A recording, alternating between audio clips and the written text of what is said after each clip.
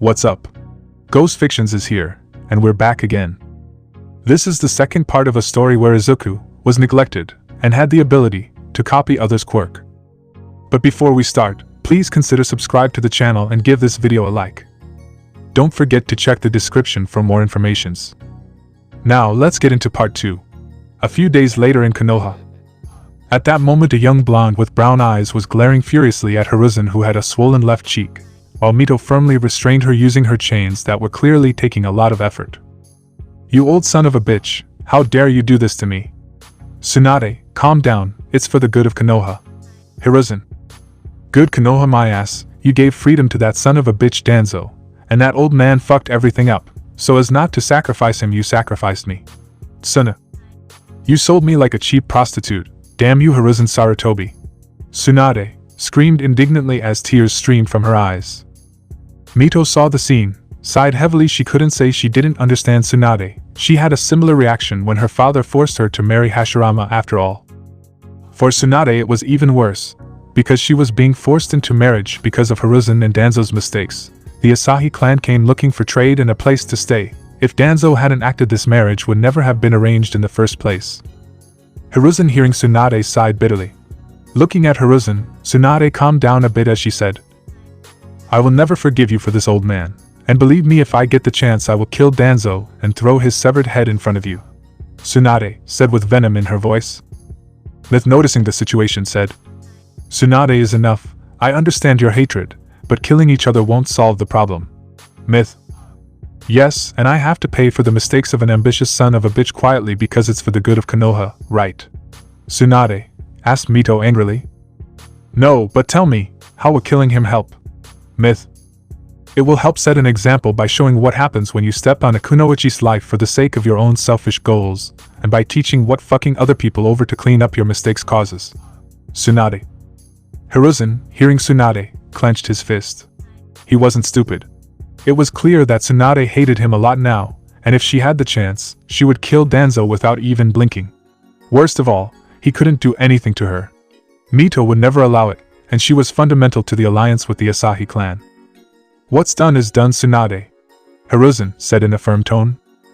"Yes, Hokage-sama, what's done is done," Tsunade said coldly. Seeing Tsunade, and feeling her coldness, Hiruzen sighed bitterly. He was not stupid and knew that his relationship with her was destroyed, and the Senju clan would certainly oppose him from now on. Mito, noticing that Tsunade had calmed down enough, released her from the chains, when she said, "Tsunade, maybe this marriage won't be so bad." Myth. "Yes, Grandma, maybe a guy who already has 2 fiancés that he has known since childhood, and who hates Konoha, will treat me well after everything he cares about was almost killed," Tsunade said with clear sarcasm. "I'm sure this is what he dreams of marrying the granddaughter of the founder of the place he hates, in a marriage that was forced down his throat when he already has 2 girls he loves." Tsunade. "Now if you'll excuse me, I no longer have the patience to stay here and listen to this nonsense. I'm going to marry him, because it's for the good of the village that my grandfather created, but know that this is the last thing I'll do for Konoha. From now on, never expect anything from me for this village, and don't even count me as a kunoichi here," Tsunade said coldly as she took the bandana and threw it on Hiruzen's table and then left furiously. Hearing Tsunade and seeing her leave, Mito sighed and said, "I'll only say this once, Hiruzen, it's better that nothing like this happens again, because if it does, I'll end you myself," Mito said with extreme coldness in her voice. "And from now on, don't count on my support, because I will only support you if it is truly beneficial to the Senju or Uzumaki clan, otherwise I won't move a finger for you." Myth. "Mito, be reasonable here, you know this marriage is necessary," Hiruzen said in panic. He wasn't stupid. Mito's support was one of the things that always allowed Hiruzen to keep everything under control. Losing her support isn't limited to losing the support of the Senju clan. Half of Konoha's clans are only under control because Mito is there supporting him. The Uchiha in particular accept what happens, because they know that Mito, if she really tries, can overcome Tobirama with one hand behind her back due to being able to access part of the Kyuubi's power. There was never a perfect Jinchuriki of the Kyuubi, but an imperfect one must have existed, because with the adamantine chains it is impossible for Mito and Kushina not to be able to extract the chakra forcibly, most likely allowing the 2 to use the chakra cloak and perhaps even the second stage. Yes, and that's why I didn't let Tsunade sink her face into the ground, or go and kill Danzo now. Mito But that doesn't change the fact that this situation is happening because you gave Danzo free reign due to him being your comrade in Tobirama's squad and staying by your side when Tobirama died. Myth. This free reign cost TSUNADE too high a price. Hiruzen, she is the one paying the price for her mistakes, and if my granddaughter is going to suffer, I will make sure that you and Danzo pay the price for her suffering before I die. Mito said coldly and left. Seeing Mito leaving, only one word crossed Hiruzen's mind. Shit. Hiruzen. Meanwhile, in another point of Konoha above the heads of the Hokages, Izuku looked at the village coldly. You still haven't forgiven Mito, have you? Alice. I already said I'm going to kill that old bitch, Izuku. Izuku, why hold hatred for an insignificant kick, isn't that you? Alice. Her hurting you, it wasn't insignificant, Alice, it was serious. I could have easily forgiven her if I was the one attacked. Honestly, I wouldn't even care, but attacking you is unacceptable, Izuku. What about the plan? Alice. The plan continues. For now Konoha has gained a few more years of life, that's all they'll have anyway, Izuku. And your bride? Alice asked calmly. You will receive a new body, Izuku. I think it's better not to, at least for now, unless she tries to kill you first, Alice. Hearing Alice, Izuku widened his eyes in surprise. No need to be surprised, I can be rational when I want to, and just as you would do anything to make me happy, I would do the same for you, and I've told you before, I don't care how many whores you end up with, as long as I'm the only woman that matters to you, Alice. And as much as I don't want to, I'm not stupid, Izuku, you're not satisfied with just me, and you won't touch Katsumi before she and I finish the fusion, Alice. And honestly, I don't mind you having other women in your life so much, as long as you don't love them, I couldn't be more in favor. After all, I'm still created by your dark desires, which includes your lust, Alice said, sending her desire for other girls. And I thought I was the only one who excited you, Izuku thought amusedly. You are and will always be the only one who has my heart, but just as you feel excited by other women, I am the same, Alice thought calmly. And after we find a way to resolve the compatibility issue, I will take all the bodies of women that you or I covet and add them to your harem. They will be yours because they will be me. And I want everything I can get. I want to satisfy you completely by being myself instead of just part of it. Although for the girls that you have feelings for and are part of me, I will tolerate them, Alice thought lovingly. Feeling warmed by Alice's love for him, Izuku thought. We will be together forever, Alice.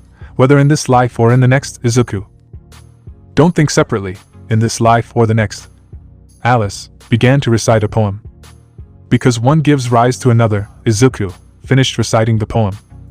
While the two were standing there talking mentally, Izuku felt someone approaching, and when he looked he saw a young man with white hair, and ink stains below his eyes, having a small wart on his nose. He recognized him as Jiraiya. Why are you here anyway? Jiraiya asked Izuku angrily. For the same reason you fight for Konoha. Izuku. Loyalty. Izuku. Are you forcing her to marry you, just out of loyalty? Jiraiya asked indignantly. Do you think I'm happy with this marriage? Izuku asked coldly. Do you think I want to spend my days, afraid of being murdered by a wife I didn't ask for, when I already have two beautiful fiancées that I love? Izuku. I'm not happy at all with this marriage, Jiraiya, but just like with her, I'm being forced here. Izuku. If you are against it, why not break off the marriage? I don't think anyone can force you to accept it. Jiraiya. Why didn't you try to kill Danzo when he came up with that ridiculous plan of his? Izuku. I can feel it, you have the strength to take down that old man if you're really giving it 100%, and I know you were in the village and knew about the plan, I could feel you watching everything after all. Izuku. Hearing Izuku, Jiraiya clenched his fist and narrowed his eyes. With that it became clear to him that Izuku was a censor, and a very good one at that. You blamed me for the woman you love suffering, but I wasn't the one who caused problems, Jiraiya. I wasn't the one who went against the pre-established agreement. Izuku. I came to Konoha, after being invited by the Hokage for negotiations. If you want to complain to someone, complain to Danzo, or to your Hokage for defending him. Izuku said disinterestedly. Clenching his fist tightly, Jiraiya shot Izuku an angry glare. He knew. Jiraiya knew that everything Izuku said was right, but what could he do? If he attacked Danzo or Hiruzen he would be considered a traitor, so he focused his anger on the only available target. Seeing Jiraiya, Izuku smiled as he said, I see, you're not a blind idiot, you're simply a coward who chose to take out his anger on an innocent person, because he couldn't reach the guilty ones. Izuku. I'm not a coward. Jiraiya shouted. No. Izuku. Then why are you here, accusing me of things that you know very well were not my fault? Izuku. It's because it's convenient. You know that if you attack Danzo or Hiruzen they'll consider you a traitor. You don't have the political support to do anything after all. Izuku. Unlike the two who have shinobi clans supporting them, along with their status, you are a civilian who had to enter the shinobi world on your own and do things for yourself. Izuku. As a consequence, you don't have the political weight to do anything relevant. If you attack them, you will probably be labeled a traitor. Izuku. Knowing this, you choose an easier target, one that won't kill you due to the sensitive situation at hand, and the consequences of attacking you will be lower. Izuku. Tell me if this isn't the attitude of a coward who fears the strong, and intimidates those he considers weak. What else is it? Izuku. I'm not attacking you because you're the easiest target. I'm doing it because it's best for Tsunade. Jiraiya said, getting into stance. When he saw Izuku laughing. Better for Tsunade. Ha ha ha ha ha ha ha. Izuku asked while laughing maniacally. Holy shit, how much shit do you have in your head to say something stupid like that? Izuku. Konoha betrayed Tsunade, and you think killing me is the solution? Izuku. You idiot, even in the unlikely event that you manage to kill me, Konoha will no longer be Tsunade's home after this shit. Izuku. She won't trust the village, and neither will the village trust her, because they know what they did. Izuku. It will only be a matter of time until your beloved sensei comes up with a plan to kill Tsunade, in an attempt to get rid of a time bomb. Izuku. You're wrong, sensei wouldn't do that. Jiraiya said in a deadly tone. In the same way he wouldn't sell her like a cheap prostitute, just to make up for Danzo's shit. Izuku. Of course, Hiruzen would never do something like that, he's such a saint, isn't he? Izuku said with clear mockery to Jiraiya. Jiraiya, hearing Izuku, had a vein pop in his forehead, and was about to attack Izuku, when he saw that he had disappeared from the place. Soon after he felt a blade at his throat, when Izuku said, You know Jiraiya, I could kill you here and now, but it's much more fun to see you suffering knowing that the woman you so covet will be mine, and you won't be able to do anything to stop it. Izuku. I thought you didn't want this marriage. Jiraiya said with his back covered in cold sweat. Yes, Jiraiya, I didn't want this marriage, but this conversation with you made me realize something deliciously interesting. Tsunade must hate Konoha a lot at this point. I wonder if it would be very difficult to turn her against the village that sold her. Izuku. I think dying by the hand of the granddaughter she abandoned will cause Mito a lot of pain. Izuku thought in a psychopathic way. She would never do that. Jiraiya said in fear. No. Izuku. I wonder about that. Izuku. But honestly it doesn't matter to me. One way or another the situation doesn't change. Soon I'll marry her and I'll find out. Izuku said in amusement before leaving the place, leaving a horrified Jiraiya behind. After leaving Jiraiya, Izuku began to walk calmly, when he felt someone following him, heading to a secluded place outside of Konoha. Izuku smiled as he said, Show yourself, Tsunade. Izuku. Right after Izuku spoke, a blonde woman with brown eyes and large breasts appeared, while looking at him coldly. Smiling at her expression, Izuku said, Did you come to blame me too? Izuku. No, I know very well that you don't want this marriage as much as I do. Tsunade. So tell me, why follow me? Izuku asked with interest. Honestly, I'm wondering if I should kill you. Tsunade said coldly. You're too weak to do it. Even if you, Orochimaru and Jiraiya join forces, I'll still step on you without any difficulty. Izuku. And deep down you know that. Izuku. Besides, even in the unimaginably unlikely case that you kill me, all you'll achieve is being considered an outcast by Konoha. In the end, what good will it do? Izuku. Clenching her fist, Tsunade spoke, but Izuku said at the same time, This is all your fault. Izuku. Tsunade. Making Tsunade's eyes widen. You guys from Konoha are predictable. Izuku. Tell me, Tsunade, is this situation really my fault? Izuku. Should I really be the focus of your anger? Izuku asked calmly. Think carefully about it. I wasn't the one who triggered this whole situation. Konoha did it. Hiruzen Sarutobi and Danzo Shimura did it. I simply protected my family. Izuku. And that's why I should hate Konoha instead of you, right? Tsunade. Spare me, Izuku. I'm not that easily manipulated. Tsunade. Are you sure about that? Because I don't know if you noticed, but there are a ton of schemes going on right now, and you, my dear, are being used as leverage. Izuku asked with an amused smile. What are you talking about? Tsunade. Tsunade, think calmly. Why did Hiruzen agree to a marriage like this in the first place? Izuku. Because you and your clan are a threat to Konoha. Tsunade. And by any chance do you think that the other villages are not threats as well? Izuku. Wake up, Tsunade. This wasn't the first time Konoha fucked up a deal, and it wasn't the first time a third party had to pay the price. Izuku. Your clan would know this, if they weren't so arrogant and stupid. Izuku. What are you talking about? Tsunade asked, narrowing her eyes. The Senju are a clan with immense vitality and strong bodies. Senju women on average can have about 3 to 4 children during their lifetime, if they live long enough and want a large family without problems. Izuku. In extreme cases, even 8 or 9 children should be possible. Izuku. Just like the Uzumaki, the Senju tend to love their families very much, and with their monstrous vitality, they obviously tend to have many children in general. Izuku. Now think carefully, how many Senju were there at the time Konoha was founded? Izuku. About 7,000 after the last war with the Uchiha. Tsunade said decisively. She knew the history of the Senju very well, and she knew this. And how many are there now? Izuku asked, amused.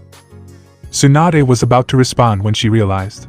Exactly, a little more than 1,000, where the majority are civilians. Izuku. Compared to other clans, the Senju's casualties were insane, because while they lost a few hundred lives at worst, the Senju lost thousands. Even Senju civilians began to die frequently. Izuku. Doesn't it seem interesting how all these deaths occurred within a relatively short span of 15 years after Tobirama died?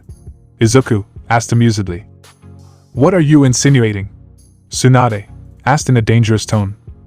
Tsunade, I'll ask you one more thing. Why didn't the other villages kidnap members of the Hyuga and Uchiha clan and use them to acquire the Sharingan and be a Kugen? Izuku asked in a calm tone.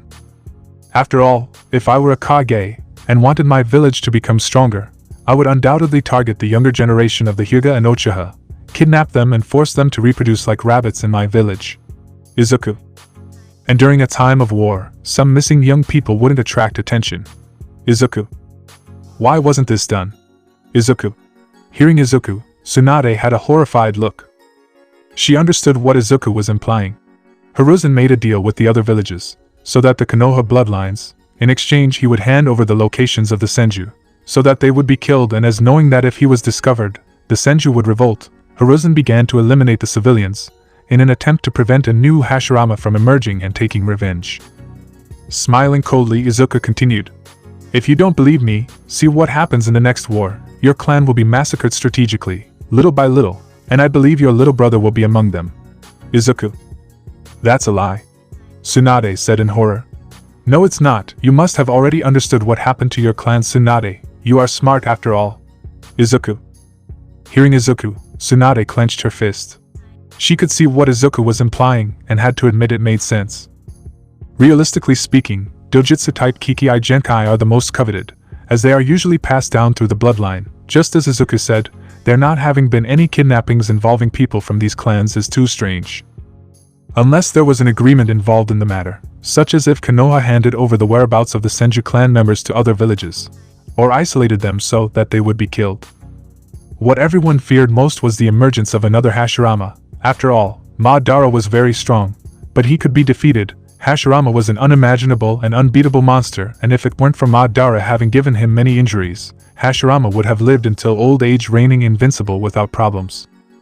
If another Hashirama appeared and wasn't so idealistic, things would get ugly for all the shinobi villages. Avoiding that was essential. Remembering that Madara only became so powerful during the war, because he had access to the Rinnegan and an immortal body from the Edo Tensei, and later with the Jubi.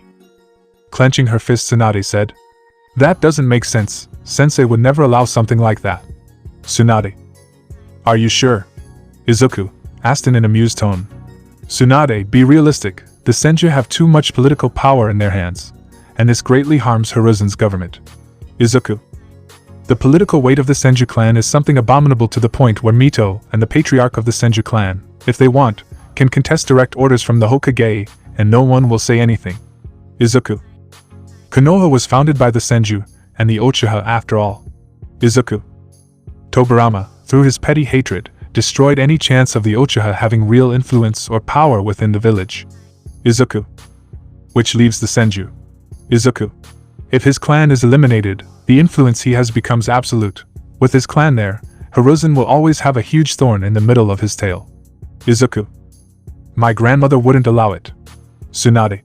Hearing Tsunade, Izuku gave a mocking smile as he said, Mito didn't love Hashirama. Do you really think that an Uzumaki who are known for their explosive temper would love a man she barely knew and for whom she was forced to leave her own family in addition to having to seal a biju in herself, constantly earning the hatred of everyone around her for the sake of a village that sooner or later would turn against her family? Izuku. By the way, do you really think that Konoha is an ally of the Uzumaki? Izuku. What are you talking about? Of course Konoha is, always has been. Tsunade. Then why didn't Hashirama give them a biju? Izuku asked calmly. Why are there no other Uzumaki in Konoha besides Mito? Izuku. Why did Mito leak the Uzumaki techniques to the Senju? Izuku. Think calmly Tsunade. Hashirama was anything but an idiot. He could see things very well. By dividing the biju the way he did, he prevented other people from having them and limited who would have the power, in addition to acquiring an insane amount of wealth in the process. Izuku. He did it for peace. Tsunade. That's what he claimed, because peace for all seems much better than saying he feared what the Uzumaki might do once he left. Izuku. Hashirama was a trickster. The Uzumaki could seal and harness the power of the biju on their own, and after Tobirama showed that Mito had leaked the Uzumaki's techniques, it was a certainty that sooner or later Yuzushiogakure would turn against Konoha. Izuku. Knowing what Madara could do with the Kyuubi, he wasn't willing to pay to see what would happen if someone used the Kyuubi, without him being there to stop them. Izuku.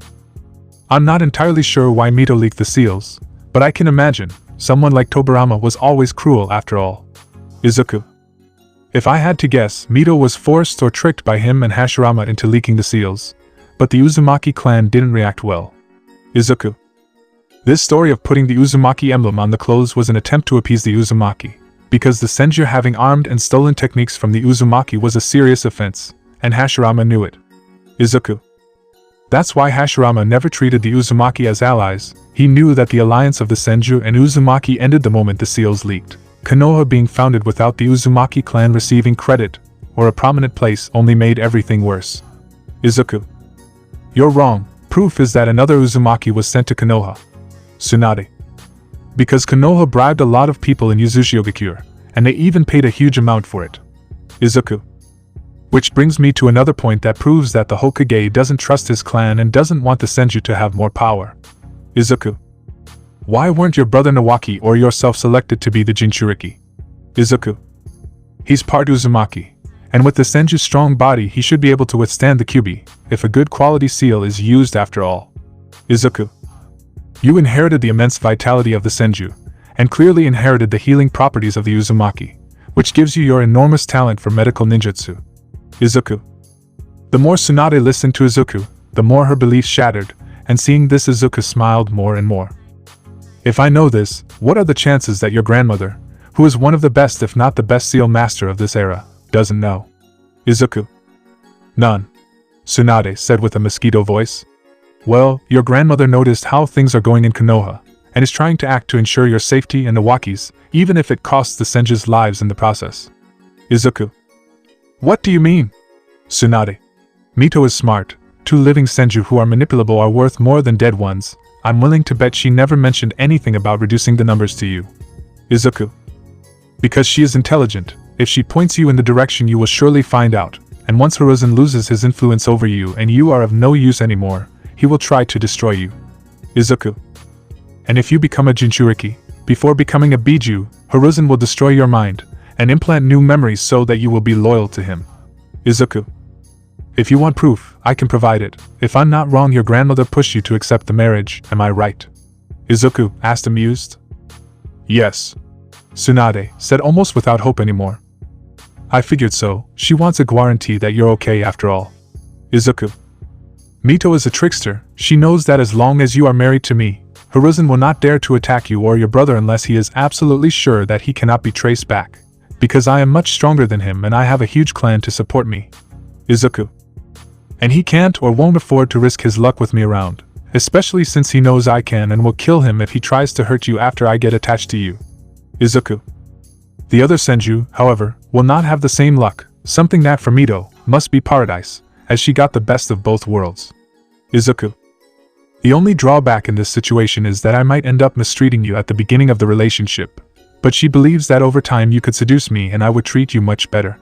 Izuku. Listening to Izuku, and thinking about everything, Tsunade understood that it really was possible, and soon an expression of despair took over her face. How can you be sure of that? Tsunade asked tremblingly as she tried to grasp at any excuse to consider that Izuku is lying. Tsunade, despite my clan being nomadic, we are very well informed of everything that happens outside our clan. We have spies in all the villages since the time they were founded, so I can say with certainty on the matter. Izuku. Why? Tsunade. What do you want to know? Izuku. Why are you telling me this? Tsunade said with tears in her eyes.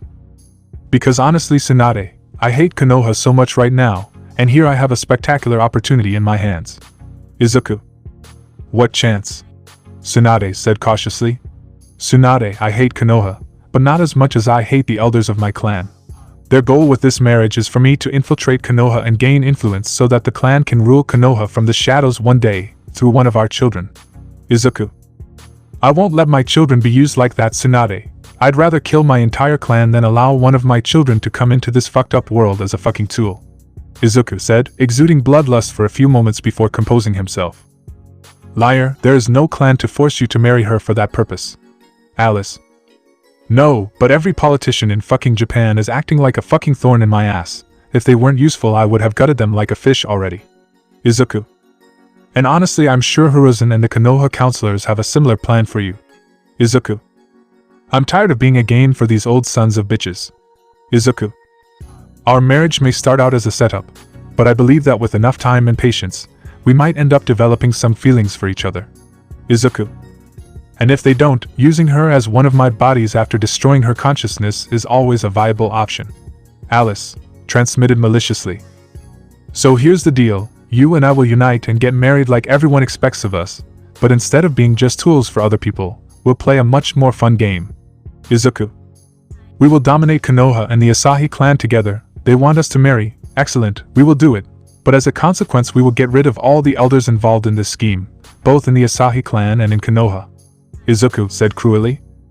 We spare those we love in this, and our children will be able to enjoy the profits of our work. Izuku. And why do you think we will have children? Why not just kill them all, and be done with it? Tsunade. My clan's advisors know me well enough to know that after a setup like this, I'll be after their heads, and they'll avoid me like the plague long enough to convince my father to choose my sister as his successor. Izuku. And once she is selected, my sister will protect them from my wrath, exiling me to Konoha, giving an excuse like, I think your wife will be happier with you being there. Izuku said calmly. Why don't you kill them now, if you know they are in the clan? Tsunade. The reason why my clan cannot be located is that we live in a subdimension created by Fuinjutsu. Izuku. In this dimension, one cannot kill another person, no matter how strong one is, because the dimension acts as a separate barrier that keeps the soul in the body, and utilizes the element of time to reverse the damage to the body itself. Izuku. Inside this dimension I couldn't kill them, and I can't remove them from there without them wanting to because of my father. Izuku. Inside the dimension he is stronger than me, and will not allow me to get rid of those pests. Izuku. But if we have a child, they will inevitably have to come out of hiding, because it is an ancestral rule of our clan that all elders visit the child to check the potential personally, and since it is impossible to give birth within the barrier, they will have to appear, and that way I will get rid of them. Izuku. But won't your father protect them? Tsunade said frowning. My father is only stronger than me inside the dimension. Outside of it, he doesn't have the necessary power to stop me. Izuku. You see, Tsunade, my clan is different from others. We don't have a defined Kikei Genkai. Izuku. What we have, however, is a Kikei Genkai that works like a lottery. Izuku. Usually, every child born with my clan's bloodline has a special ability of their own. Izuku. Some have super strength, others have super speed, others can manipulate fire without having to make hand signs or use chakra and so on. Izuku. Each of us has an ability granted by the Kikei Genkai. We call them quirks. Izuku.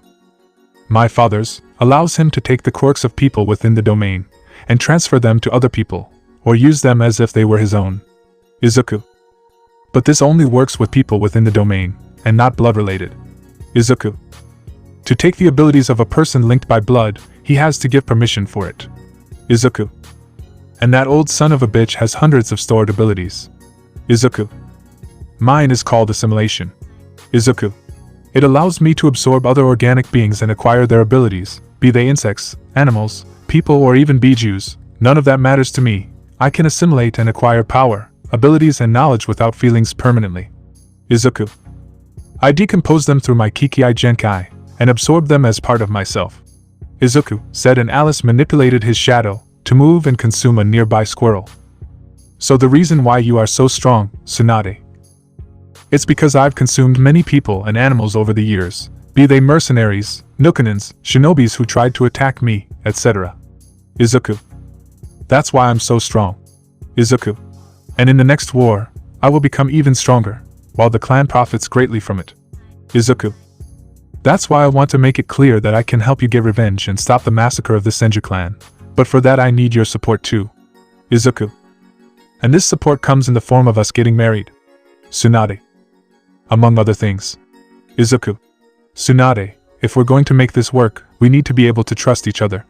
I can't sleep next to you fearing for my safety, and neither can you live in fear of me mistreating you. Izuku. So if you accept, I'm making it clear, it's for the rest of your life. Izuku. And I'll use one of the abilities I got after assimilating one of my clan members. Izuku. What would it be? Tsunade. It's called a contract. Once an agreement is pre-established, and both people agree, it is possible to bind both of their lives to that contract. If one of us breaks it, he dies. Izuku. Liar, you just want to pass a part of me into her, that way you can kill her if she thinks about cheating on you. Alice. I'm not going to risk my life with a Dr. Alice. She can destroy my organs with a single touch, or poison me over time with a single moment of carelessness. If I'm going to be with her, I'm going to do it knowing that she won't stab me. Izuku. Looking at Izuku, Tsunade was silent for a while and said, How will our marriage work? Tsunade. We will be husband and wife, we will live together, we will try to have children together, and we will keep up a show that we are still loyal and are playing their game until the end of the next war. Izuku. At the end of the next war, that will be when you will take over Konoha, and I will take over my clan. Izuku. And what will it be like on the wedding night and other nights? Tsunade. I see no reason why we can't enjoy each other in the meantime. Like I said before, we'll be truly married after all. Izuku. Bringing Konoha and the Asahi clan to the ground is just a side effect of a successful marriage. Izuku. And your brides? Tsunade. In time I will still marry them, but I promise not to leave you or our children aside. Izuku. In the end, Tsunade, the choice is yours. Do you want to let your brother and everyone in your clan die while you continue to be a toy in the hands of Hiruzen Sarutobi and his little friends? Or do you want to turn things around and make everyone pay for what they did to you and the ones you love? Izuku. Looking at Izuku, and thinking, Tsunade said, Very well, let's make a wedding happen. Tsunade said with a bloodthirsty smile. Soon Izuku had an equally bloodthirsty smile on his face, and they both smiled as they thought, This is going to be fun. Izuku Tsunade. 6 days later. In a room in the military base, installed in the shinobi world, a group of 300 people were gathered and connected to a machine. While Takeshi and Izuku were in a separate room, where Izuku was hooked up to a similar machine and Takeshi watched. Takeshi looked at Izuku as he said, Izuku, are you sure it will work? Takeshi. Yes, although there is still a chance for women to create a bond with me, as happened with Katsumi and Momo, the chances are very low. Izuku. And for men, there is no such risk, besides everyone can awaken chakra in this safe way. Izuku said, explaining. That machine was what Izuku requested from Takeshi before. It was a device he designed based on access to the research he did on chakra, and on Alice. The machine itself was something made to fulfill two purposes. One known to Takeshi and the Japanese government, and one unknown. The known was granting access to chakra, information on how to use ninjutsu, genjutsu and taijutsu that Izuku knew and wanted to share, establishing a connection with any amount of people connected to the machine, while it also stimulated their bodies. An ordinary civilian could come out with the capabilities of even a chunin directly within a few minutes. A soldier would be a jonin. A B-rank hero or above could be a Kage. Izuku was using himself as a human battery to charge the machine, in order to stimulate people. The effect that only he and Alice knew is that the machine, because it was connected to Izuku, could be used to insert Alice into the bodies of the people he wanted, and that by taking advantage of the connection process he could destroy the minds of an entire group of people if he wished. Izuku and Alice have always had their eye on some of the sexiest heroines and students, and with this machine, he had the excuse of being able to use it to link them in this situation without anyone suspecting, for example with Miko. And since the machine was based on Alice, only Izuku could use it.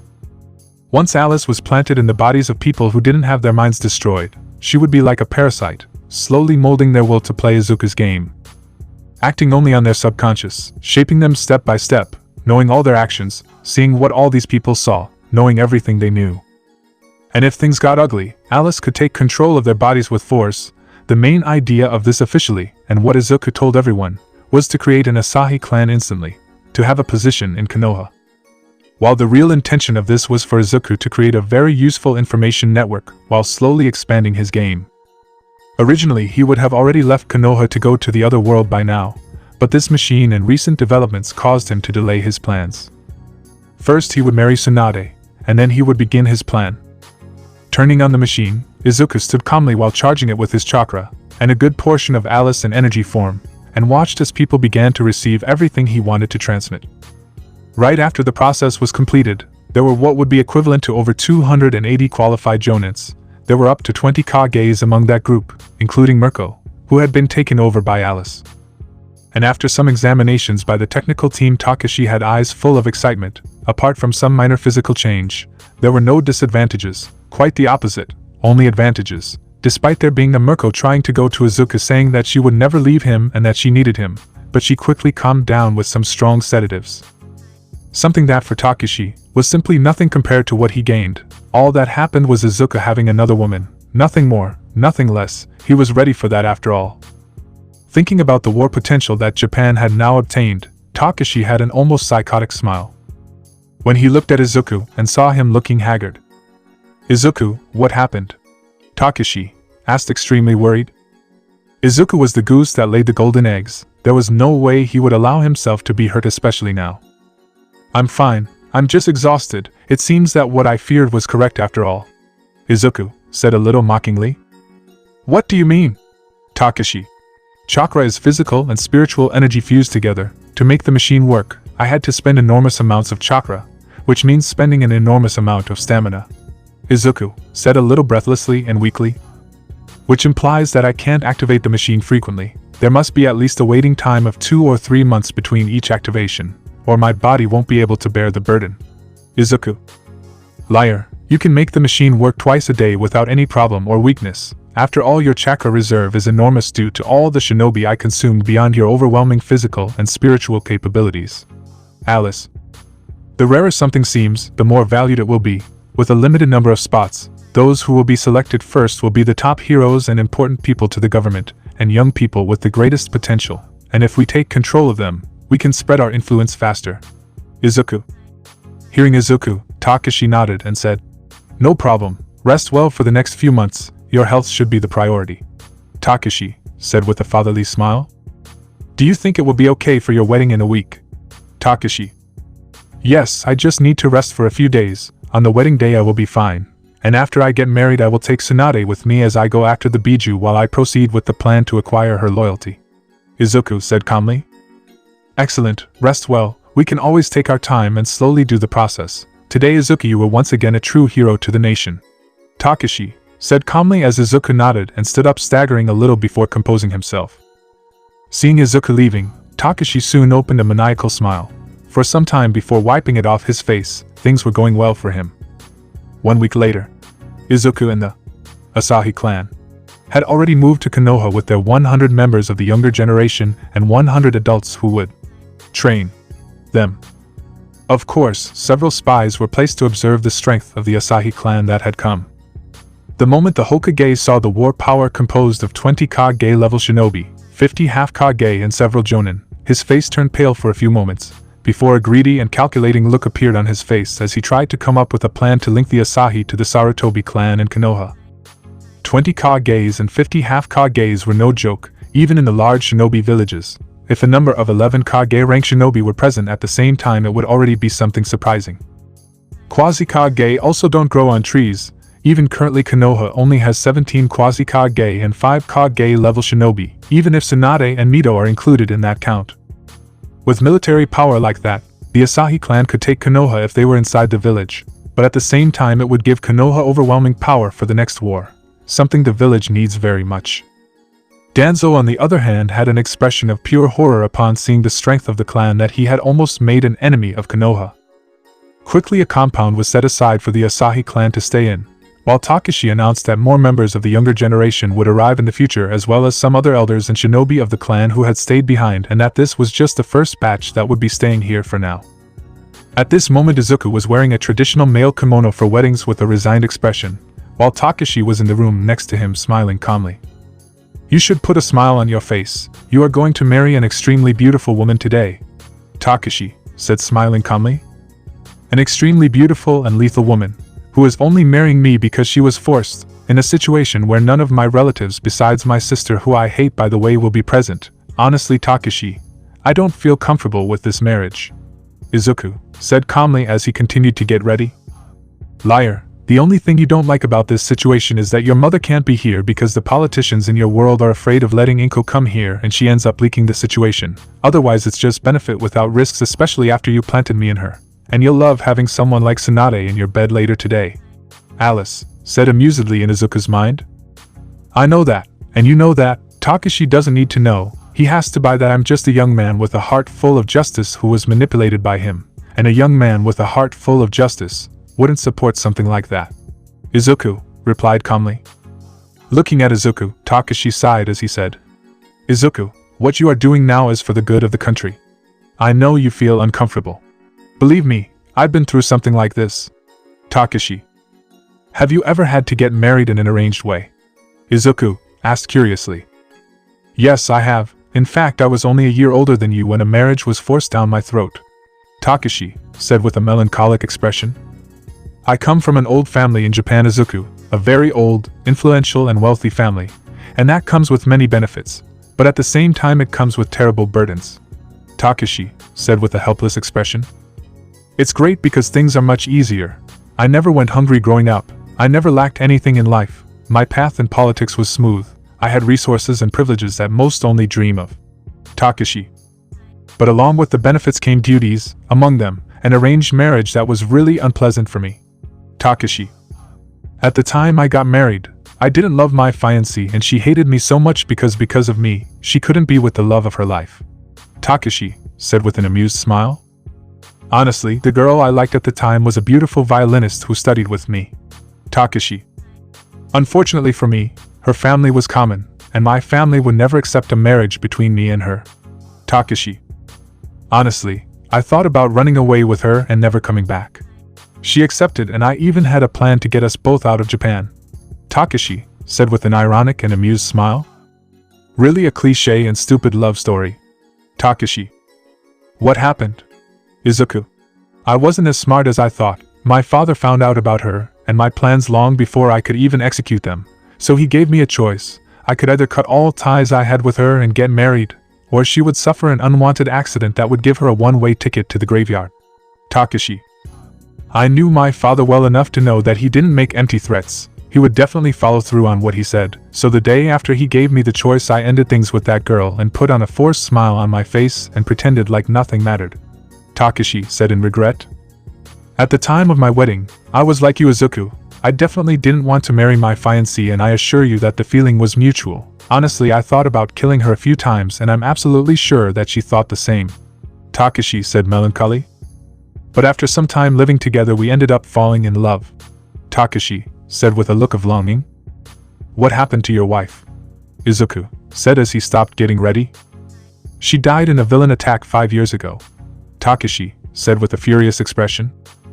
"A little shit called Gigantomachia who worked for that son of a bitch all for one killed her. Since that day I swore I would put that fucker down. Unfortunately he's like a damn rat," Takashi said, releasing murderous intent. "After the fall of All for One, Gigantomachia went into hiding, and no one has been able to find his whereabouts to this day. But believe me, Izuku, Someday I will get my hands on him, and when I do I will make him suffer greatly for what he did to Mayuri," Takashi said in a bloodthirsty manner. Listening to Takashi and seeing that he hadn't lied about anything in the story from beginning to end, he showed some surprise, before smiling a little and saying, "I think we're off topic, right?" Izuku said amusedly as he got back to getting ready. Takashi, noticing this, smiled, as he said, "Well, we got off topic, but anyway, what I meant to say is that it's okay if you don't love each other now. Understanding and love for each other comes over time." Takashi. "And believe me, after what Hiruzen did, it's better for Tsunade to stay married to you," Takashi said calmly. "I know that, if she doesn't marry me, Hiruzen will end her, one way or another," Izuku said calmly. "That's right, so don't feel guilty. Honestly, what you're doing now is saving many lives, and after some time you'll see how things improve," Takashi said calmly. "Well, there's no turning back now. One way or another, we're going to get this show on the road," Izuku said with a slight smile that seemed forced to Takashi. "Before leaving to attend your wedding." After their wedding ceremony, Izuku and Tsunade went to a house that was specially prepared for him and her in the clan compound and headed to their room. The newlyweds had just arrived at their room, where their wedding night would take place. The two looked at each other with a certain coldness. "Well, we're married now," Tsunade said in a cold tone. "That's right, but just because it was an arranged marriage doesn't mean it has to go wrong," Izuku said calmly. "What do you propose?" Tsunade asked, raising an eyebrow. "As I told you before, I see no reason why we can't enjoy the time between now and the time we should have children," Izuku said with a slight lewd smile. Hearing Izuku, Tsunade hesitated uncertainly. "I won't force you, Tsunade, if you don't want to. I won't touch you. The decision of whether we go ahead with this or not is yours," Izuku said with a calm shrug. "Let's do this. It's not like we can't enjoy it, and anyway, we're husband and wife now," Tsunade said, making up her mind.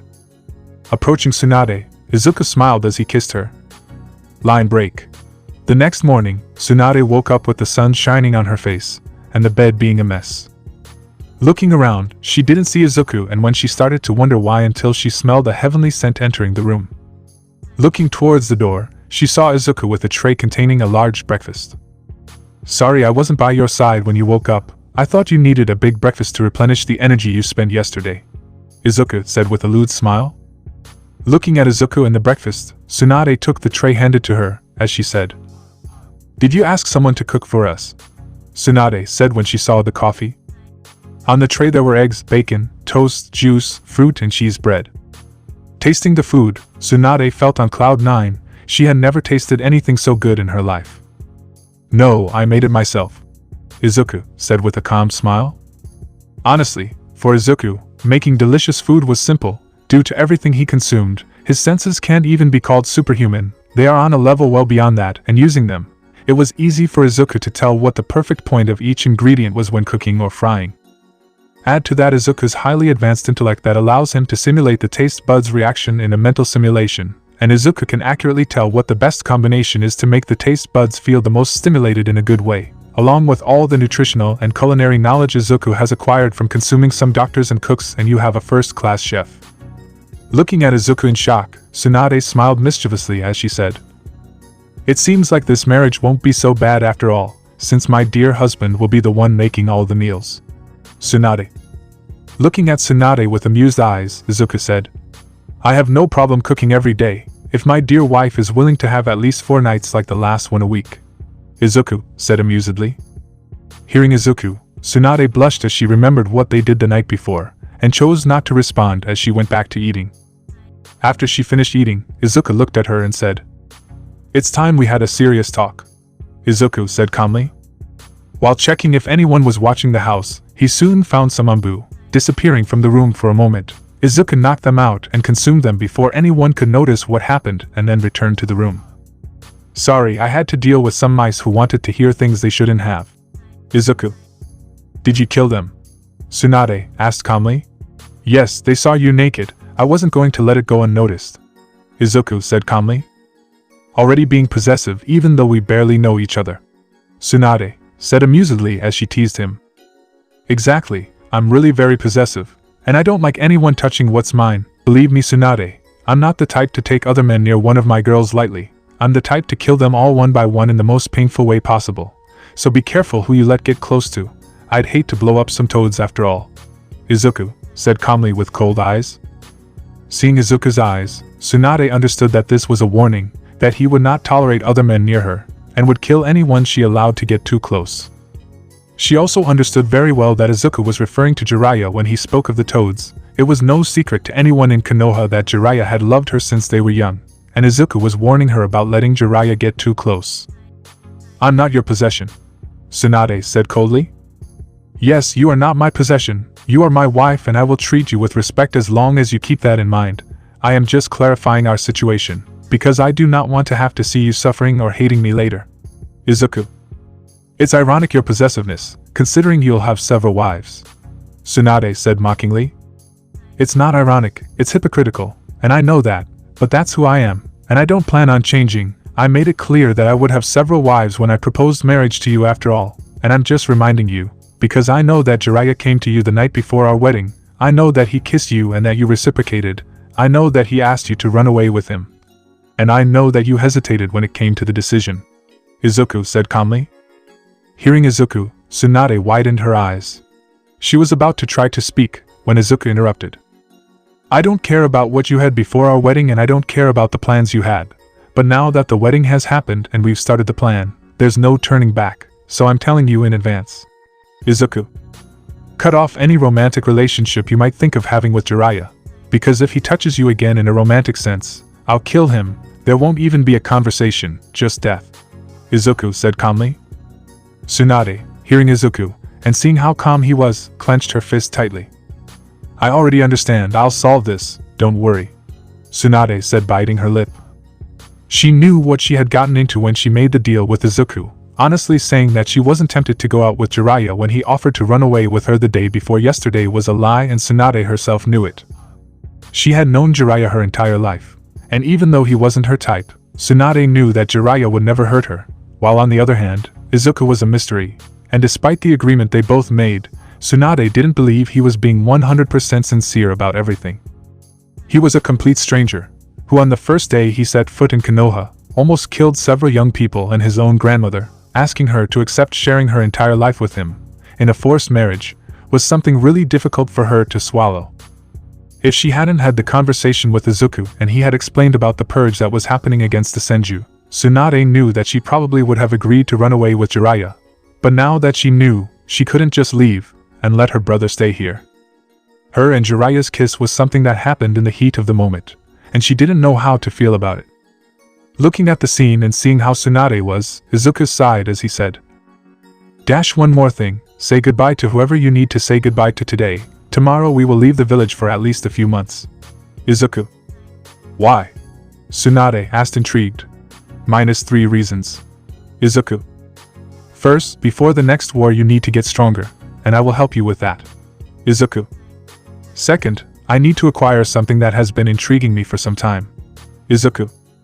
Third, this trip will give you time to put your priorities in order and realize if what you feel for Jiraiya is really love, or if it's just something passing. Izuku. And what's the difference between the two? One way or another you've already made it clear that there's no turning back. Tsunade said with a bit of resentment in her voice. Tsunade, you need to know what you feel for sure, because otherwise the doubt itself will never allow you to move on. If you really love Jiraiya irremediably, and it's not just affection before the next war, I can fake your death and allow you to run away with him, but keep something in mind, the moment that happens our agreement is over. Izuku said calmly. I won't make your decisions for you, Tsunade, but you have to know what you feel for sure, so you can decide correctly. Izuku. If it's just affection, then you don't need to choose anything and we can just continue the plan, but if it's love, that's a different story. Izuku said calmly. If it's love, you'll have to choose what's more valuable to you, your clan or Jiraiya, because you can't have both. Izuku. Why give me a choice like that? Tsunade said, clenching her fist on the bed. She couldn't understand Izuku. One moment he was domineering, the next he was understanding, the next he acted cold, and the next he was warm. Changes occurred from one moment to the next. Because if we're going to make this work, it needs to be your choice, Tsunade. If I decide for you, we'll never really be a couple and I won't allow our children to suffer, because you and I are fighting, or we go into this together until the end. Or we shouldn't have even started, but since you clearly have doubts and fears and are not committed to the plan, I'm forced to give you that choice now. Izuku said calmly. Hearing Izuku, Tsunade glared at him angrily and said, I'm committed to the plan, and I don't even need time to decide, because I already made that choice the day before yesterday. I'm not going back on it. Tsunade. No matter what I feel for Jiraiya, be it affection or love, it won't get in my way. Tsunade said with eyes full of resolution. Yes, it will, and that's the problem, Tsunade. Izuku. We are plotting against Konoha. Jiraiya did not propose to get rid of Danzo and Hiruzen so that relations with the Asahi clan could be harmonious. He wanted to escape. This in itself indicates that he will not betray the will of that old man. Izuku. If we go through with the plan sooner or later, we'll have to confront Jiraiya and we'll have to kill him if we want to succeed. Izuku said calmly. It's not a question of if, it's a question of when. The same applies to many people you've become friends with over the years. When shit hits the fan, most of the shinobi in this village will support the Kage and we'll have to get rid of everyone who does that. Izuku. So if we're going to go ahead with this plan, if you really want to go ahead with all of this, I'll give you a choice. Either you bury your feelings for Jiraiya, whatever they may be, once and for all, permanently, or you accept running away with him, and I'll fake your death while I give up on the plan. Izuku said calmly.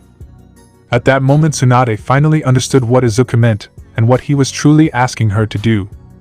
It was indeed as he said, as long as she and Izuku carried out the plan, sooner or later Jiraiya would turn against them to protect Hiruzen and the council.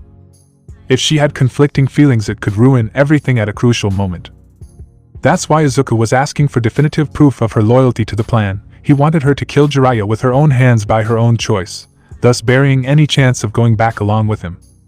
You can't really be asking me to kill Jiraiya, Tsunade said in horror. I'm not asking for anything, I'm giving you your option, Tsunade. The truth is that your feelings for him could explode in our faces and you know it. Izuku said calmly, as if he wasn't even talking about a man's death. We are not betting on this plan with little. We are dealing with the future of our children because if we fail at best they will become weapons and tools and at worst they will be killed. When the plan really begins at least one of them will already be born and I will not bring a child into this world to allow your uncertainty to kill it. Izuku. For the plan to truly succeed, the child is essential because only with his presence will we be able to flush out all the hiding rats, and you know this. Because I have already explained the plan to you in detail. Izuku. But in the same way that it is advantageous it is dangerous. One mistake and we can lose everything, so you will have to choose what you want to do definitively. I know it is cruel. But if we are really going to do this, you have to decide, Tsunade, either you are in on the plan or not. There is no middle ground. Izuku said calmly. Jiraiya and I have almost the same strength. I can't deal with him easily. Tsunade. If that's the problem, I can capture Jiraiya and take him to a secluded place so you can finish him off. Izuku said calmly. Clenching her fist, Tsunade was thinking about everything, trying to find a way out of the problem. What if we put him in an induced coma? We could wake him up after everything is over after all. Tsunade. And our children would have an enemy who would hate them, because the woman he loves chose me over him. Jiraiya is a coward, Tsunade. He chooses to close his eyes when it is convenient, so as not to have to face the most unpleasant thing for himself. Izuku said coldly. He's already tried to do this twice before, once when he decided to try to deal with me, and once when he chose to run away with you instead of facing me for it. Izuku said calmly. If he can't deal with me, he'll redirect his hatred to the closest means, our children, and I'll be damned if I let that piece of shit Jiraiya lay a finger on one of my children. Izuku said with extreme coldness. Hearing Izuku, Tsunade bit her lip. At that moment her head was a mess. But the worst thing for her was that Izuku was right. The probability of something like this happening was high. Before you defend Jiraiya saying he wouldn't do something like that, let's reevaluate the situation. First, he left Naruto suffering in Konoha at the mercy of Hiruzen and the council for 13 years. Second, there's no way Jiraiya didn't find out about Danzo's actions against his disciples in so long, but as always he let it go. Third, Jiraiya never confronted the village for what they did to Naruto even though he knew about the matter. Fourth, Jiraiya used the excuse more than once that it was for the good of the village, when he knew it wasn't. Fifth, when he was chosen to be Hokage, Jiraiya could have accepted and forced the changes. Instead he gave the excuse that he wasn't suitable and that he had to run his spy network, when he could assign other people to do it. The world of Naruto, like the world of Nha, likes to show the ideal image of the characters, when in reality the place is an endless shithole, so I'm writing what I think Jiraiya would do based on what he showed in the anime and the manga. I need time to think. Tsunade said resignedly. That's why I said we were leaving. Prepare everything you need. We'll be away for a few months, which should give you enough time to put your priorities in order. Izuku said and left the room. The next morning, Izuku and Tsunade passed through a portal that Izuku created, while he claimed that he would have his honeymoon traveling to various places in the shinobi nations. But the reality was very different. After passing through the portal, Izuku together with Tsunade appeared directly above an island with what appeared to be a huge radish in the middle. Feeling around the island, Izuku could tell that there were over 500 animals around it, and he could sense it. Looking to the side, he saw Tsunade having some difficulty staying on her feet. Gravity seemed to be affecting her heavily. Izuku at this point didn't even feel gravity. His body was too strong for a few pounds to make any real difference. Gravity itself increases the weight of the mass as a whole. Izuku's mass didn't change much. What changed was the quality of the mass. Basically, imagine the following. Imagine a 150 kilograms bodybuilder and a sedentary person with the same weight. Despite both having the same mass, the quality is fundamentally different. While the bodybuilder with that mass will be able to lift 120 kilograms with training, the sedentary person himself cannot do the same. Izuku's current body mass can easily carry almost 5 tons without problems due to the many mutation-type quirks that he consumed along with the capabilities of different animals and insects, so an increase of a few kilograms is basically nothing. Where are we? Tsunade asked intrigued. Another dimension. Izuku replied casually. Huh. Tsunade. I didn't tell you everything about myself, Tsunade. Some of the things I told you are half information, but to sum it up, I'm strong as hell, and I have an ability that allows me to jump between dimensions. Izuku. In this one in particular, time passes much faster than in the one we came from with a ratio of 135. Izuku. Hearing Izuku, Tsunade was shocked as it took her some time to assimilate the information. Why did we come here? Tsunade asked intrigued. Because I want to make you stronger. Training in higher gravity can help you with that. And new worlds have new possibilities. With any luck, there might be some useful special power here that I can pass on to you. That way you will become stronger. Izuku said calmly. You don't even know if I'm going to follow through with this deal, because you're helping me get stronger. Tsunade asked intrigued. Because I want things to work out between us. For today, rest a little and take a few days to recover. Starting next week, I will pass on a quirk to you and we will begin your training. Izuku said calmly. Can you pass Kikei Genkais to other people? Tsunade said shocked. Yes, just like I can also take Kikei Genkais from people I consumed. Izuku said, activating the Sharingan. The moment Tsunade saw those eyes, she understood. Izuku had consumed some members of the Uchiha clan. Can you pass on any Kikei Genkai? Tsunade. Maybe, I've never tried before and I honestly don't mind trying now. Izuku said calmly. Moving the earth around with the quirk he acquired from Pixie Bob with All for One, after Takeshi made it clear that she had no choice in the matter, Izuku began arranging the area to build a stone house. After that, he created furniture using the quirk he acquired due to Momo and Alice taking over Momo. Luckily, Izuku could also use this quirk, using chakra as fuel, and due to everyone he consumed and his monstrous body, Izuku had no shortage of chakra. A very interesting discovery is that all people with emission-type quirks, after acquiring chakra, saw an explosive improvement in their quirk, as it stopped using the body as a base, and started using chakra as fuel to be activated. In a few minutes he furnished the entire house. For now this should be enough to keep us going. We'll stay here for a while you get used to the gravity of this world, then we'll go out to explore it.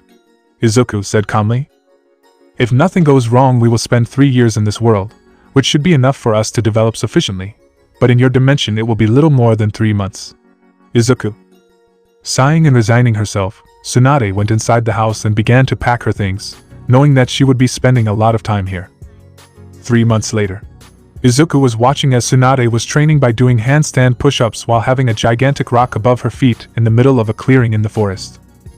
Honestly, the best part of the scene for Izuku was seeing Tsunade's clothes stuck to her body due to sweat, giving him a beautiful view of everything. In the distance, many animals could be seen trembling as they looked at Izuku. In the last few months, Izuku has been hunting the animals on this island. He hunted 2 every week, one for him and Tsunade to eat as meat, and one for Alice to consume, and with that he discovered some things. The first is that this world has a different type of energy. Izuku still doesn't know how to use it or how it works, but he knows it exists. The second is that there are creatures in this world that are ridiculously powerful. The animals on this island are an example. The weakest of them could lift several tons with relative ease, and bullets from a sniper rifle would not even scratch them, much less injure them. The third is that for some reason the sea emitted a type of mild radiation that was harmless to humans in general. In fact, it was quite beneficial in the long run, as being exposed to it for prolonged periods would increase body strength. Izuku discovered that the animals were so strong because their bodies were nourished by this radiation. Upon being exposed to this radiation, Izuku noticed a slight improvement in himself. It was really tiny, but it was still an improvement. Now, regarding the events of the last few months, things have not been so favorable for Izuku and Tsunade's relationship. They still maintained a relationship where they helped each other relieve themselves sexually, but Tsunade remained cold towards Izuku. Not that he blamed her, Izuku knew very well what choice he forced upon her. Kill a close friend with your own hands or let your clan die. It may seem like an easy decision to some, who would say that family should always come first, but it was not simple at all. Tsunade at that moment was having to choose between starting something that would cost the lives of most if not all of her friends, or letting her entire clan die in a political game started by her own grandmother. And worst of all, if she chooses to side with the clan, she will be stuck in a marriage with a man who made her kill a close friend of years, with her own hands. Objectively speaking, it seems simple, but it is as far from it as possible. Watching as Tsunade trained, Izuku said, "Tsunade, now that you've adapted to the gravity of this world, it's time to move on to phase 2. Izuku." Throwing the stone aside and standing up straight, Tsunade looked at Izuku and said, "What do you suggest?" "Tsunade, it's actually quite simple. I'll give you a Kikei Genkai, suitable for you, and while you train it here on the island, I'll go ahead and look for information about this world. A few months away from me should also help you a bit, because we both know that outside of the room, you detest my existence," Izuku said with a calm smile. Tsunade, hearing Izuku and seeing his smile, clenched her fist tightly as she said, "What did you expect me to love you for, making me choose between letting my clan die, or killing Jiraiya?" Tsunade asked angrily. "I expected commitment to the cause. I had already warned you about how the marriage would be necessary and what we would do. You are definitely not stupid, Tsunade. You knew there would be casualties in this plan." Izuku, don't blame me if you let your feelings cloud your eyes by not seeing the size of the problem that your encounter with Jiraiya caused," Izuku said calmly. "It was just a kiss," Tsunade said, clenching her fists. "A kiss that left you indecisive, that's the problem. I can tolerate the kiss without any problems. After all, I understand that the marriage was something forced and that you had a life before I arrived. The problem for me is that you have doubts about something that can destroy the lives of our children because of feelings that you should have buried, but that you allowed to take control," Izuku said calmly. "I warned you from the beginning the price that would have to be paid, Tsunade. You were not misinformed about the situation." Izuku, "You never told me that I couldn't love another man." Tsunade, "Yes, I never told you this, but I emphasized that we should take this marriage seriously. The problem with your feelings in this situation is that you let them take control." Izuku, "You could have loved Jiraiya silently. Instead, you reciprocated his kiss and ruined everything by acting without thinking about the consequences." Izuku, "No one else knows about this besides him, me and you." Tsunade, "Because I killed the others who knew," Izuku said coldly, making Tsunade surprised. "Come on, do you really think Hiruzen would take a risk in that situation and that Jiraiya would be honest about how he would act?" Izuku asked mockingly. "Hiruzen sent many Umbu to watch you, to prevent you from running away. Jiraiya knew this, so he immobilized the Umbu, but left some free so they could watch. His goal was for the Umbu to see and report what was happening there, to try to force the wedding to be cancelled, because you two had an affair, believing that Hiruzen would protect him against my wrath if I accidentally found out about the betrayal," Izuku said coldly as he mocked the word accidentally, knowing that Jiraiya would find a way for him to find out, making Tsunade's eyes widen. "That idiot let several Umbu who were further away watch everything that happened between you and him, to try to trigger a chain reaction, and force Konoha to a point where the marriage would be undone," Izuku said coldly. "He has blind faith in Hiruzen, and foolishly believes that his Kage will support you, and because of his actions, you almost got screwed and Jiraiya almost annihilated any chance of our plan working." Izuku, "I killed the Umbu who were left there with the exception of one. I put him under a strong genjutsu and faked a situation where it seemed like it was Jiraiya in an attempt to escape with you, but that you rejected him without anything happening between the two of you, to avoid this scenario," Izuku said coldly. "If you thought a little, you would have realized that you were under Hiruzen's supervision, but since your feelings were speaking louder and you let them take over, you didn't think about it. Izuku. The result was me having to clean up your mess. Izuku. Hearing Izuku, Tsunade clenched her fists while biting her lips. She understood that what he said was probably true. I already told you, Tsunade, I won't force you to go ahead, but I won't risk the lives of our children because you're indecisive about what you want. Izuku. Do you want to hate me? Izuku. Alright, you can do it, but in the end, I'm the one keeping you safe. Izuku said coldly. What a beautiful way to conquer a lady. Tsunade said, hiding her frustration in knowing that Izuku was right behind sarcasm. Tsunade, honestly, do you really think I'm going to waste my time trying to be kind to a person who not only betrayed my trust, but also risked her own family for a man who wouldn't even do the same for her? Izuku asked calmly. Wake up, Tsunade. This is real life, not a fairy tale where the prince in silver armor comes and saves you. That shit doesn't exist. Izuku said coldly. Who maybe it doesn't exist. Maybe I can keep my family and friends alive if I go out with Jiraiya, because with you one of the sides will certainly die. Tsunade screamed in frustration and anger while shedding tears. The pressure on her in the last few months was immense. She thought about the matter many times, and no matter what she tried, she didn't see a solution where everyone would come out alive staying with Izuku. She always had to choose a side to die. But running away with Jiraiya didn't seem to work either, and it always ended with her clan being massacred without her being able to stop it. She didn't know what to do to fix this situation in the end, and the more time passed the harder it was for her to decide. Hearing Tsunade vent her frustration on him, Izuku had cold eyes as he said, I'm avoiding touching on the subject, because I honestly want you to make a choice for yourself, but since you insist on this nonsense I'm going to ask you the obvious. Izuku. Do you really think that a doormat like Jiraiya could abandon Konoha just to be with you? Izuku asked coldly. I give him 3 months after you guys escape, to contact Konoha and tell them that you're alive and escaped with him. Izuku said in a venomous tone. Jiraiya is a coward, Tsunade. He is like that now and will be like that in the future too. I researched about him, and I saw him calling for something like peace and saying about a prophecy about it. Izuku.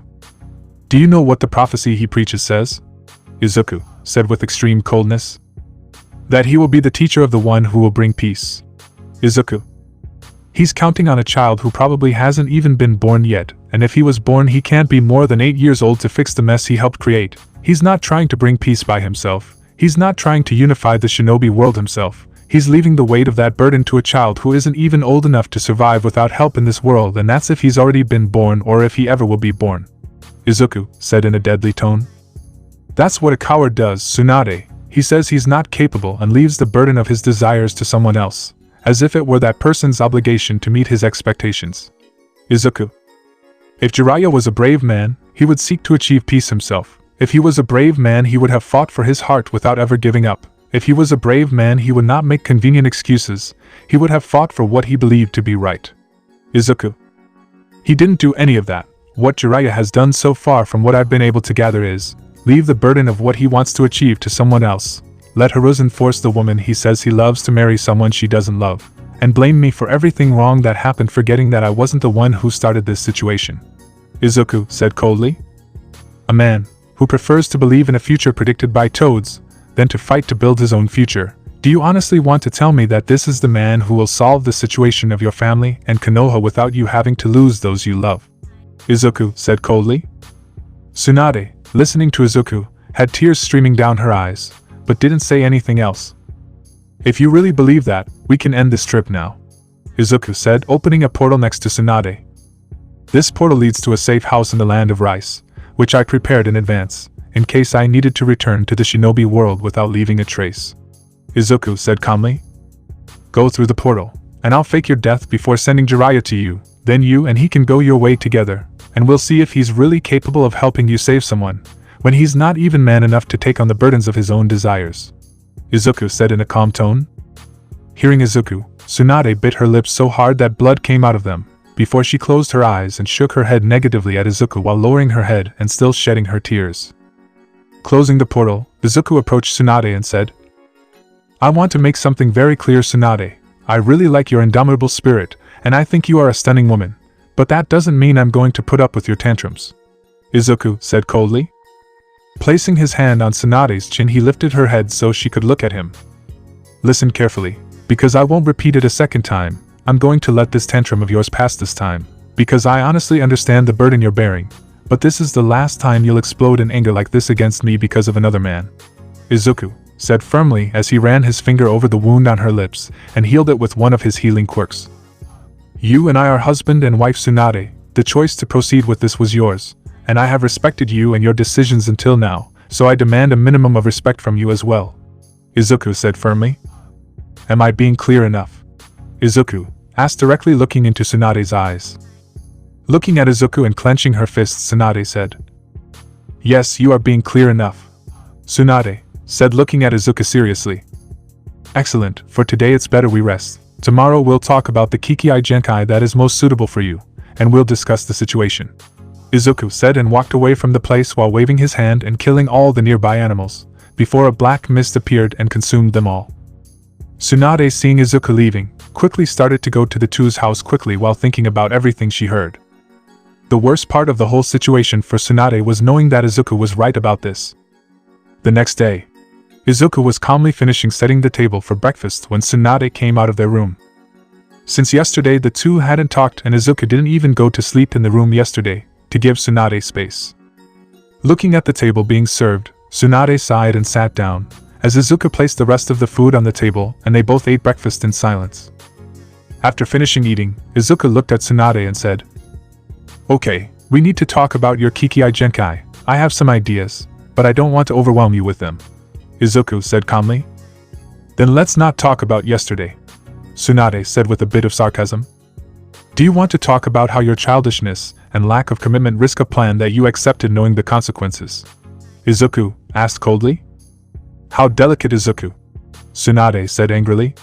"Indeed, I am delicate enough not to kick you somewhere in the elemental nations, and let you watch as your clan is killed by your idiotic faith in a man who set you up and by your betrayal," Izuku said with the same coldness. Hearing Izuku, Tsunade clenched her fist. "I already said it was just a kiss, Tsunade. And I already said that I don't care about the kiss, I care about what it triggered," Izuku said coldly. "Tsunade, I'm not blind or stupid. If you didn't have feelings for Jiraiya, that kiss wouldn't have affected you so much. Before the kiss, Jiraiya was just another guy you knew. Then he awakened feelings in you, and those feelings are affecting your judgment, Izuku. With your judgment compromised, you are ignoring many factors when making decisions. These decisions are putting loved ones at risk both on your side and mine," Izuku said even more coldly. "Speaking of your plan, I thought of a way to make Jiraiya stop being a threat, Tsunade." "What would it be?" Izuku. "Transport him to another dimension," Tsunade said with a smile.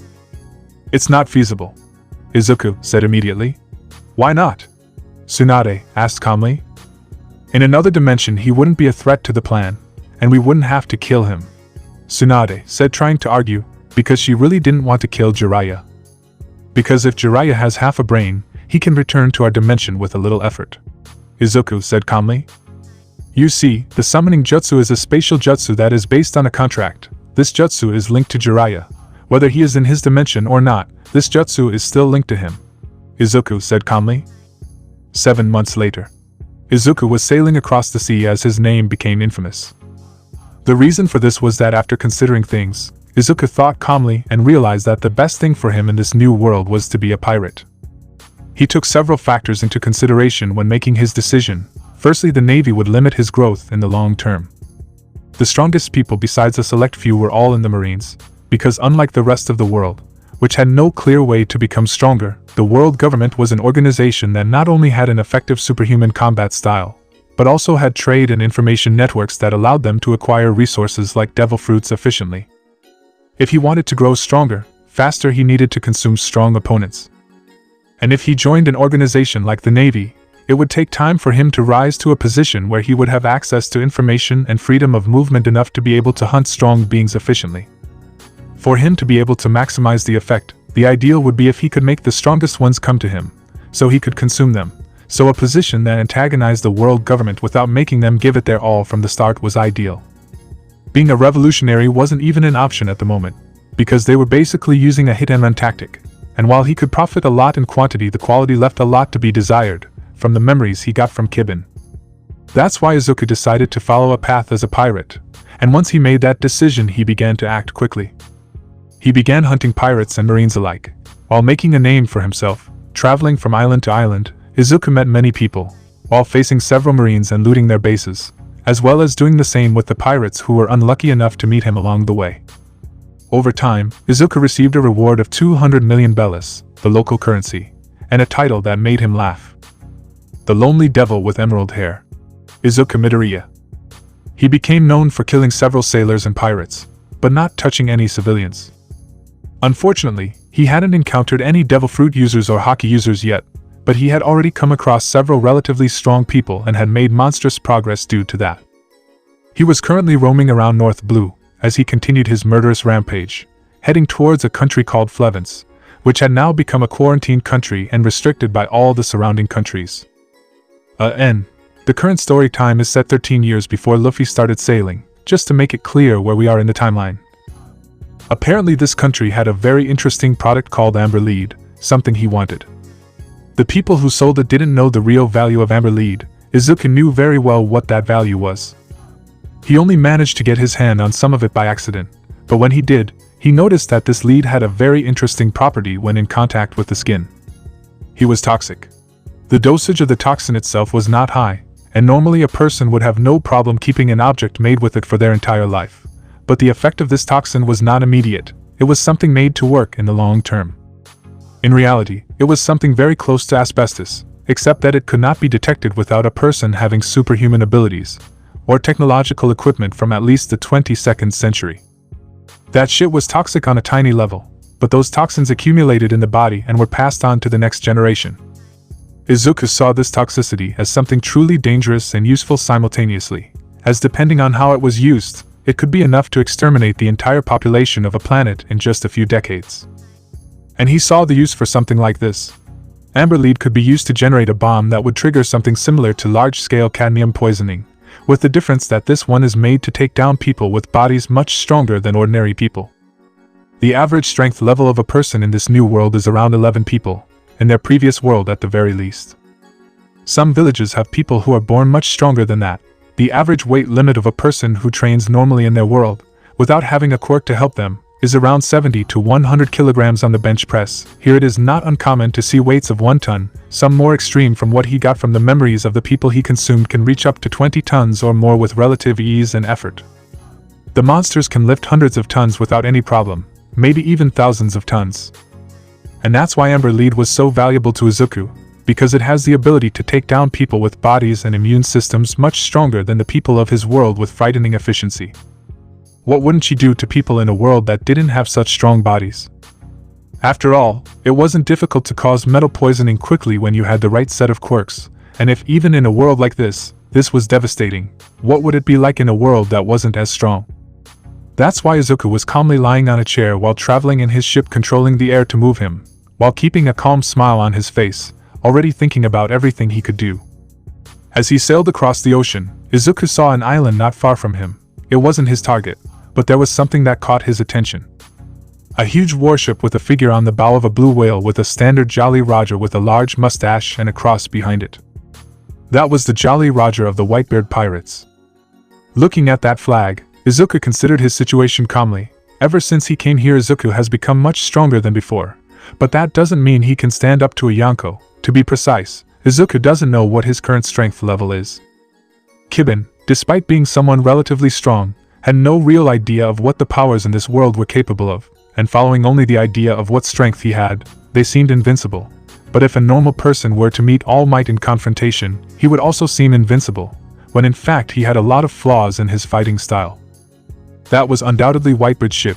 He didn't know why he was in the North Blue, but it would undoubtedly be a good chance to face him. After all, if the report of power level that was confirmed without taking into account the rumors of the type he can destroy the world were accurate, at most Whitebeard could only destroy an island, something that Izuku could also do. Thinking for a bit, Izuku decided it was worth taking the risk, as in the worst case scenario he could simply leave the place. Making up his mind, Izuku wasted no time moving the ship using his quirk to control the wind. He made it maneuver towards the Whitebeard pirates' ship at high speed until it docked on the beach near their ship. He got off his ship and walked calmly, when he saw several members who saw him looking at him aggressively. Looking at the crew members, Izuku smiled and said, "Hello everyone, I'm Izuku Midoriya, and I wanted to know if Whitebeard is on board this ship, Izuku said calmly with a smile on his face. What do you want with him? Asked a man with blonde hair and tan skin. You must be Marco if I'm not mistaken. Well, I would like to fight him, Izuku said with a smile. Why? Marco. I've always heard that he's the strongest man in the world. I want to test if that's really true. Izuku. Hearing Izuku, many began to laugh and mock him, when a loud and imposing voice emerged. So a brat wants to face me, now that's interesting, goo ha ha ha ha. Looking at where the strange laughter came from, Izuku saw a huge man step down from the ship and stand in front of him. The man was clearly of colossal size, easily standing over 6 meters tall and having an imposing aura, along with a white mustache. Who's so old, man? Are you the much acclaimed strongest man in the world? Izuku asked with a smile that showed no intimidation. And you are the brat who came to challenge me? Whitebeard. You bet your old ass I do, Izuku said with eyes burning with determination and anxiety. He could tell just by standing in front of this old man, he was strong. Very strong, and that made Izuku's blood boil. So far all his opponents were disappointing. No one could give him a good fight. In fact, no one even came close to that.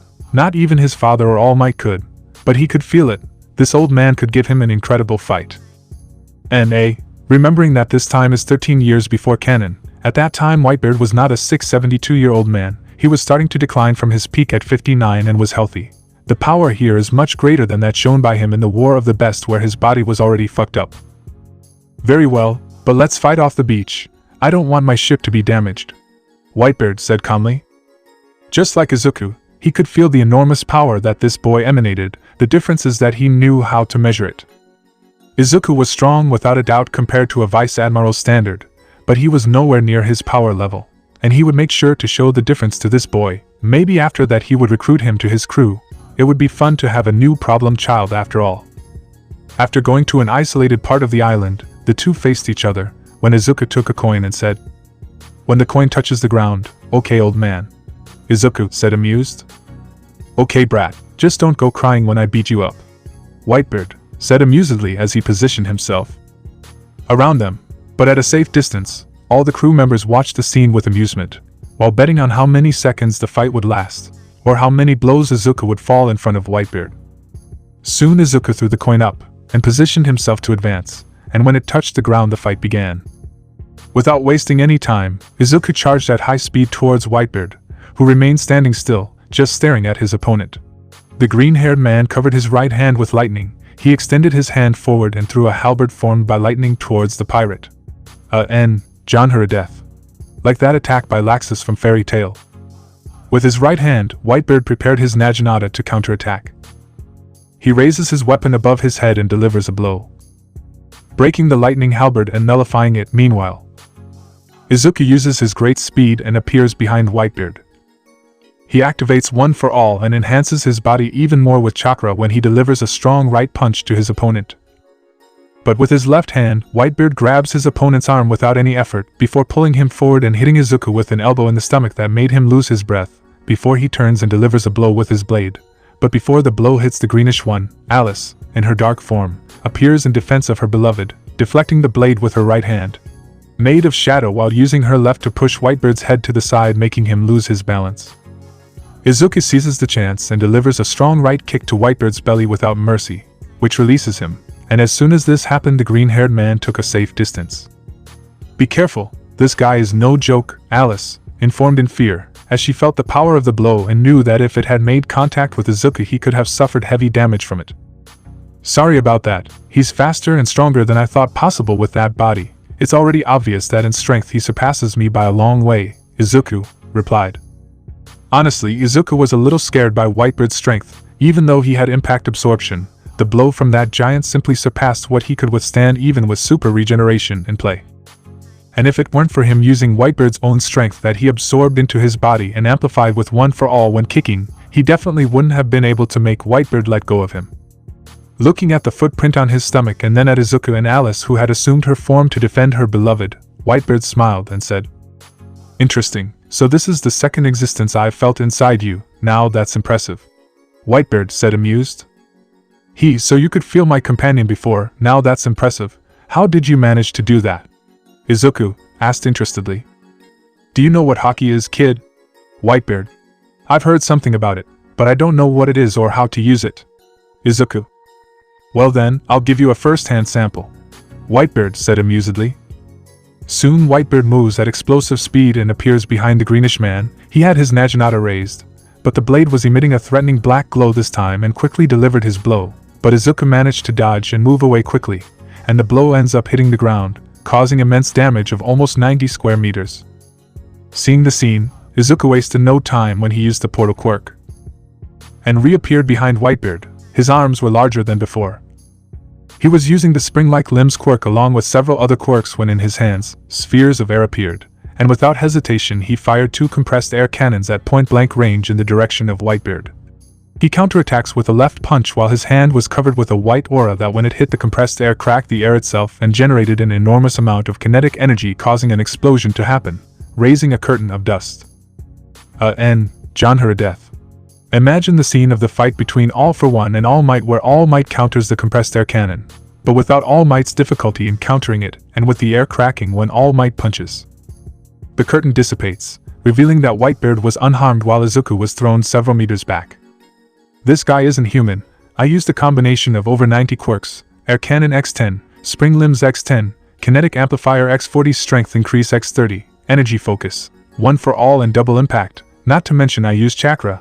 This shit easily had 50x more power than my father's combination, and I hit him with 2 of those at point blank range. That blow hit him with at least 900 tons of kinetic force, and he surpassed that without difficulty, Izuku thought as he felt the impact of his blow. Izuku, keep your distance from him. This guy can't be defeated at close range by the current you. Decomposition, despite being powerful, takes time to effect, and he'll get out of range before you can hit, Alice said warningly. I admit, I didn't expect you to stay standing after something like that. Why don't you give up and join my crew, boy? Whitebeard said amused. You speak as if I have already lost. Izuku. It's because you've already lost, you just don't know it yet, because basically the difference in strength between you and me is that of an ant and a whale. Whitebeard said with an amused smile. The crew members watching the fight were truly surprised. Most of them couldn't believe how strong Izuku was, as almost everyone among them would have a hard time facing him, while winning was just an illusion. If he landed a blow like that on them, it was very likely that they would die without having anything to bury. Even the captains watching the scene were surprised by Izuku's strength. In terms of raw power, he was as strong as an admiral. He had no technique or mastery over hockey, but his raw power was simply mind-blowing. But to what the captain showed surprise, Whitebeard showed amusement in this fight. For him, honestly, it was a joke. Izuku had versatility, but he didn't have the overwhelming offensive power necessary to deal with him. That's right, that's interesting. We'll see if this ant can hurt you or not. Izuku. Izuku covers his hands in green flames and raises his arms forward, releasing a large blast of fire while simultaneously using a wind quirk and one that allows him to generate methane gas, thus sending out a powerful blast of fire. Whitebeard disappears at high speed. He reappears behind the greenish man, who turns around when he feels the presence of his opponent. With his weapon, he strikes from left to right. Midoriya manages to dodge, leaning back. Only a few strands of his hair are cut. Alice takes advantage and appears behind Whitebeard, making a cut with her claws while using decomposition on his back, from which blood begins to come out while slowly decomposing Whitebeard's back, who upon feeling the wound showed a trace of anger. The pirate turns around and, with his naginata imbued with hockey becoming black as night, he tries to cut Alice, but she easily dodges it by changing the shape of her body, which is made of energy, and creates a medium-sized sphere of lightning, throwing it at Whitebeard, but he doesn't even move. He throws a punch with his hockey-covered left hand, but Alice dodges it to the right and goes to Whitebeard's back, where she tries to attack him with her claws once more, but she is forced to retreat, as the pirate turns and strikes with his hockey-filled naginata. Alice could feel the threat of the weapon, after being covered with that energy after all. While Alice and Whitebeard fought, Izuku wasted no time, quickly placed his hand on the ground and made the entire ground shift using earth flow, throwing Newgate off balance. Flames appear in Alice's hands. She extends her arms forward and launches a strong flamethrower in Whitebeard's direction. He jumps, dodging the attack, but he was forgetting something, or rather, someone. Izuku. The greenish one appears above Whitebeard, using spring-like limbs, together with one for all and all the physical attribute increasing quirks he possessed along with chakra, and he delivers a strong right punch to his opponent's face, throwing him towards the ground. Alice uses the quirk warp gate, creating a black portal below Whitebeard. He falls inside it and is teleported above Midoriya. Taking advantage of the opportunity, Izuku launches a strong beam of lightning towards Whitebeard. He can do nothing but cover his body with haki, but even so, he is hit hard by the blow, suffering a few minor injuries. Taking advantage of the moment, Alice creates another portal, but using his great speed, Whitebeard disappears from their field of vision, kicking the air hard to move, making him reappear behind Alice, preparing a left-to-right blow with his naginata. Sensing the threat towards his beloved, Izuku at high speed, Izuku appears in front of Whitebeard. He creates a wall of ice and takes Alice out of there, dodging, and the wall is destroyed by the attack. Izuku launches a beam of lightning in the direction of the pirate. Alice creates another portal, teleporting the attack to Whitebeard's back. He dodges, reappearing behind the greenish one. Kaishin. Whitebeard said, punching when the air broke like a mirror, and Izuku felt as if his body was being divided. Literally a punch that breaks the air itself, sending devastating shockwaves towards Midoriya, who couldn't react and was sent backwards, along with Alice, with both suffering heavy damage from this blow. Damn, this shit has no defense, Izuku thought in pain for a brief moment.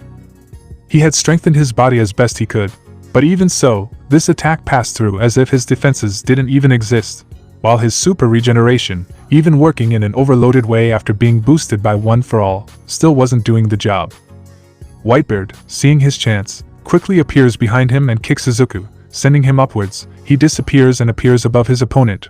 Whitebeard's left arm turns black with a reddish hue, showing that this was a haki that was clearly concentrated. Soon he closes his fist and a white sphere with 3 times the size of the previous one appears there, and he takes his arm back, preparing a punch. Shingen no Ichigeki. Whitebeard roared as he struck furiously. He brings his arm forward, throwing a punch at Izuku's stomach, who spits out a colossal amount of blood as he feels everything in his body being destroyed from the inside. While he is thrown violently towards the ground, the collision raising a large amount of dust. When the dust dissipates, it reveals the fallen greenish man. He had several wounds on his body, but he was already healing at a speed visible to the naked eye. He raises his head, but stops when he feels the cold metal of Whitebeard's naginata blade, which was already in front of him, looking at him with a smile. I admit you're not an ant, maybe you're a little stronger, maybe a squirrel, Whitebeard said in an amused tone. Seeing the beating he took, Izuku smiled in pain without being able to move his fucked up body properly, as he prepared to use his trump card to disappear when he said, Well, I suggest you remove the part that is being corroded on your back, or you will die, old man. Izuku said in pain, but still warning as he tried to stay awake. Izuku, please rest, don't worry, I don't sense any malice from him towards you, and if he tries I'll use the warp gate to get us out of here, so for now sleep. If you stay awake your body won't be able to heal properly before you die, Alice said in an urgent tone. The damage Izuku had suffered was too extensive. To protect her, Izuku forced Alice to come back to himself as soon as he felt the blow affect her, so he suffered almost 95% of the effects of Whitebeard's attack.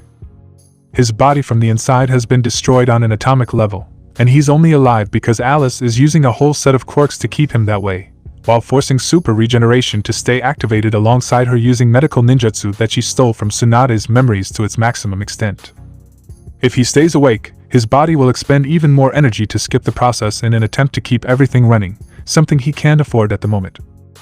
I understand, I'm counting on you, Izuku thought weakly before falling unconscious. Super regeneration has an immense psychological burden, due to it basically being a cell-cloning quirk. The Nomus can use it indefinitely because they are irrational beings from the beginning, but Izuku had a limit, and he had already reached it during the fight. His body couldn't take it anymore, and even staying alive would be impossible without Alice's assistance, because even for Izuku who was monstrous the damage was simply too high. Looking at Izuku, Newgate had a serious expression as he said, Marco, come here, heal the boy and take him to the ship, Whitebeard said seriously. Hearing Whitebeard, everyone's eyes widened. But Pops, he hurt you, Marco said alarmed. He could see Whitebeard's back and at that point almost 1/3 of it was raw. Without hesitation, Whitebeard used his shock energy and removed the part that was affected by the decay. It's okay, after a little medical treatment I'll be better. But this cheeky brat really is interesting, tried to keep him from dying if possible. His natural healing is at least as good as Kaido's. If you keep him alive for a while he should recover on his own enough to survive for now, and with long-term treatment on the ship he'll heal completely, Whitebeard said with a smile, before sitting down on the beach as he waited. His back was still bleeding, but it was quite clear that the Whitebeard pirate's emblem on his back had not been affected in the slightest. Because Whitebeard had used Haki to prevent the decomposition from reaching the emblem, but he didn't know how to get rid of that power, and in the middle of the fight against Izuku he couldn't be distracted to avoid suffering another blow like that. Marco, seeing Newgate bleeding, sighed, but still obeyed. He went to Izuku, who was unconscious and was scared when he noticed that his body was healing on its own at an alarming speed. "Pops, I don't think I need to heal him. He'll heal himself in half a day at most if the current pace continues." Marco: "What do you mean?" Whitebeard asked, intrigued. He knew that minor wounds would heal in the blink of an eye, but he had practically destroyed Izuku's insides in the last few blows. Even Kaido would take months to heal from something like that. The most important organs for his survival are almost completely healed, while the others are healing at a much slower speed, but still much faster than an ordinary person, Marco said, amazed at Izuku's regenerative ability. What the hell devil fruit did this kid eat to have a body like that? Marco asked himself. Almost sure. Interesting, it doesn't hurt. If you can heal him, do it and then help me, because my back is burning due to the sand that fell into the wound. Whitebeard said, amused. Listening to Whitebeard, Marco had a face not knowing what to say, but soon he healed Izuku with his flames, and adding Izuku's monstrous regenerative powers that were already working at their maximum due to Alice and Marco's healing. Izuku's body was healed in minutes, but his mind was exhausted, and due to that he remained knocked out. Right after making sure that everything was okay with Izuku, Marco walked away from Izuku and went to heal Whitebeard, who after a quick healing via Marco's phoenix flames, got up with a smile and threw Izuku like a sack of potatoes over his shoulder and carried him away. Alice, who saw this, watched in silence. She didn't feel any malice from the old man towards Izuku, so she decided to let it happen, but she was ready to teleport Izuku by force at the slightest sign of hostility. It was stated in the manga that Marco could heal other people. Indeed, Izuku, you had quite an adventure, having your ass kicked by that old man. Alice thought, amused at how she would tease Izuku for that. Several hours later, Izuku woke up with his head throbbing badly. Opening his eyes with some difficulty, he got up only to see that he was in a wooden cabin with a bed. Clutching his head as he felt the massive amount of pain throughout his body, Izuku tried to move, only for Alice to transmit. Don't move, your body hasn't fully recovered yet. It will still take another 2.5 hours for your body to finish healing completely, Alice. How long was I knocked out? Izuku. 10 or 11 hours, your body had taken too much damage and I had to focus almost entirely on healing to keep you alive, so it's not an absolute certainty. However, you were really pitiful, Alice conveyed. You came pretty close to dying this time, Izuku, though I didn't expect the old man to kick your ass like that, Alice conveyed amusedly. That's unusual, you seem to be quite calm, in a situation where someone does something negative to me, Izuku. Because that old man had no malice, he beat you up knowing how much you could take. If he wanted to kill us, he would have done it with the first blow that made contact, because I noticed that he was holding back a lot. Although he acted as if he didn't know that you could survive, he precisely measured your regeneration from the previous blows that he and you exchanged. He knew that you would survive what he did with a little help from one of his children who had advanced healing capabilities, Alice. But I have to admit, it's ironic, it's been months since I felt this powerless. The difference in power is simply too great after all, Izuku thought sadly. He had always believed that he had become strong, but the beating he took just now showed him that he was actually very far from reaching that level. Even though he could consume it to grow at an explosive speed, he would have to consume tens of thousands of All Mights at their peak to reach Whitebeard's level of power. That old man was ridiculously powerful and fast. Izuku, currently with all the beings he consumed, could barely react to his movement speed, and that was using everything he had at his disposal, including the Sharingan, which gave him an even more enhanced perception than normal. The difference in power was so overwhelming that it was almost despairing. Izuku's strength pattern changed once again after seeing the kind of brutal power this world had. But that wasn't the worst. The worst thing for Izuku was that throughout the entire fight, it was as if he was being read like a book. Every action he took, Whitebeard anticipated and prepared to counterattack. Even with Alice helping him, he didn't have much of an advantage. He felt oppressed by this. He thought he was making progress, that he was becoming stronger, and that he could at least walk with his head held high through the worlds. Only now he was pushed back to point zero, being crushed like a cockroach. Don't be sad, Izuku, you've made progress and a lot of it. He may be stronger now, but that doesn't mean you can't surpass him, Alice said, comforting him. We started out weak, but now look at us. We took on the strongest man in the world and hurt him, Alice.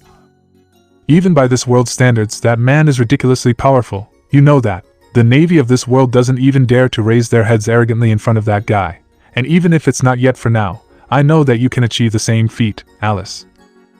Hearing Alice comforting him, Izuku smiled a little as he transmitted. I'm pathetic. I started the fight and now I'm left feeling sorry for myself like a sheep. So what if he's the strongest? Sooner or later I'll surpass this old man, Izuku thought determinedly. Seeing Izuku composing himself, Alice felt happy. I'm glad you think so, because the beating you took was hilarious, ha ha ha ha ha ha ha ha ha ha ha ha ha ha, Alice transmitted. You can keep laughing for now, we'll see who's going to laugh. When I recover I'll go back to the shinobi world, and fuck you until you forget who you are, Izuku thought maliciously with a predatory smile. As he thought about this, Izuku noticed the cabin door opening and realized that he had forgotten to ask the most important question. Where the hell was he? The moment he saw Whitebeard entering the room, Izuku understood his situation. Hey old man, I see you dealt with the decomposition, Izuku said calmly. Looking at him, Whitebeard smiled as he said, I see you've recovered enough to speak. How's your recovery going? Whitebeard. It's going well, but I have to admit, you hit with a ridiculously heavy hand, Izuku said amused. Hearing Izuku, Whitebeard smiled and said, Well, it seems like you don't hold a grudge for losing. Tell me boy, what are you going to do now? Whitebeard said amused. Why would I? I looked for a fight and found one. In the end I got stepped on. I won't resent you for attacking me, after I went after you, Izuku.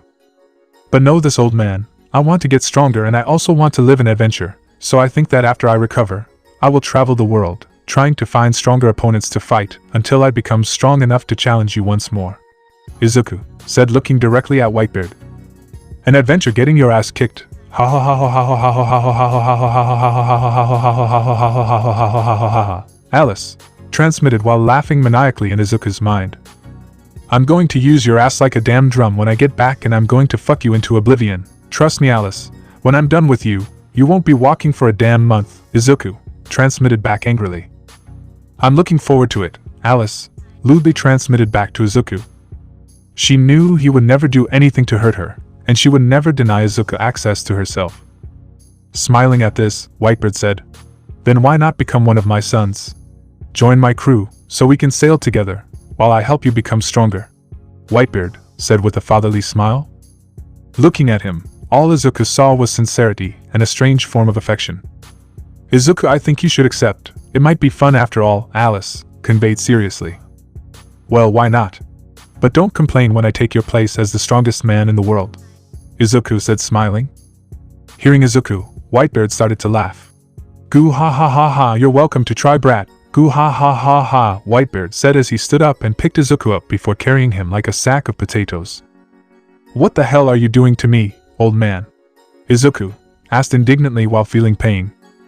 It's time to celebrate your union with the crew, goo ha ha ha ha, Whitebeard said as he took Izuku, ignoring his protests of pain, to what would be a very interesting party. What the hell have I gotten myself into, he thought in exasperation. Probably the most united and insane crew in history. But at least look on the bright side, we're going to have an adventure, Alice thought excitedly. Time skipped 2 years and 8 months later. Izuku and TSUNADE were calmly watching as Marco was taking a beating in a game of poker against one of the other fleet commanders named Jozu.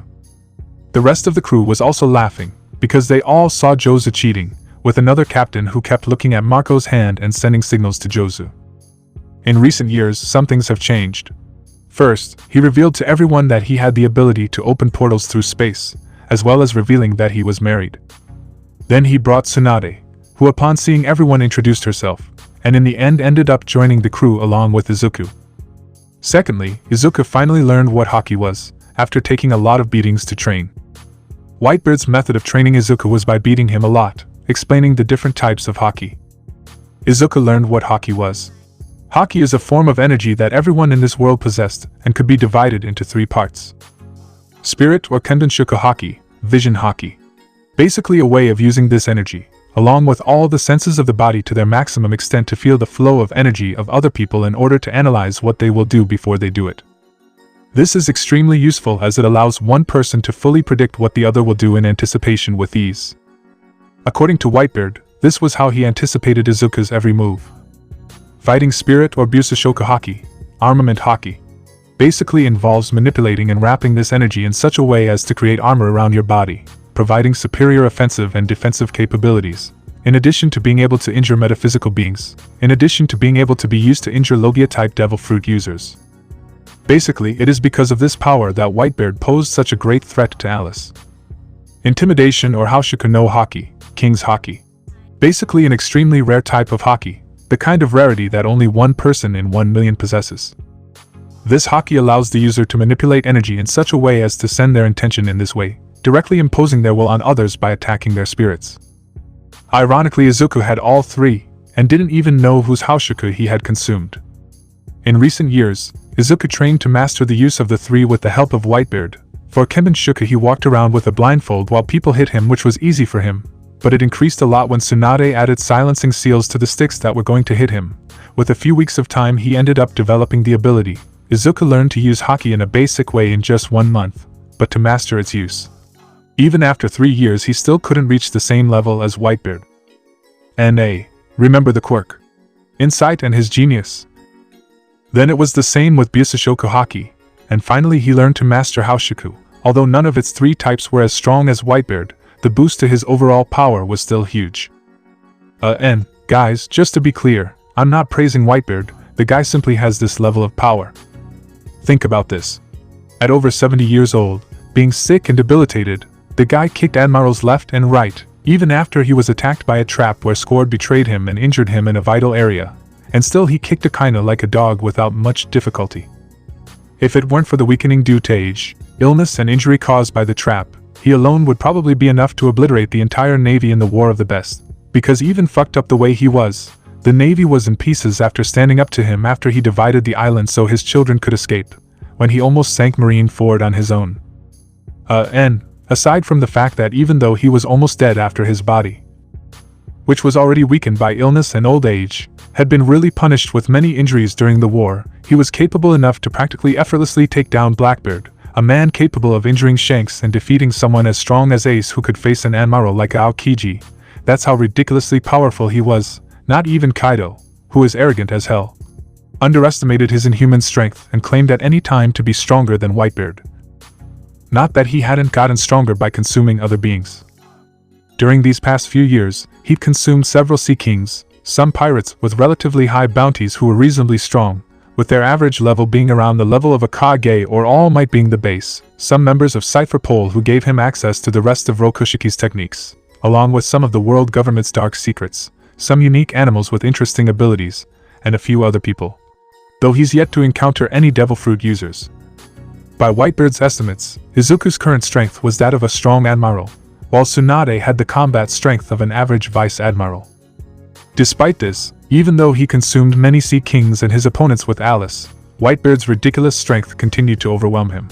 Izuku faced Whitebeard exactly 456 times, and got his ass kicked every time. Although he was now able to fight better against Whitebeard and no longer lost so one-sidedly, he still wasn't even a threat to the man. That man was a monster. Ironically, even after being beaten up a lot by him, Izuku developed a certain affection for him as a father. Edward Newgate was a complex man. He was not like other pirates, or people Izuku had met in the past. He was terribly powerful and a pirate, but he had no ambitions for things like gold, jewels or women. All he wanted was to sail the sea with his family freely. He literally treated every member of his crew like his children, and loved each and every one of them. He was a really fun father to have. Practically everyone who knew of Izuku's abilities in his previous world other than his mother had 2 types of views regarding him in general. The first was fear. The second was greed. No one thought of accepting him for who he was with the exception of Alice. Even his mother showed some degree of fear towards him. It was subconscious, but it was still there. But Whitebeard showed no fear towards him, quite the opposite, he accepted him for who he was. Whitebeard was always clear to Izuku that as long as he didn't attack anyone in the crew, or go on an uncontrolled murderous rampage while consuming anyone in his path to become stronger without regard for anything else, he would always be his son, and he would always stand up for him, just as he would for any of his children. And it might even seem ironic, considering he technically still had his biological father alive and well, but Edward Newgate was the first man Izuku truly saw as a father. Third, Tsunade and Alice ended up in a complete fusion. Not that Tsunade herself noticed the matter, but her personality changed quite a bit when it came to Izuku. She could be the most fierce and wild woman with other men, resorting to solving with her fists many times without problems. But with Izuku she was like a sweet kitten as she loved him in an almost obsessive way, very similar to Alice. For the fusion of the two to be completed it took exactly 10 months, from the day Izuku granted one for all to her, and when it was complete, Tsunade gained a connection with Alice, which allowed her to know some of her secrets. It wasn't much, but Tsunade was given access to some of Izuku's knowledge, and some of his abilities, due to her basically being half Alice. And unlike Katsumi, her fusion was something that can be considered almost perfect, due to the cells being stimulated to adapt over almost 1 year in a slow and gradual process, where Izuku constantly stimulated the fusion in a gentle way, inserting his DNA into her regularly. In 1 year, Naruto's time approximately 1.5 months, One Piece's time a little over 10 months. The only problem with this method is that due to how it was done, in order to keep the fusion stable, Tsunade needs to receive her DNA at least every 72 hours, or she may collapse. Izuku theorizes that after having his child, or he finds a way to make her DNA more compatible with his, he will have a way to solve this. But even with this disadvantage it was worth it in the end. Fourthly, his and Tsunade's infamy spread. Seeing that he joined the Whitebeard pirates, the Marines issued a new bounty on him.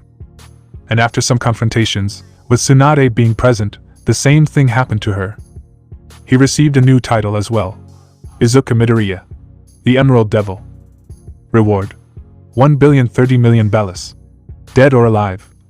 Tsunade Senju, the Devil's Wife. Reward: 600 million bells. Dead or alive. Looking at their rewards, Izuku's smile grew wide as he enjoyed it a lot. Seeing Jozu discover that Marco's hand was excellent, and retreat with minimal losses, Izuku laughed along with the rest as Marco presented his hand. Holy shit Marco, at this rate you're going to get per really fast, ha ha ha ha ha ha ha. Tsunade said laughing a lot. Shut up Tsunade, you're as bad at the game as I am. If it weren't for Izuku supporting you, and always recovering the losses with his inhuman luck in the game, you would be in the same situation as me. Marco said indignantly. Izuku is considered part of my game's skill. Tsunade said going towards Izuku and smiling while leaning on him. And how exactly is this done? Marco asked angrily. There were literally thousands of bitches who tried to conquer him in our home. I was the one who succeeded. I was the one who put a collar on this perverted dog, and that's why he's married to me and he's my husband, so his skills are considered my skills too due to my merit of conquest, along with the rest of that delicious body he has. Tsunade said, slapping Izuku's ass, who just looked at her with amusement. If you want, you can conquer a woman who is good at the game and make her yours. If she wins, I will consider the victory to be yours too. Tsunade said mockingly, while Izuku simply hugged her from behind looking amused at the scene. Whitebeard, who was watching everything, as well as the entire crew, burst out laughing at Tsunade's lack of shame and Marco's priceless expression, while several comments were thrown at him. That's right Marco, get a girlfriend. See, said one of the fleet commanders. Vista is a tall, muscular, broad-chested, tan man with a curly black mustache, a dark blue top hat, and an earring in each ear. He wears a dark blue, half-open shirt with a white diamond stripe pattern near the top that reveals some of his hairy chest, as well as a cape that shows off his white shirt and gloves. He also wears light blue pants with a belt that holds 2 sword sheaths with his swords in it, one on each side. He was a very talented swordsman and one of the strongest commanders, second only to Jozu, Thatch and Marco in strength. As a person, Vista was an interesting person. He was quite laid back and was happy to fight strong swordsmen. Izuku and he got along well in general, although Izuku left him bedridden for a month when he made a move on Tsunade and broke several of his bones. Jozu, seeing the scene, began to mock as well. What's the problem? Great Marco the Phoenix can't get a woman. Jozu. Jozu is a large, very muscular man with a broad chest, heavy armor, and dark skin. Honestly, he is gigantic as a person, although he is quite a bit smaller than Whitebeard. Izuku himself is still getting used to the height of the people in this world, because some of them are really ridiculously big. Unlike Vista, Jozu was someone more serious and reserved, although he also had his playful side when it came to the crew. He and Izuku didn't get along very well, as Jozu held anger towards Izuku for having injured Whitebeard's back to this day, and because of this he and Izuku clashed several times, But unlike Whitebeard, who had the power to kick Izuku, Josie used to be his punching bag. He was a devil fruit user who ate the diamond fruit, and that combined with hockey made him really durable, and Izuku physically abused him for years, beating him mercilessly every time he was challenged. But unlike how he got along with Izuku, he became very good friends with TSUNADE. Seeing the scene, Thatch, the captain of the 2nd Division, and the group's cook spoke. "Marco, don't worry, even though you're ugly as hell, I know that somewhere you can find a woman who will love you for your personality instead of your pineapple appearance," Thatch said, mocking Marco. Thatch was a tall man with a light brown pompadour hairstyle that reached the back of his neck and a goatee around his chin. He also had a scar with stitches running down his face, around his left eye, and was wearing a chef's outfit. Thatch's personality was friendly and social. He was a really fun guy to be around. Thatch was a very fun guy, and besides Whitebeard, he was the only other person who never judged him or felt fear, disgust, or any feelings of apprehension towards him when his ability to consume was revealed. Izuku and Thatch became great friends and had a lot of fun drinking together, as well as having a cooking rivalry. However, in this area Izuku was undefeated so far. Thatch was an excellent cook, but Izuku could bring 100% of the flavor of each meal with culinary techniques coming from a world where gastronomy is an art that has been refined for centuries. And guys, One Piece's technology is mostly backward. Although there are a select few who can perform feats far ahead of their time, this is mainly due to metals with unique capabilities, or an unprecedented intellect, and gastronomy itself, in general, is not something appreciated in a world so technologically backward. Speaking, there are many quality cooks. But wanting to compare culinary techniques from a world that generally revolves around 17th century technology, with the gastronomy of a 23rd century world, is simply asking too much. Looking around with mockery, Marco said, "You can mock me all you want. I don't see any of you in a relationship. I at least have some lovers on some islands. Most of you don't even have that," Marco said in venomous retaliation. "I have," Thatch said mockingly. "Really? With that ridiculous quiff of yours, I bet you pay girls to be with you," Marco said mockingly. Marco is a tall, thin, muscular man with blonde hair, a sleepy expression on his face and a stubble on his chin. He wears an open purple jacket and a light blue sash adorned with an elaborate yellow gold belt around his waist. He has dark gray knee-length pants and black sandals, and on his left leg he wears what appears to be some sort of straw decoration. While his chest was bare in his initial appearance, in his subsequent appearances he has the cross and crescent moon mustache symbol that resembles a black silhouette of Whitebeard's Jolly Roger tattooed on him. Marco is usually calm and balanced in the face of adversity or challenge, but he also has his playful and cheerful side. He is like the big brother of the entire crew. He and Izuku get along relatively well, as although Marco shows some fear towards Izuku due to his abilities, he does not discriminate against him or push him away. Looking at Izuku, who was simply hugging TSUNADE around the waist and smiling at the situation, Marco said, "Hey Izuku, where is your loyalty to your friends when you let your wife mock me like that? Brothers before chicks," Marco said with feigned anger. "I'm your friend Marco, and I understand your point, but I'm smart enough to know that I'll end up in the cold if I interfere, and between my sex life suffering, or you getting a little mockery, I'm sorry, but you suffer alone," Izuku said amused. "Traitor whipped," Marco spat in contempt. "What can I do if I have a beautiful wife?" "Izuku," he asked, shrugging as he raised his hands. Making many mocks saying that he was whipped. Looking at them, Izuku simply turned TSUNADE's face towards him and gave her a passionate kiss, while pointing the middle finger of his right hand at them. When he broke away from the kiss he said, "You know, kissing watermelon-flavored lips on this hot day makes me feel like a much happier man," Izuku said mockingly as he sent a subliminal message. "Suck on this, you fucking singles," Izuku, while TSUNADE looked at everything with amusement. "So what if you have her on board and you're married? In the end you only have one woman, while I can enjoy several." Marco.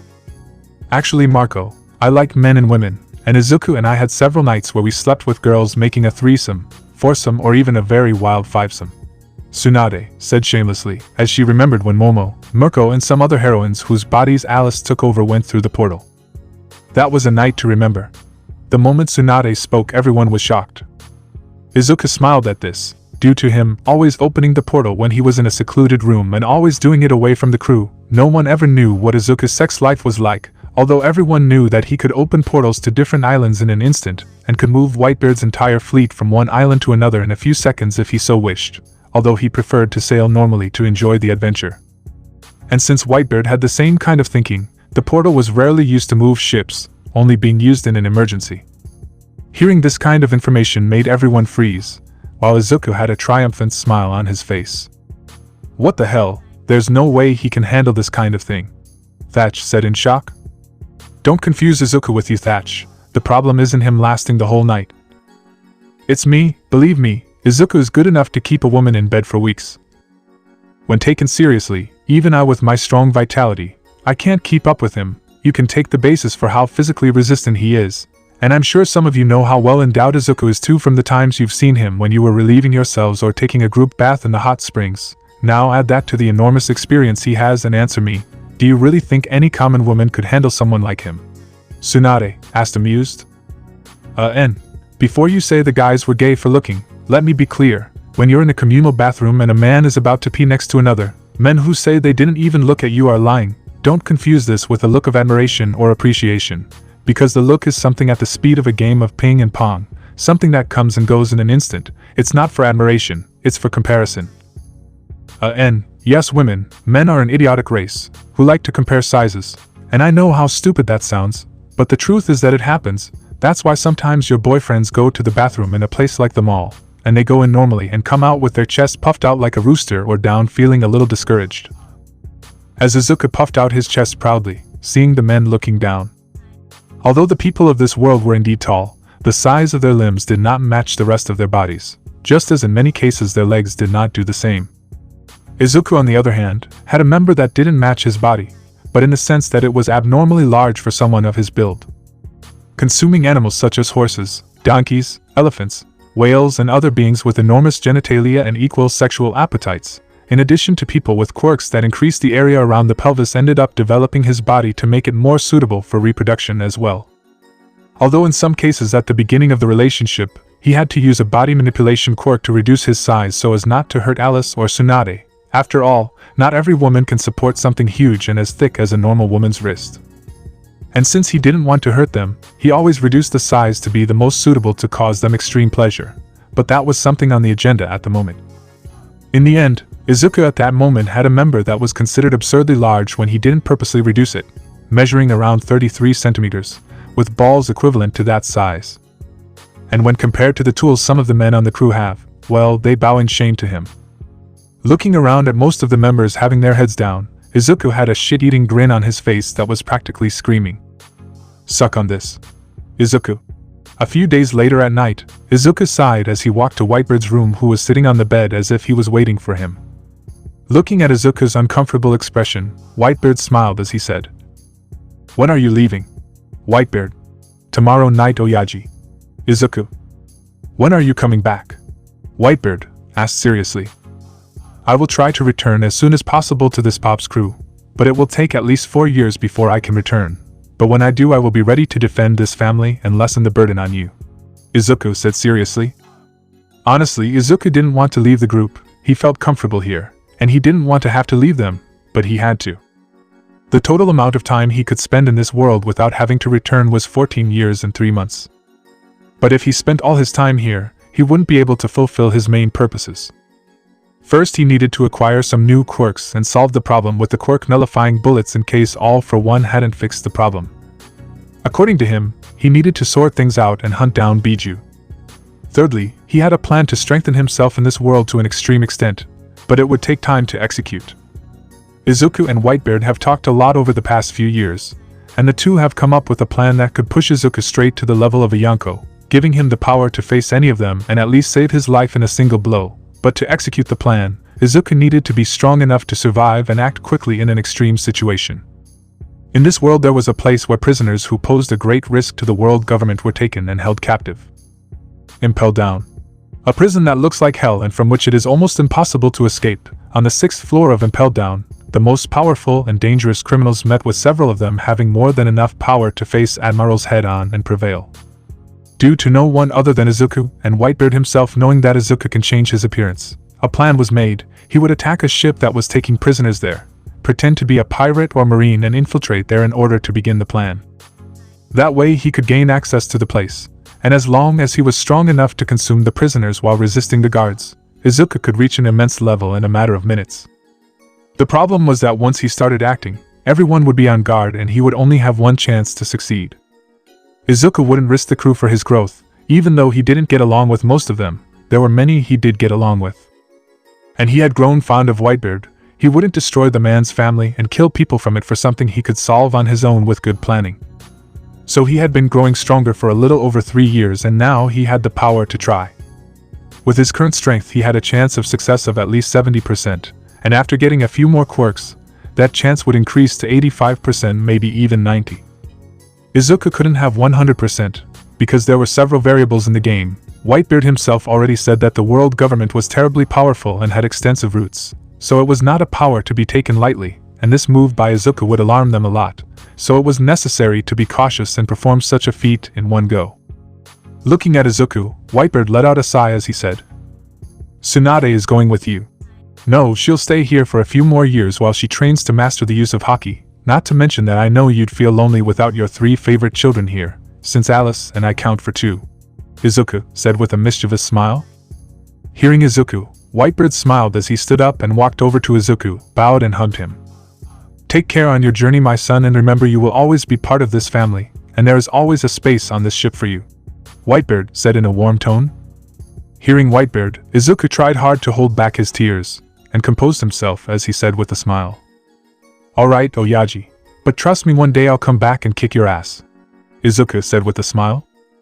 "Gu-ari-ari-ari-ari-ari, I'm looking forward to the day you'll come back to get kicked by me again," Whitebeard said excitedly, when all the sentimental mood faded away.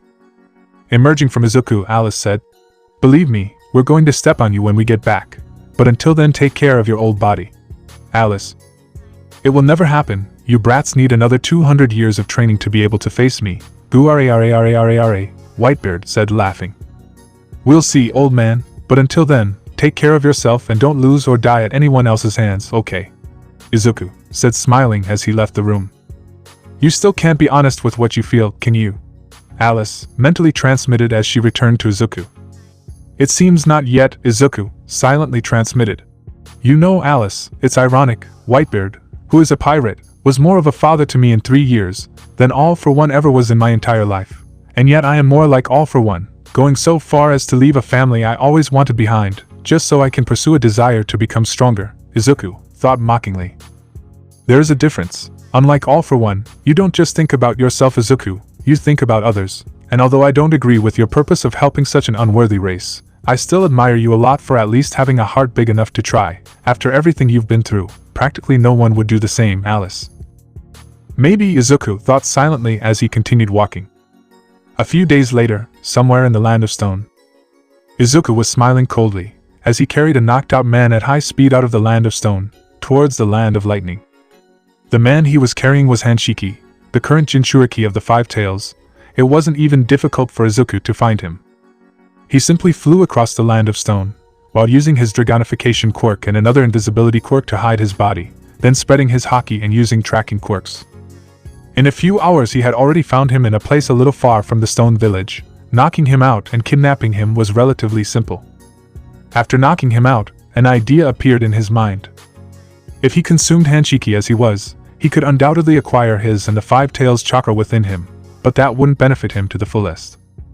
On the other hand, if he did this by separating the Biju from him, Izuku could obtain the properties of the Biju's body, which would give him many more benefits. That's why he infiltrated Iwagakure, consuming some of their isolated shinobi and posing as them. Then he went to their sealing master and consumed him too, before leaving. After that he went to where he left Hanshiki, and picked him up as he began running towards Kumogakure. He wanted to instigate this war sooner so that he could grow stronger faster, and what better way to do that than to pretend that Kumo had kidnapped a weapon from Iwagakure. He left a very clear trail as he disguised himself to make it seem like he was a mercenary, but still had Kumogakure's characteristic traits. He even manipulated the electricity to make it look like it was Kumogakure's lightning armor, in an attempt to frame the Rihikagea's family. It was a dirty trick that only he could execute efficiently. After crossing the border from the Land of Stone, towards the Land of Lightning, Izuku simply went to an isolated place, opened a portal and disappeared. Seeing such traces disappearing within this territory would give the impression that there were Kumo ninjas, ready to cover it up. And that was what Izuku wanted. After leaving with Hanshiki on his back, Izuku teleported to a secluded place that was prepared for him in the middle of the demon country. When he appeared at the place, Takashi, who was also at the place, simply smiled and nodded, as he signaled for everyone at the place to leave and make room. Smiling coldly without saying a word, Izuku undid the seal that held the 5 tails to Hanshiki, and saw when a red chakra began to come out of him and form a huge being. It looked mostly like a white horse, but with a dolphin's head, having 2 long, pointed horns and 2 shorter horns in the front. The tips of his horns, hooves, and tails are tan, with some of the spots the same color before the tan areas of his horns and hooves. He also has red spots under his dark blue-green eyes. Honestly, it was a very beautiful animal, 65 meters tall. But Izuku had already seen much larger beings. Some of the sea kings he faced and consumed were more than 5 kilometers. For him, 65 meters was a baby sea king, at best. Transforming into his dragon form once more, Izuku began to increase his size until he was 1 kilometer long. And he held the 5 tails, as if he were just a doll, while the Biju struggled, which did nothing to him. Alice, consume this damn horse already, Izuku thought coldly. Leave it to me, thanks for the meal, Alice, transmitted as Izuku's shadow expanded and completely swallowed the 5 tails, as well as several chakra animals that were captured and left at the base on purpose for consumption at once, and consumed them all. Due to the past few years of training and consumption, Alice could consume multiple targets simultaneously these days. In addition, it could consume up to 100 cubic meters of biomatter in a few seconds. Normally, for Alice to consume a fully grown sea king being approximately 5 kilometers in size would currently take little more than 10 minutes, whereas originally the first time she went to consume it took almost 3 whole days. A Biju measuring just over 60 meters was nothing more than an appetizer for the current Alice. And unfortunately for the 5 tails, she wasn't strong enough to get out of Izuku's reach, even though she tried. In a few seconds, Alice completely consumed the 5 tails, and Izuku felt a colossal increase in his chakra reserves, along with being able to turn his body into chakra and return to normal, the ability to convert natural energy into chakra, acquire the elemental Kiki-I Genkai of steam release, in addition to receiving more than a millennium of information, some of which were terribly interesting. Holy shit, who would have thought there would be a goddess on the moon? Izuku said mockingly. Yes, but with this, we now have much more understanding of chakra, in addition to having acquired a huge increase in our physical and spiritual capabilities by consuming that Biju. Alice transmitted back. Also, if Hagoromo Otsutsuki, the fucking sage of the 6 paths, is alive, perhaps we will simultaneously gain a troublesome enemy. Alice stated with a serious tone. I honestly doubt it, Izuku transmitted. Why do you say that? Alice. Because although I killed Koko, I wasn't the first to do it. Due to Koko being formed by the Shinju's chakra, which is basically pure natural energy, and his body being composed of chakra. It may take a matter of a few months, but Koko will reform again as long as we kill him in this world. If Hagoromo is still alive, the only viable reason for him not to have appeared to the children he created and prevented them from being sealed is if he has a scheme in play, and considering that I didn't really screw with his scheme and at most only delayed his plans a little. Besides that, he doesn't know what I'm capable of, he won't want to risk coming out of wherever he's hiding to come face me, without being sure that he can deal with me without anyone finding out about him, Izuku. Why do you say that? Alice. If he's alive, that old man must be planning something involving the Biju. After all, they are parts of the Jubi, and the 10 tails is the only thing that could really stop him, or give someone the power to accomplish such a feat, as they are Kaguya's seal, Izuku. According to Koko's memories, if the Biju want, they can mix chakra freely between themselves, which means that theoretically speaking they can create a new Jubi or resurrect the old one and bring Kaguya back, Izuku. He and Kaguya don't have a good relationship. If she leaves, he's in deep trouble, Alice completed Izuku's thoughts. Well, do the sums, he can always force the Biju to obey, but a single oversight on his part could mean a whole cycle of shit, Izuku. And if the Biju notice that he let them be imprisoned and enslaved by the humans for a personal plan of his when he could have helped them at any time in these 1,000 years, they will turn against him, the result being Izuku. They're doing everything they can to screw up his plans. Now I get it, Alice thought, completing the sentence while mocking the situation. Exactly. That's why until it's absolutely necessary, he won't go out of his way to deal with me, even though we swallowed Koko's chakra and body. In a few years he'll emerge again due to being part of the world itself, much weaker, but he'll still emerge, and after a few decades, he'll restore himself, Izuku. I see, But this time we got lucky. With that our chakra control becomes completely perfect, Alice transmitted. Yes, and now we know our main targets in the war, Izuku. As Biju, Alice transmitted aggressively. Opening his eyes, Izuku looked at Takashi and said, "It was a success." Izuku, have you finished absorbing it yet? Takashi asked in surprise. No, I simply moved it to my storage, while I slowly consumed the Biju, since I can't stay too far away from Tsunade for too long. Izuku clarified. I see, and how is the process of getting her to play on our team going? Takashi. It's going well, with some more time everything will be ready. Izuku. Excellent. Takashi said excitedly. Alright, Takashi, I have to go now, or she might end up suspecting. Izuku said seriously. Okay, but before you go, take me to Japan, I need to resolve some matters there. Takashi. No problem. Izuku said as he opened a portal to Japan straight to a base that had already been prepared for it. Soon Takashi, another man and Izuku crossed the portal and went to Japan, when Takashi sighed and said, Honestly, I don't know what we would do without you, Izuku. Our engineers still can't find a way to keep the portal open. Takashi said, looking at the portal with an uncomfortable expression. Actually, Takashi, I've been thinking about it, and I think I have a way for us to create a way to open the portal and keep it open without me, to the other world. Izuku said seriously. How? Takashi asked anxiously. In Konoha there is a jutsu called Flying Thunder God. It is a spatial ninjutsu that basically opens a tunnel from one point to another. Izuku. I believe that with this jutsu, and the help of science, we have the chance to open a stable portal between worlds that already have the dimensional coordinates. Izuku said, explaining in a basic way. How did you acquire information about this jutsu? Takashi. I consumed Jiraiya, the third Hokage's student. Izuku spoke seriously. Hearing Izuku, Takashi was alarmed as he said, Why did you do that? Takashi asked, alarmed, but at the same time showing confidence to Izuku. Takashi is no fool. He doesn't believe that Izuku would risk fucking up the entire treaty with Konoha for no reason. If he acted that way, he had a reason. He tried to rape Tsunade. While we were at the hot springs, in the land of rivers, that son of a bitch followed us on our trip, and using a surprise attack captured Tsunade, while I was busy, a few days ago when I came to do the chakra transfer last time.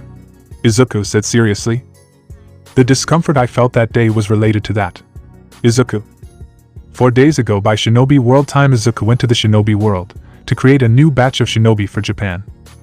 But he quickly left saying that he was having an uncomfortable feeling. Takashi hearing this frowned, as he said, We'll need to tell the Hokage about this. Takashi. Sorry Takashi, but I disagree with us doing that, it would be a huge mistake after all. Izuku said seriously. Why? Takashi. This is our chance to place a spy in a higher hierarchy of Konoha. Think about it Takashi, I can impersonate Jiraiya, since I consumed him I can replicate the same and exact chakra signature of his, while suppressing my amount to the same level. Izuku said seriously. That way I can disguise myself as him, in order to spy and catch Konoha's true plans, in addition to gaining access to the Flying Thunder God, because as Jiraiya was the disciple of the third Hokage, and he has already lost his love for the village, Hiruzen would definitely comply with a request like that coming from his disciple now, to show himself as someone present and understanding. Izuku stated. And since I have the same memories, I can replicate how he would act, and now is without a doubt the best time to implement this, because due to how he lost the chance to have the love of his life and is devastated, I can change the way I act, and this will be seen as cause due to the pain of losing the woman he loves. Izuku stated with a serious tone. Listening to Izuku, Takashi stopped to think, as he realized that this was actually a viable plan. Next to Takashi was one of the soldiers who were supervising the operation, and at that moment he decided to speak. Takashi, indeed, this plan is feasible, he said seriously. The person who had spoken was the marshal of the Japanese army, Kurashi. He was the voice of the Japanese army in this entire operation, and due to the seriousness of the matter he personally came to this side. Normally he didn't interfere much in Izuku and Takashi's interactions, knowing about the plan to make Takashi act as a stable father figure that Japan implemented, and he didn't comment on anything, just observing from a safe distance while he planned and made decisions with Takashi. But this time the plan was too big. When he learned that Izuku would consume a Biju, he insisted on being present, because he wanted to see what kind of being a Biju was, and when it came out, The feeling of oppression he felt was horrible, but the one Izuku went through when he became a dragon with a size of more than 1 kilometer was greater. Honestly, he was already starting to question whether giving all that power to Izuku was the wisest idea, until he saw Izuku mention that he could have found a way to stabilize the trip, which gave him peace of mind about it. If Izuku really could stabilize the trip, it would be indisputable proof that he really was loyal to Japan, and the plan to tie him to the government would be completely viable, giving them the chance to take the advantage in this game.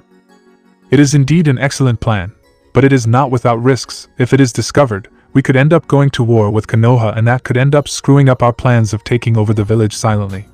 Takashi said seriously. Takashi, with all due respect, a war between us and Konoha is inevitable if we want to take over the village. Izuku. Why do you say that? Kirashi. Because we need the Senju clan alive, to give my son and Tsunade the necessary weight to be able to stabilize as Hokage. Izuku. I am powerful, most likely enough to flatten the entire Konoha when taken seriously, but that doesn't change the fact that I am a foreigner, and will never be seen as part of Konoha, and if I force the situation it will create an unstable government for decades. Izuku. Tsunade is strong, but she is far from strong enough to be able to support the claim of a son of ours for the position of Hokage, and even if she does gain merits in the next war, they will be undermined by Hiruzen and the council members, who certainly will not want the Senju having any more influence than they already have, even more so with the Senju starting to turn against Hiruzen because of what happened. Izuku.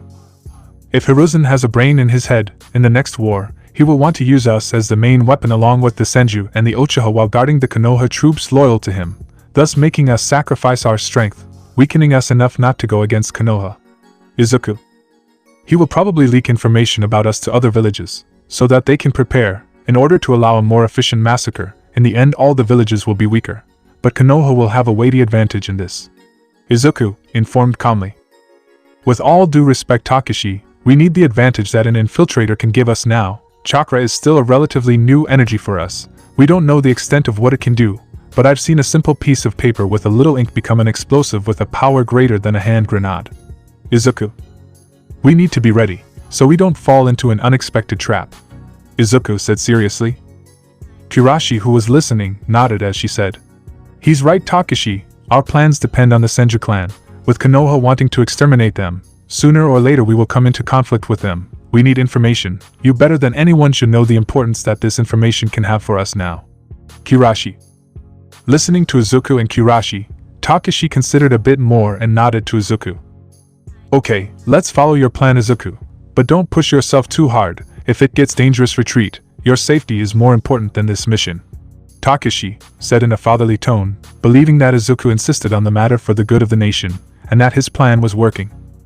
I won't fail you.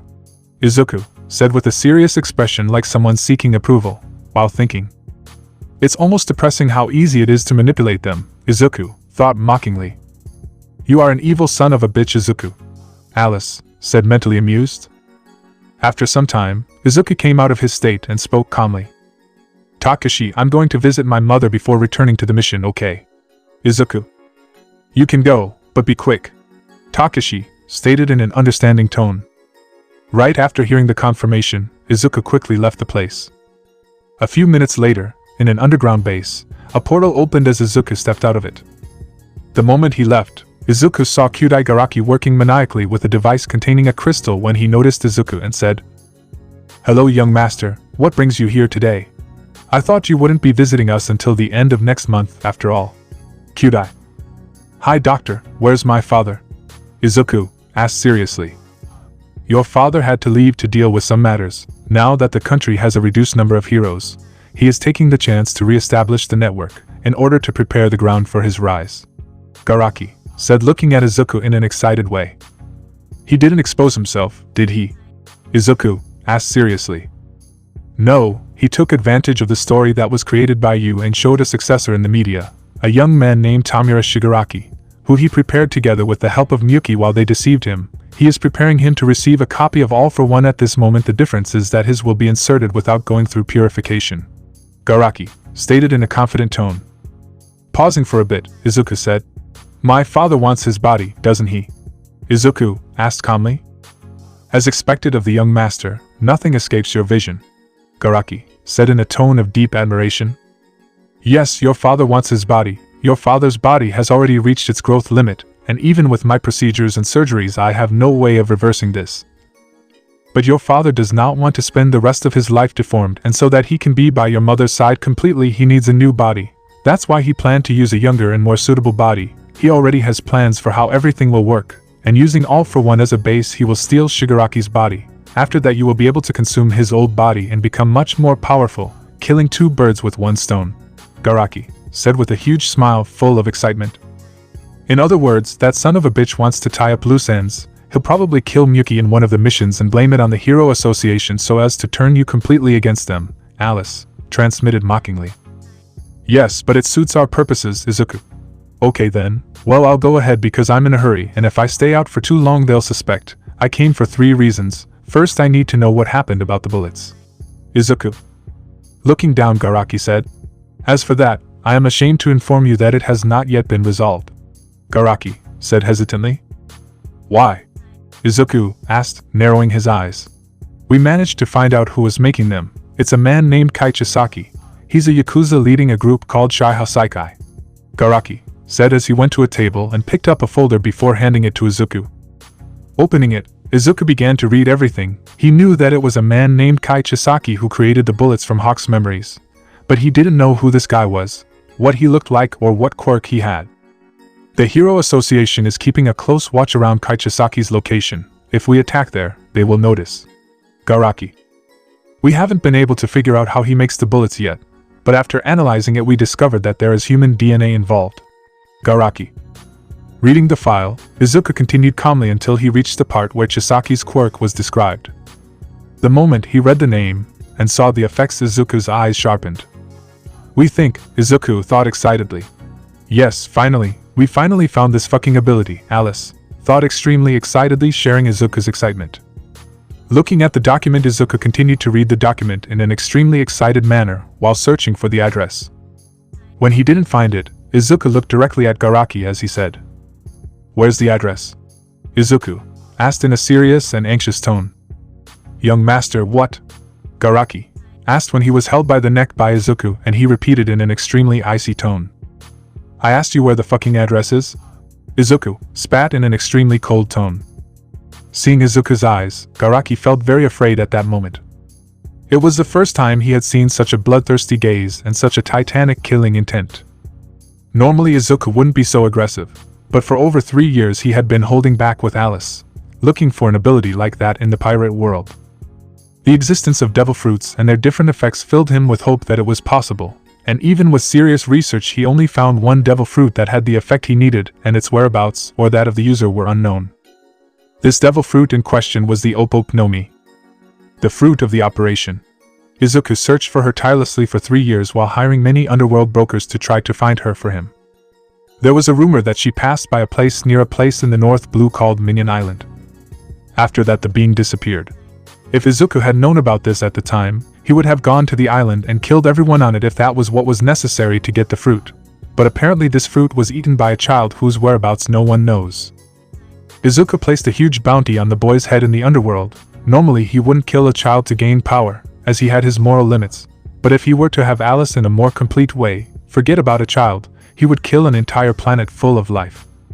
He is in Kyoto, at the address XXXXXXXX. Garaki spoke with difficulty and fear.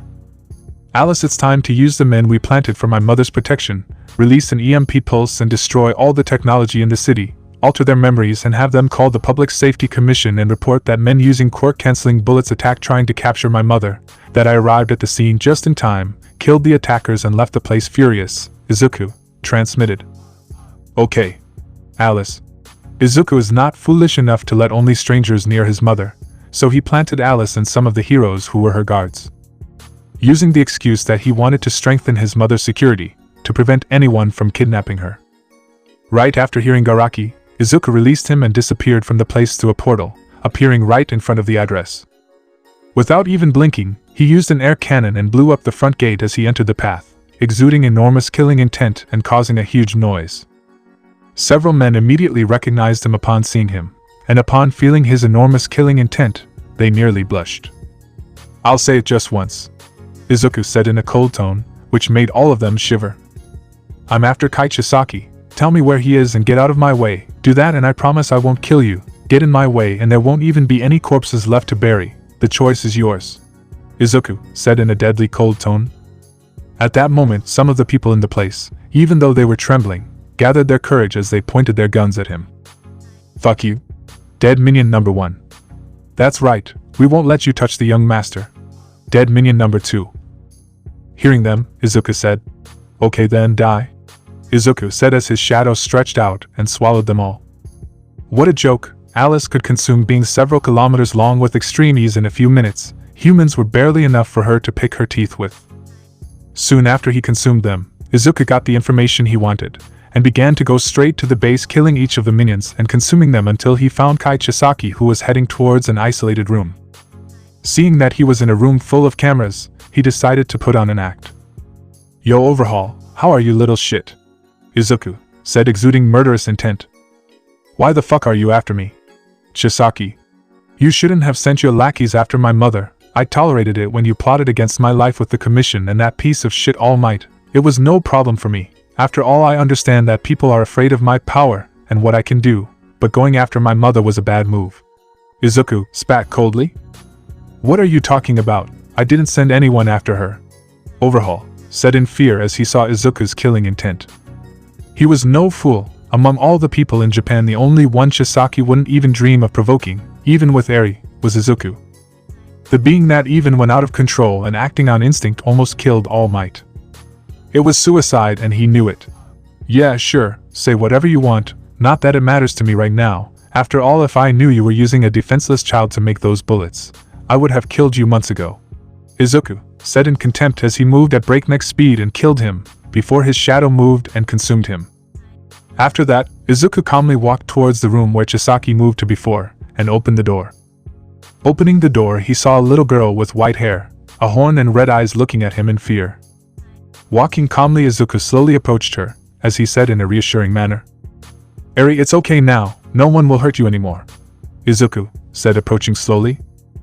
He had already consumed Eri's genetic material while walking through the base behind Chisaki. After all, when he got the information about what her quirk did, Izuku decided to have her after he consumed the DNA. He soon used the bioenergy he accumulated by consuming several sea kings, the 5 tails, and a huge number of pirates, to evolve her so that the quirk he acquired by consuming the DNA would make him immune to the effects of her quirk if it was not allowed by him, and given better control over the quirk. These small evolutions in quirk cost him all the accumulation of more than 3 years of consumption. This in itself showed how powerful it was. "It's okay, little one, I'm here for you now. I won't let anyone hurt you anymore," Izuku said with a calm and comforting smile. Eri, hearing him, said in panic while trembling, "You have to get out of here now. Chisaki will kill you." "Eri." Hugging Eri, Izuku patted her head comfortingly as he said, "No one will hurt you anymore, don't worry, everything is fine now, I'm here for you," Izuku said, smiling as he kept her in his embrace. Eri, hearing Izuku, and feeling the warmth coming from him, began to cry a lot while hugging him. Izuku just kept her like that until she fell asleep, and when she did, he opened a portal and took her to a home he'd prepared in the elemental nations. He bought it some time ago. Originally, everything in this house was bought so that he and TSUNADE could live here while they planned things, if anything in their plan went wrong. But the house would now serve to keep Eri for some time. Placing her gently on the bed, he saw when a portal was opened and Alice using Momo's body came out of it. "It seems like you've made up your mind, but are you sure this is what you want?" Alice stated in a calm tone. "Yes, you know, she's like me, the version with a powerful quirk of me, to be exact, belittled, abused for something beyond her control, exploited and mistreated by someone who has a grandeur complex and with no one to tell," Izuku said with a sad look as he saw Eri, who was sleeping so peacefully. "That's why I'm going to help her. I'm going to be for her what I didn't have." Izuku. Alice, feeling Izuku's emotion, said, "Izuku, I understand, if that's what you want, so be it. We'll adopt her as our daughter and raise her with all the love and care," Alice said with a sweet smile. When Izuku nodded, "Take care of her for a bit. I'll sort things out with Takashi, and I'll be back soon to stabilize her body." Izuku. "Okay," Alice said with a smile. Opening a portal again, Izuku stepped out, and for the next 40 minutes in Hero World time he massacred all of the Shihao bases in Japan one after another in an unprecedented bloodthirsty rampage. After that he opened another portal and appeared in front of a base where many soldiers pointed guns at him with their hands shaking. Looking around, Izuku knew that what he did to overhaul had already become known. Of course the soldiers would be afraid. After all, it was a well-known fact among the army that the government was working on two fronts with Izuku. On one they idolize him, on the other they abhor him, and now that he had killed and consumed several members of the Shai Hasaikai, he would certainly find out about the matter. A few seconds after he appeared, Takeshi's furious voice was heard. "What the fuck do you think you're doing? Lower your guns, damn it!" Takeshi roared furiously, making the soldiers lower their weapons. "Sorry about that, Izuku," Takeshi said as he approached with an apologetic expression. "It's okay, it's normal for them to be afraid of me. After all, I'm the equivalent of thousands of nuclear bombs in a single body with a trigger beyond their control," Izuku said, waving his hand with some indifference. "Are you okay?" Takeshi asked, showing concern. "I need to report something. I just massacred a group of Yakuza called Shai Hasaikai. They sent a group to kidnap my mother in an attempt to control me so that I would give chakra to the members of their group," Izuku said seriously. Hearing Izuku, Takeshi's eyes narrowed dangerously. He initially wondered why a random Yakuza group would try to mess with Izuku. A few minutes later they learned of the attack, after a massive EMP was detonated in Muzurifa, frying all the electronics in the city. Just as they learned about an armed action because of Izuku Midoriya's security guards and how after massacring the attackers Izuku left there furious. Recently they heard the information that Izuku descended upon the Shai Hasaikai as a harbinger of death, massacring the entire mafia, obliterating them all in every base, leaving massive destruction in the bases behind him as he went about killing and consuming everything in his path. Everyone in the government was wondering why he was doing this now. After all, Izuku had known for months that this group had tried to plot against him, but he never showed any care. His actions were strange, but after the call everyone understood. Izuku had gone home, and Inko was attacked by the Shai Hasaikai, who used anti-Quirk bullets to bring the heroes down. The result was him going into a rage. But the cause was not known. After all, the Shai Hasaikai should have known that provoking Izuku was an effective way to die. Now Takeshi understood. Someone in the government leaked about chakra. The chakra was one of the top secrets within the Japanese government, and only a very limited number of officials and heroes who were in the country now knew about its existence. After all, there were only 15 people who had chakra and were in this dimension, and more than half of them were Inko's bodyguards. Although they were only people with low Chunin levels and could be contained with heavy weaponry, they were still well above average. And among the people in government who knew, they were all heavily surveilled. "Who?" Takeshi asked with a cold look. All Might, apparently the president of the Public Safety Committee Shizuka, leaked the information to him, and he opened his mouth, letting the matter out in the underworld. "In an attempt to take me down, half of the underworld already knows that I can grant chakra," Izuku said, spitting All Might's name with resentment. Hearing him, Takeshi's eyes became terribly cold. "Don't worry, I'll deal with the problem, and reinforce your mother's safety," Takeshi stated calmly as he was about to turn to leave, when he heard Izuku's voice that contained some anxiety. "Also Takeshi, there's something I need your help with. It's a personal matter that needs to be kept under wraps," Izuku said in a somewhat hesitant tone. Hearing Izuku, Takeshi had to restrain himself from smiling with joy. Since he started working in security, Izuku has never asked for a personal favor for himself, always something related to the good of Japan, or his mother. A personal request coming from him showed intimacy and trust, and after something like that, the government needed Izuku's trust above all else. After all, government associates who worked with them attacked Izuku's mother after a spectacular failure by the government to keep an intimate secret that Izuku revealed to them. Having a personal request now showed that Izuku still trusted him, and Takeshi would take advantage of that. "What do you need?" Takeshi asked calmly. "While I was attacking the Shai Hasaikai bases, I found a little girl named Eri who was used for many experiments, and I noticed that she is very similar to me when I was a child. I would like you to help me obtain legal custody of her, and prevent her from having to be used in future experiments," Izuku stated with conviction, looking into Takeshi's eyes. Hearing Izuku asking something like that, Takeshi almost laughed in happiness, but he held himself back as he put a fatherly smile on his face and said, "Look, always the hero at the core," Takeshi said with pride in his tone and expression. "Relax, I'll fix everything and make sure this happens. Where is the girl?" Takeshi. "She is with Tsunade.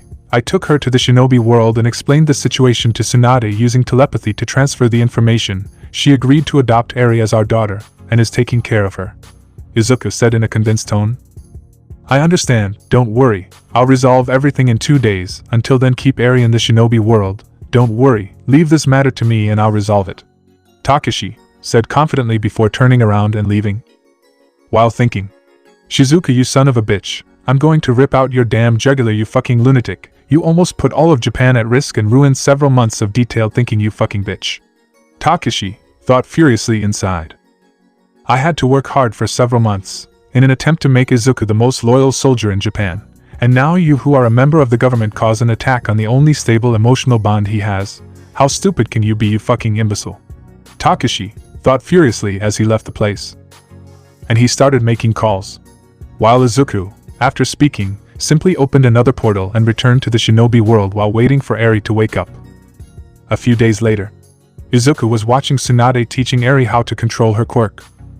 After learning of the situation with Eri, they both thought it best that she be raised in a safe environment with her father and mother, so TSUNADE told Whitebeard that she wanted to take a trip to an island owned by a close friend in the East Blue to resolve some personal matters, and said that it would take about 4.5 months to return, which would give her about 3 days with Izuku and Eri in the time of the shinobi world, something he allowed when he saw the seriousness in TSUNADE's eyes. Soon she left the old man's side, but took a piece of the Viva card from him.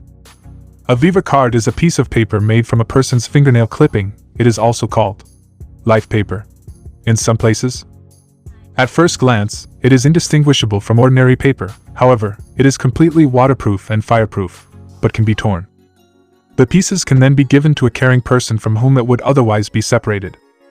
The torn pieces will point to where the person is with the paper moving in the direction they are, no matter where they are in the world, allowing one to always be able to tell which direction the other person is facing. The Viva card does not tell you the distance or inform you of any obstacles that may be in the way. True to the name, life paper, the life force of the owner, the person whose nails were used to make the Viva card, is reflected in the paper. If the owner's life force is weakening, the card will begin to burn. It will return to its original size if the person recovers, but will disappear completely if they die. With one of these you can always know a person's location in the pirate world no matter where they move. With that, she could always go back and find the place. The main reason for TSUNADE coming, however, was not for her to stay permanently, but rather to complete Alice's fusion into Momo and Katsumi's bodies. This way Momo's body would be permanently Alice's, while Katsumi could truly merge with Alice without being in a state where one would be in charge or the other.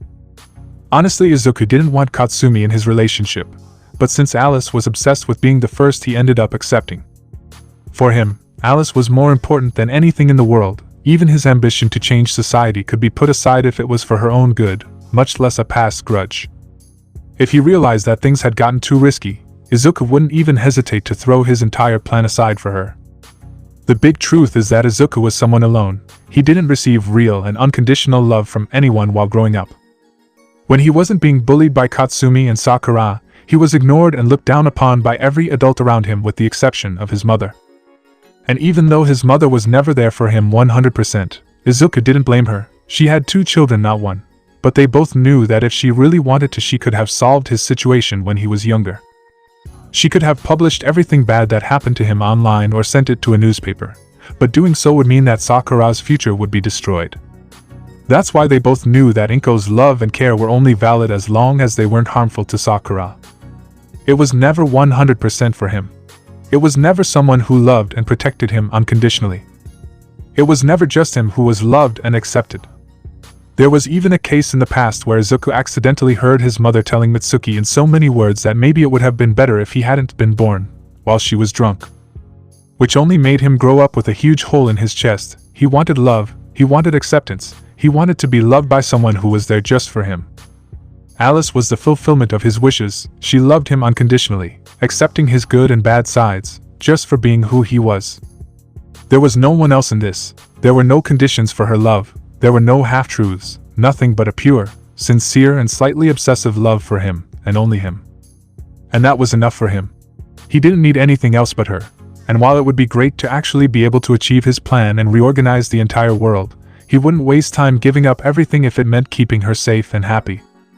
So he decided, today he will fix the situation with Katsumi and Momo by giving them permanent bodies, just as for the first time he would love her in Katsumi's body. Izuku made up his mind. Just as Alice loved him and all his sides, he would do the same for her, loving every side of her, and for him her fusion with Katsumi was just another side of Alice. After watching the scene of Tsunade and Eri for a while longer, Izuku opened a portal and left, when he reappeared in another point of the shinobi world. In place of Katsumi and Alice wearing Momo's body, Mirko and Mount Lady were waiting for him, all of them wearing sports bras and workout shorts. Alice at this time had taken over many bodies of different heroines. Among them were Mirko, Mount Lady, Ryukyu, Midnight, Bubble Girl, Mrs. Joke, Pixie Bob, Sirius, Iwabumi, Ragdoll, Mandalay and many others. Any beautiful woman who passed close to Alice was her target at this time without anyone knowing. Alice controlled and influenced more than 3,200 women throughout Japan. Some had their personalities swallowed like Mirko and Mandalay using the same method that was used on Momo. Others were being influenced like Ragdoll, Pixie Bob and Ryukyu using the same method that was used on Tsunade. But they were all bodies that Alice wanted for herself, so that she could give Izuku pleasure. If women had male partners, various types of unpleasant accidents would happen to them and kill them brutally, but it would look like an accident or something unrelated.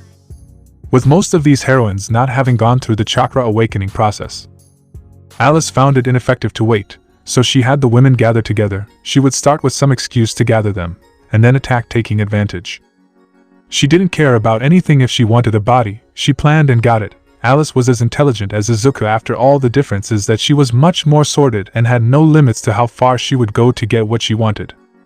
Alice had plans to have every beautiful woman from each of the worlds that Izuku visited. She knew better than anyone the internal loneliness that Izuku felt, and decided that the best way to fix this would be if she gave him the biggest family of all. She would collect women by hook or by crook, and make them join the family while fusing or consuming them. Then she would give birth to enough children for Izuku to fill an entire planet with life with her children. She already planned it. She would give him the greatest family of all, a family that would love him unconditionally and only him. Alice already announced that this would be her ultimate gift to him, and already said that the gift she wanted from him was a body of her own with the ability to have children, something that Izuku swore he would find a way to create. "Alright, time to begin," Izuku said seriously. Looking at Izuku, Katsumi said, "Izuku, before the fusion, I just want to say, I'm really sorry for everything," Katsumi said with a sad smile. In all this time, Izuku never came to see her in person. She heard about Alice's situation and understood that for him, her fusion would be another side of Alice and therefore could be loved, and she was satisfied with that. Katsumi was no fool. She understood better than anyone that Izuku would hate Katsumi Bakugo to the bone as long as he lived. To him, she would always be his torturer. She was already satisfied that a part of her was loved and callous after everything she did. Looking at Katsumi, Izuku said, "You know, Katsumi, I always wanted to know in 10 years, why you tortured me like that. I always thought about what it could be, if it was you wanting to be superior, if it was because I was quirkless, if it was just for you to satisfy your ego, if it was just to hurt someone else, if it was because you were racist and etc."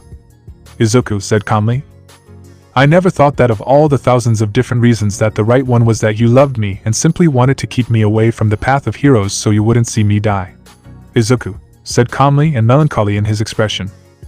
"Honestly, I can say for sure, you were once my first love," Izuku said with some sadness.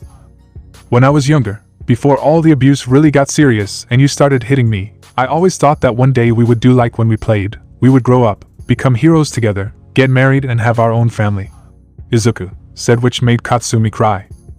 She remembered those days. They were honestly the best memories she had. But the truth is that this would never happen. No one knows that. But the truth is that if Alice hadn't come into my life, by now you would be dead and Sakura would be crippled," Izuku said seriously, looking into Katsumi's eyes. "I am truly grateful to you for accepting to merge with her, so that she has a more stable body. I truly am, and for that I will love Alice's entire being with the utmost of my strength, because in the end it will be a part of Alice, and I would never stop loving her," Izuku said seriously. "If you want my forgiveness, that's fine with me. Honestly, I still don't like you, but I don't hate you anymore. In fact, I'm grateful to you," Izuku said lightly, making Katsumi surprised. "Why?" Katsumi asked, shocked. "Because without you and what you did, I would never have Alice in my life now, and I would go through 1,000,000 times more suffering and abuse than I have during the 10 years combined. Every day of my life if it meant having her by my side the next day," Izuku said seriously with eyes that clearly said he was not joking. "That's why I'm truly grateful to you, Katsumi. Thanks for making it possible for me to have her in my life," Izuku said, bowing 90 as he thanked her from the bottom of his heart. Alice saw the scene and was filled with sweetness. She knew that Izuku was serious. He loved her much more than himself, and if he had to choose between suffering hell every day just to have her by his side or losing her, he would suffer every day of his life with a smile on his face without blinking and without complaining. Looking at Izuku, Katsumi smiled in relief for the first time in a long time. She felt sad, knowing that it would never be just her who would be loved, but at the same time she felt happy, because at least she could give something good to Izuku and make up for at least a little of the harm she did in the end. I see, I'm ready. It's time for Katsumi to cease to exist, so that Callus can be born, Katsumi said with a smile. Hearing her, Izuku stood up as biting his tongue he made the blood flow and fill his mouth, when he looked at Katsumi and approached her, when he gently placed his right hand on her left cheek and kissed her softly, surprising her, making her eyes widen. When the blood in his mouth began to run down her throat during the kiss, after a few moments after the blood had finished passing from their mouths, Izuku calmly pulled away as he saw Katsumi's blushing and surprised expression as he said, "This is my last gift to you. Thanks for giving me the opportunity to meet the love of my life. Goodbye, Katsumi." Izuku. Smiling happily, Katsumi said through tears, "Goodbye, Izuku, and thanks." Katsumi said, smiling, when in the next instant her body was undone and rebuilt with the Quirk overhaul, while Izuku fused his DNA at a cellular level with the new body. When he was remade, soon Katsumi's body was filled with a black mist, and a cocoon formed in its place. Alice, who saw everything, smiled as she said, "In the end, at least she got what she wanted." Alice scoffed in a slightly jealous tone. Smiling, Izuku said, "I thought it was fair to give her a final happiness, since we know that Callus will be more you than her," Izuku said with a smile. He knew very well that the result of the fusion would be more Alice than Katsumi in the end. At a percentage of 70 to 30, it wouldn't be half and half. Smiling and approaching with Momo's body, Alice kissed Izuku passionately when they separated and said, "Time to get to work." Alice. Nodding, Izuku bit his tongue and repeated the kisses with the new bodies. Before repeating the process, the difference is that instead of cocoons, nothing happened to them, besides having predatory smiles on their faces. Izuku now knew these bodies were completely under Alice's control. Unfortunately, due to how it was done, these bodies would completely lose the ability to give birth to a child the first time Izuku initiated the process. Seeing that they were finished, Alice and her new bodies soon left the place. They knew that soon Callus fusion would come out, and she would have her first time with Izuku and Alice. They wouldn't get in the way of that now. After a few moments, the cocoon opens and from inside it, he sees Callus emerging naked in all her glory. When waving her hand, clothes appeared on her body, with her wearing a t-shirt, pants, bra and panties. "Did you decide not to miss your first time today?" Izuku asked, amused. "Wrong, I simply want you to unwrap me. After all, I am your gift for this happy day, the body of your first crush and the one you hated the most. With what I am, I give you this body with everything in it as your gift for my birth on this great day," Callus said with a seductive smile. Soon Izuku took her in his arms and kissed her. When she responded passionately in a way that only Alice could, feeling her being so aggressive, Izuku responded for some time before separating. Taking advantage of the separation, he quickly picked her up like a princess and kissed her with her in his arms, while he moved to the room carrying her while maintaining the kiss. Arriving at the room, Izuku separated the kiss and placed her on the floor while she kept her arms around his neck without wanting to separate. Taking advantage of the proximity, Izuku moved his face close to her ear and nibbled it before saying, "I'll make sure to unwrap and enjoy my present a lot." Izuku. One day later. In a room, several political figures who governed Japan were gathered. Each of them was someone with heavy influence. Army generals, influential political figures, intelligence service chiefs, literally the top of the government. And Takeshi, who was in the room, was looking coldly at Shizuka, while waiting for everyone to sit down. After seeing everyone in position, the Prime Minister said, "Why did you call this meeting so urgently, Takeshi?" Hayato asked seriously.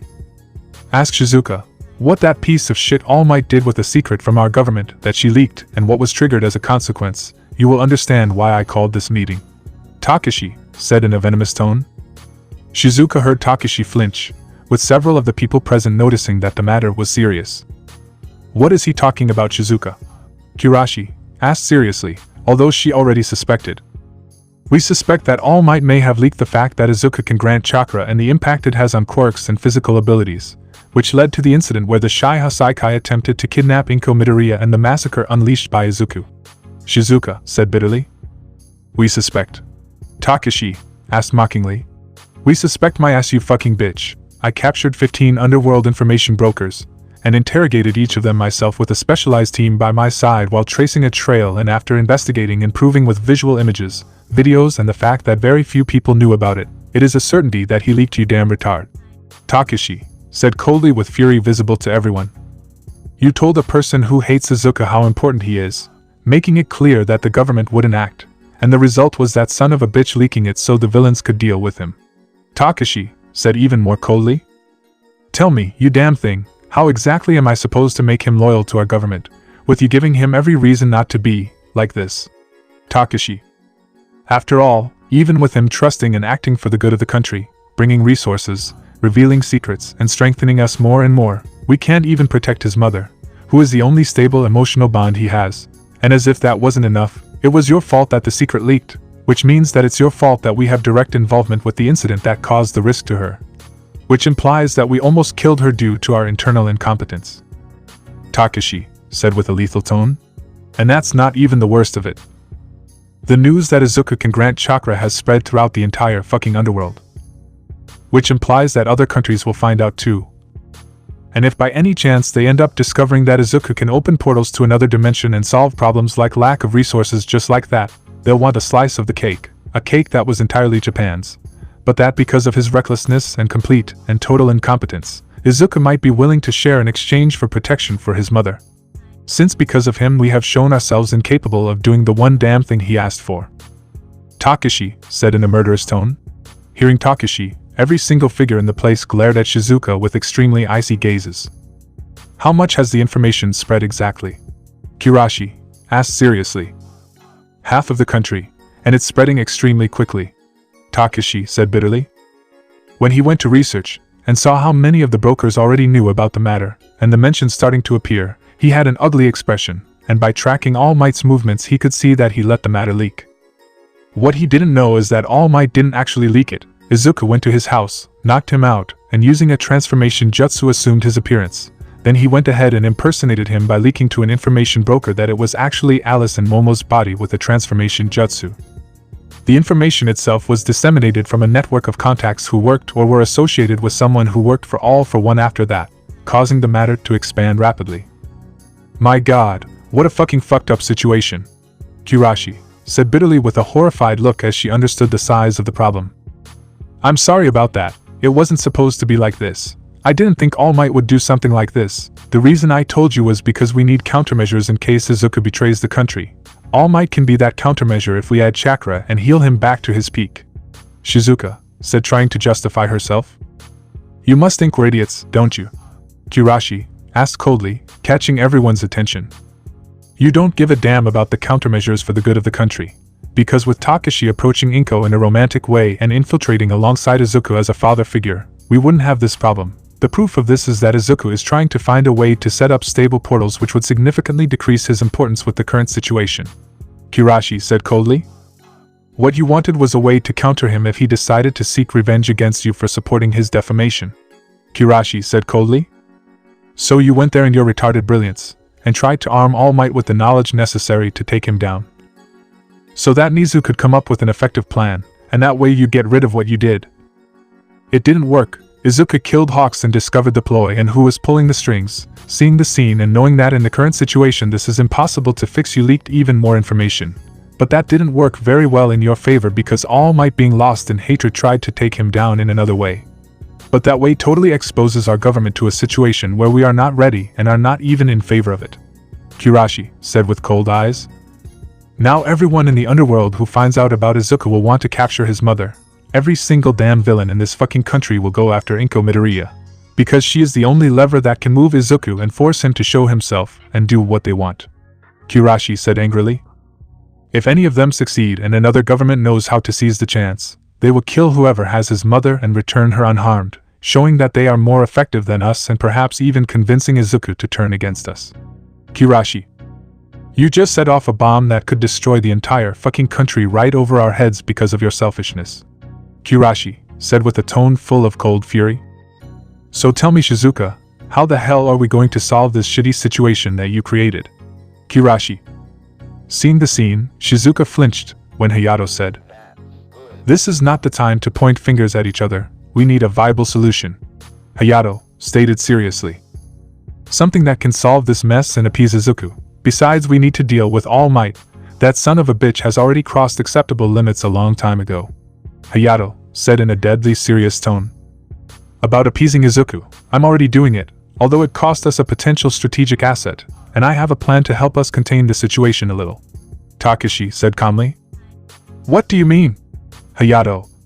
During the attack on the Shai Hasaikai, Izuku ended up discovering the girl who was the main ingredient for the bullets and identified with her. He saw a despised, abused child with no one to turn to, and because of that he decided to adopt her as his own, asking me to speed up the process behind the scenes while ensuring that there will be no more experiments with her, Takashi said calmly, which made many in the government have ugly expressions. How curious, right after the attack, he becomes attached to the only person who could pose a serious threat to him, Shizuka said mockingly. "Come on Takashi, you can't be so stupid as to let a goldmine like that girl go away. She's the key to eliminating anyone with a problematic quirk," Shizuka said seriously. Looking at her, Takashi said, "First of all, if I were you I would keep my mouth shut, because right now I'm seriously tempted to kill you for the shit you did, and we both know I'm more than capable of that, so I suggest you keep your head down and avoid drawing my attention," Takashi said with deadly cold eyes, which made Shizuka flinch. Secondly, he doesn't need to use this kind of trick if he wants something. He has at least 4 different ways to get the girl's quirk for himself, and millions of ways to kill her. If it was just to rule out the possibility of her being used as a weapon against him, there were much more effective ways. Takashi. Thirdly, yes, I will act to grant what Izuku wants. He needs to have trust in us. He needs to feel that Japan is still his home, and that this entire situation was just a slip-up caused by accident. Because if not, we will lose someone who can provide infinite resources to Japan in addition to being a tremendous deterrent if other countries try to provoke us, being something far greater than any number of nuclear warheads," Takashi said coldly. "Normally he wouldn't even know about her existence. But because of your arrogance this happened, so shut up and accept it quietly, because this shit is your fault," Takashi said coldly. Listening to Takashi, Shizuka had an ugly expression on her face, but she didn't say anything. After that he said, "To calm the situation, I suggest we reveal the existence of Izuku's ability to grant chakra, but not how he acquired it, hiding that he can open portals to other dimensions. We say that 2 of the quirks he obtained merged and this gave him the ability to produce and grant the energy to other people. Or we say that the experiment itself gave him the ability to produce and grant this energy. But that we were studying it to know how it worked," Takashi said calmly. "We'll just give a plausible reason for it to work, while we go ahead and pack it. We can even charge to grant this ability. Like a trade agreement, we improve heroes from other countries in exchange for a large amount of money or access to criminals with quirks useful to make Izuku more powerful, so that their power increase becomes irrelevant," Takashi said explaining. "But that still doesn't solve our problem. We'll end up increasing the military power of several of our enemies, which could explode in our faces if the portals are discovered," Kirashi said contemplating. "Not exactly," Takashi said with a confident smile. "What do you mean by that?" Hayato. "Think about it. If Izuku manages to stabilize a portal without his involvement, we can claim that we have discovered a technology that is effective in doing so, and considering that he can always find other worlds with research and some time, we can simply provide a passage to a different world that is not worth it to us after we have stabilized ourselves there and taken what was most precious. We sell the portals of worlds that do not interest us and keep the ones that are valuable. Problem solved," Takashi said calmly. Listening to Takashi, many began to discuss whether it was viable, the prices that could be charged, how to do it, etc. 7 days later, in the time of the shinobi world, Izuku was calmly in the shinobi world as he listened to a report of the situation in the elemental nations and the development of the Asahi clan in Konoha from Takashi, as well as the outcome of the meeting and what happened regarding the adoption matter. "And finally, that's it. The expansion of the clan in Konoha is going well. We have already added several of our most experienced members to the shinobi ranks and the missions are already being carried out," Takashi said calmly. "So, what do you think?" Takashi. Hearing everything that was said, Izuku was silent for a while, before saying, "With all due respect, I think you're making a mistake," Izuku said calmly. "What?" Takashi. "Trying to give other governments access to chakra will end badly," Izuku said with a thoughtful expression. "Takashi, we don't know how chakra might react in specific scenarios. We have a general picture, but we don't have what we lack, the most primary cases. Izuku. If we give chakra to other governments, and then sell the portals, there will always be a chance that one of them will end up discovering the trick. Izuku said calmly. The formation of the machine depends on whether I can stabilize the portal by binding it to Fuinjutsu and starting it with energy, which involves converting electrical energy to chakra in a crude way. Because if someone finds out that we can use chakra to acquire abilities like teleportation, things could get really serious. Izuku. The chakra itself is the equivalent of an entire arsenal of quirks, in one. If a person with a transfer quirk ends up getting it, they may end up acquiring the ability to pass it on to other people. Izuku said warningly. Your falseness is frightening. You want more than anyone for the chakra to be passed on. That's why you took the trouble to spread the information throughout the underworld, Alice said amused. Takashi, don't you know that, if I don't present the obvious cons he might distrust me? I'm not ready to deal with the government yet, Izuku. And if a censor picks up on this ability, it could end up discovering how the portals will work, which could expose everyone to the problem. Izuku said, completing. Listening to Izuku, Takashi was silent for a while as he considered. Hearing Izuku's warning, Takashi knew that he remained loyal to himself, and smiled. Don't worry, this issue has been raised before and we've thought about it. The truth is that the exposure of the secret has become inevitable. Everyone has come to the same conclusion about it. So we'll do it in parts. Even if someone finds out, they won't be able to do anything about it. If they don't want to pick a fight with the only person who has the ability to open the portals, and an entire nation that had years ahead of them to get resources. Takashi said seriously. That thought of his is dangerously arrogant and imbecile, Alice conveyed. No doubt, but it works for us. War is the best situation for us to grow. I already have a huge amount of accumulated evolutionary energy. But if we truly want to improve our game, we will need much more. War is profitable for that, Izuku. Listening to Takashi, Izuku thought for a while, before saying, I see, if you've already thought about it, there's nothing more to be said. Izuku said calmly. In a few months I will return to Konoha with TSUNADE. At that time the war should be ready to explode, which will give us a chance to take advantage. Izuku said calmly. About that, the Hokage approached us about a particular topic for our clan to fulfill in the midst of the war, and I want to know your opinion. Takashi. What would it be? Izuku. The death of the Senju in the next war. Takashi said seriously. Hearing Takashi, Izuku's eyes sharpened. Takashi, I'll be honest, if we want to take over Konoha we need the Senju, both to maintain TSUNADE's loyalty to us and to improve our situation in the village, as well as to allow a Hokage to be created from my son with TSUNADE properly. Izuku said seriously. Izuku, I know that, but the truth is that the Senju will not support us easily, not when they can promote TSUNADE's brother or other Senju. Hiruzen noticed a threat and can become a thorn in our side. We need a point of intersection. If we show that we are not trying to take power, we will be able to take it more easily later on. Takashi. Takashi supporting this mission is a mistake of colossal proportions. Konoha is not made up of idiots. If he wants us to kill the Senju, he has a reason. Hiruzen is not a fool. He knows that we are autonomous and a threat to his power and that of his little friends. He will use us as a knife and then put all the blame on our ass. Izuku. If we want to take over Konoha we need support. That support only comes with the Senju alive. Even if they support Nawaki to be the Kage, we can set a honey trap. We are currently the greatest power in the village. Arranging a marriage between Nawaki and any girl we choose is not difficult, Izuku. But if we support the massacre of a founding clan and it is pointed out to us, forget about taking over Konoha without it being through oppression. And even oppressing, there will still be many variables. It is simply not worth it. Izuku. And if Hiruzen becomes a thorn in our side like you said, we will put an end to him. I am more than capable of sending that son of a bitch to the ditch. We just need to create a chance, which is easily achievable. We can easily control one of the daimyo of a lesser land, and arrange a treaty of utmost importance, and make the daimyo of the land of fire have to go. Izuku. With our daimyo in play, Hiruzen as Kage must act personally. In the middle of the path I ambush and kill all the shinobi of Konoha. Problem solved. Izuku. But killing the Senju shouldn't even be an option at this point, because their deaths mean endless trouble for us. Izuku. I know that.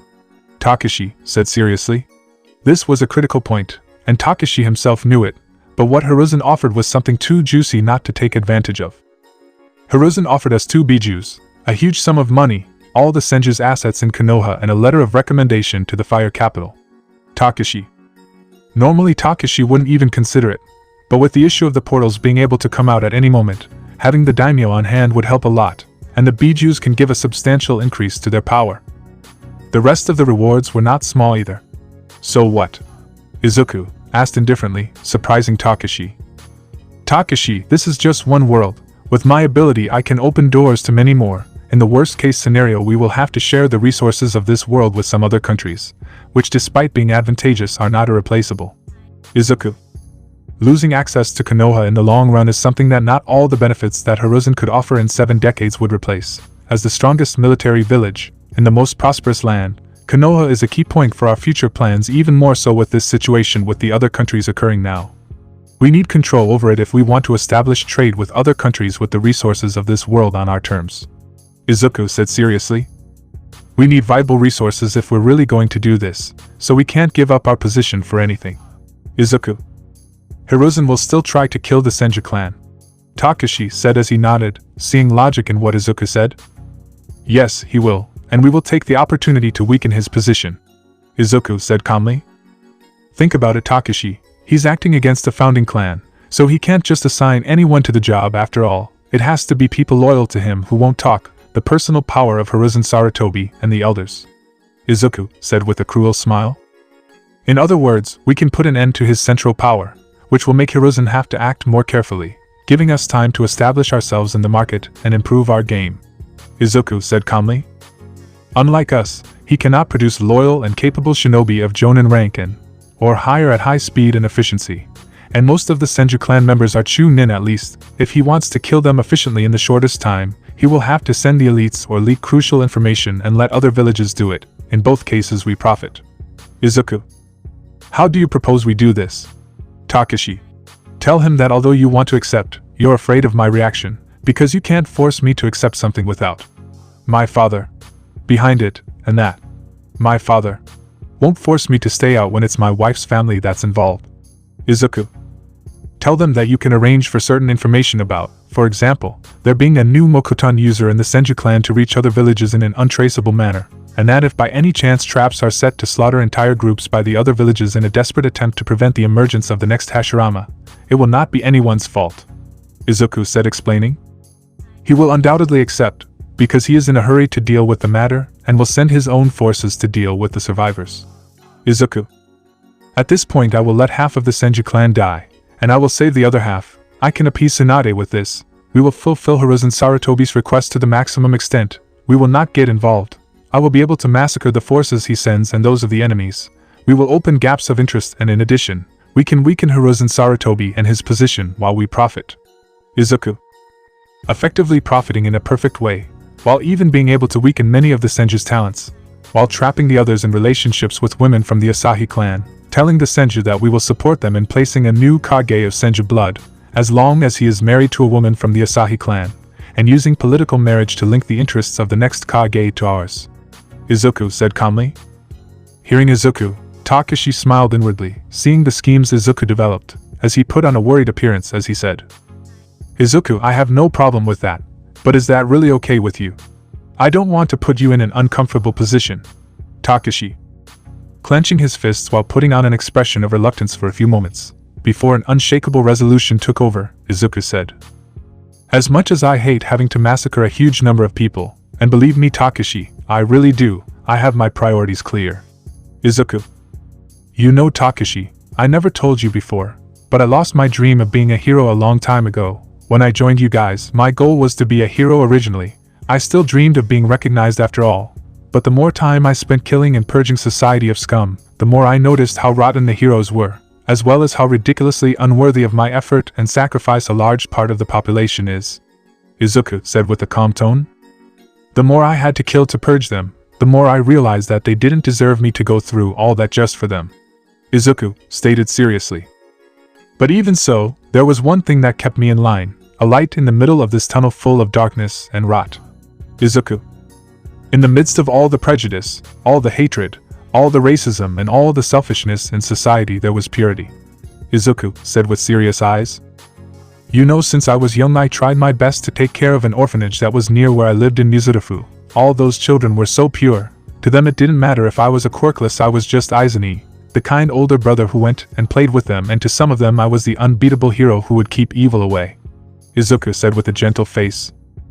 Can you believe that? Izuku asked, amused. An entire society saying otherwise, and a group of kids looking at me while smiling purely and saying I was the best. Izuku. Those children were more my family than my biological father and sister will ever be. Izuku said with eyes full of affection. If I can get enough resources here, when we return, I will be able to finance the orphanage for decades. None of the children will have to sleep on an empty stomach again. They will not have to worry about tomorrow. They will be able to have a good education, good clothes. They will never be cold again, and they will be able to be happy. That is my goal. Izuku said with a look that seemed to have been carved from a diamond. It was so solid. I will ensure that they have a good future no matter what the cost. For them I will do whatever I need to do, no matter how inhumane I have to act to do so. Izuku said seriously. I will not allow personal feelings to interfere with my goal, so that they have good lives and better futures. I don't mind being a monster. Izuku said seriously, looking into Takeshi's eyes. Seeing Izuku, Takeshi smiled as he said, You know, Izuku, I still thought you were just a young man who was given great power and forced to take on an inhuman responsibility. But now I can see. Takeshi. You are a man who can carry any responsibility, as long as he can keep the ones he loves safe. Takeshi. I feel very proud to be able to consider myself your instructor and guide, Izuku, because today in front of me is no longer a young man who received powers from a group of villains and had to bear cruel responsibilities. Today in front of me is a real man, of whom I am very proud. Takeshi said with a fair and proud tone. To which Izuku gave a smile, as he nodded. I think I'm going to vomit because of his falseness, Alice. You speak as if we have spoken the whole truth and are good people, Izuku conveyed amusedly.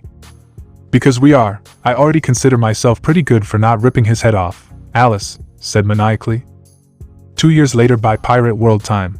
In Impelled Down, also known as the Great Underwater Prison, a maximum security prison and the place where the most dangerous criminals in the world who threatened the world government were kept, and would spend the rest of their lives in torment or await execution. A young man with black hair and blue eyes was in a saddle on the last level of Impelled Down, completely covered in chains to the point where even breathing was difficult.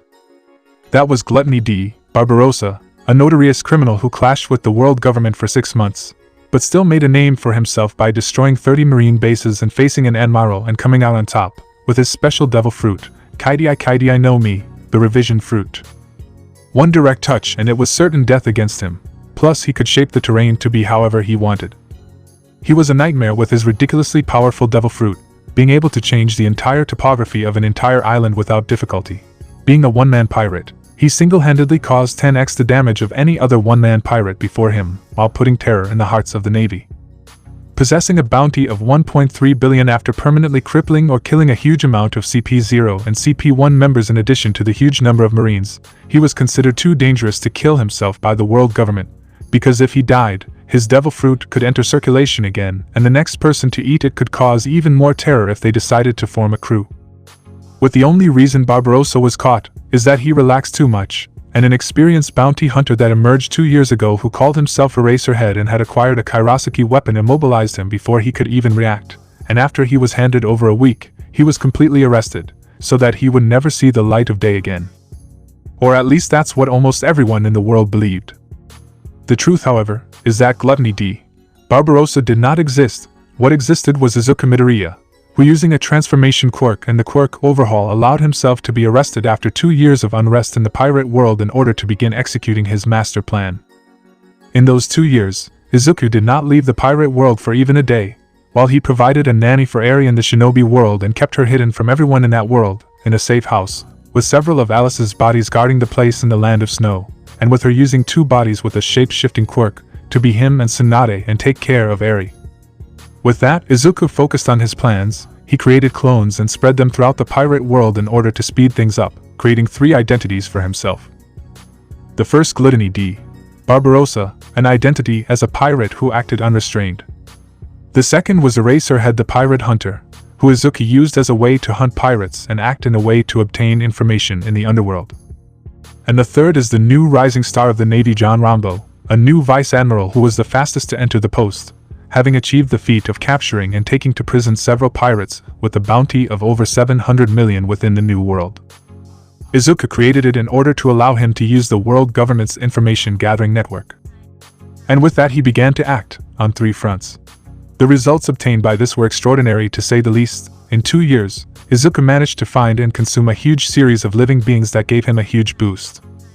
Whether the newts are a hybrid race between humans and fish, the minks a hybrid race between land animals, mammals and humans, the giants who were immense humanoid beings, and a huge variety of animals with different types of useful capabilities. But it wasn't even close to Izuku's biggest gain. The biggest gain was that Izuku found devil fruit users and also acquired some, and with that, a whole new world opened up for him. Izuku was right in some of his initial assumptions. The devil fruit work in a similar way to a biju in a jinchuriki, but at the same time different. They are living beings similar to biju, but at the same time different.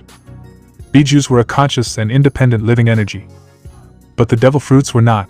They were parasitic beings without consciousness that depended on another biological being to exist.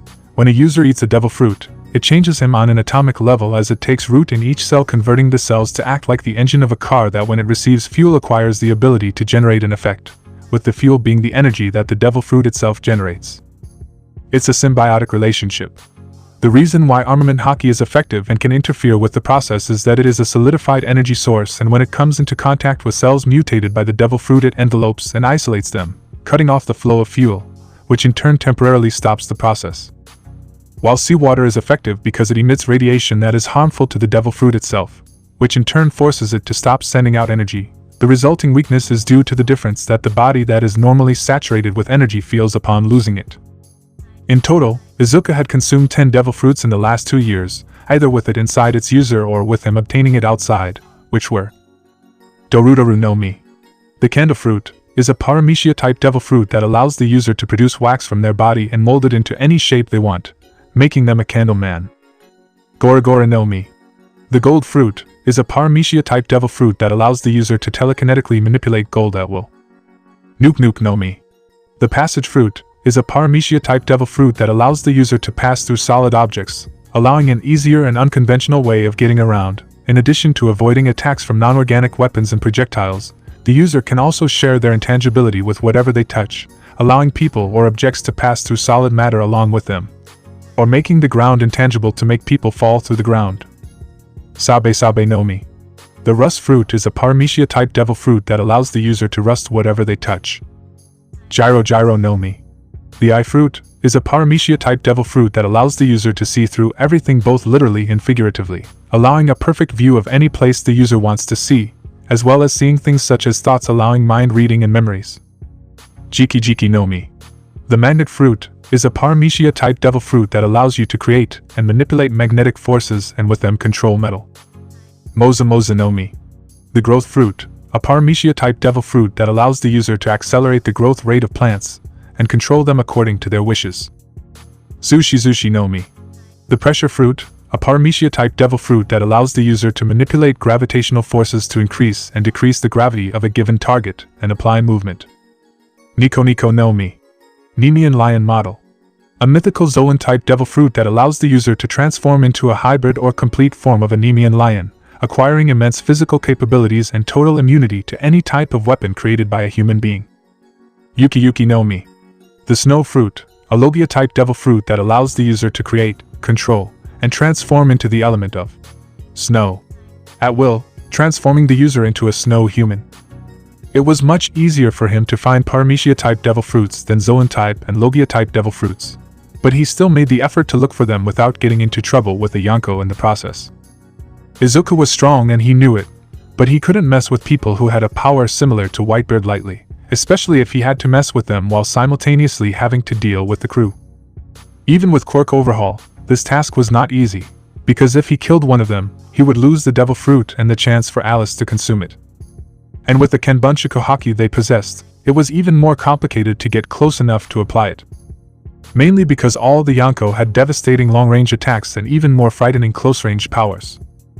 But that was of little importance to the current Izuku, because when Izuku discovered how everything worked, he not only consumed the users but also consumed devil fruits himself with Alice, which gave him the ability to understand and generate the parasitic energy. Which means he acquired the ability to create devil fruits on his own. That was a big deal. Originally he could only replicate devil fruits that he had already consumed, which made the process severely limited. However, using his Quirks upgrade function, Izuku was able to create a devil fruit with any ability he possessed with the exception of the evolutionary predation quirk. He still couldn't create a devil fruit for abilities he didn't have, but he could generate as many as he wanted for the ones he already had. Creating a devil fruit for Izuku was terribly simple, as he only had to create the parasitic energy and imbue it into an organic fruit of any kind, which would allow you to generate a huge profit very soon from it. As he thought about all this, Izuku found himself in his cell with his main plan about to begin. Izuku trapped himself and surrendered himself so that he could end up in Impelled Down on purpose. After all, it was here that he would obtain the power to step on everyone else in this world. Impelled Down was the place where people too dangerous for the world government to kill, or people the world government hated too much, came to stay, in order to prevent them from dying or to make death seem like a luxury compared to life. In other words, devil fruit users who are problematic for the world government, or people with too much influence. Impelled Down is a large underwater tower whose foundations are on the seabed. Due to the fact that it was built within the calm belt, a sea that is very calm and has almost no wind, as well as being a terribly deep sea and being the nest of the sea kings, the entire structure is constantly surrounded by gigantic sea kings swimming underwater. Along with these animals, the prison is heavily guarded by Navy warships, which makes escaping a really difficult task, as on one side you have a heavily armed and trained army, on the other an army of abominably strong sea creatures. Although dying by being eaten or shot can sometimes seem better than living for the prisoners in Impelled Down. Within the dark confines of the prison, there are several cells and torture chambers that are used on prisoners. The cells are all made of kairoseki, a type of mineral substance that copies the radiation frequency of the sea, replicating the same effect that seawater would have when coming into contact with people, negating the powers of the devil fruit, in order to prevent devil fruit users from escaping. Torture chambers are used for all sorts of brutal and unspeakable acts. These include continuous whipping, brutal beatings to death, boiling of cauldrons for burning and drowning, and drilled pits used for impalement. The prison is carefully monitored around it with the use of surveillance danivellos, which are basically snails that can be used as surveillance cameras and cell phones. Tiny versions of them are found at specific locations throughout Impelled Down, and whatever they see is transferred to a larger version which sends video feeds to monitors connected to it, allowing guards to keep watch. Each version has an audible alarm attached to the shells. The large danivellos vigilante is kept in a monitoring room somewhere inside the prison. There is also what appears to be a medical lab stationed at the jail, staffed by doctors and a variety of medical equipment for immediate treatments of anyone within the prison, both prisoners and staff. The prison itself is divided into 7 floors. The ground floor is where the guards and staff rest and live, as well as where the entrance to Impelled Down, the monitor's room, the generator room, the medical laboratory and other facilities related to the functioning and coexistence of non-prisoners are located. Below the ground floor, there are 6 floors. All of them are levels of the prison. With the deeper they are, the higher the level of security, surveillance and brutality against the prisoners in order to ensure that they do not leave there. Level 1 is called Crimson Hell, where prisoners are kept.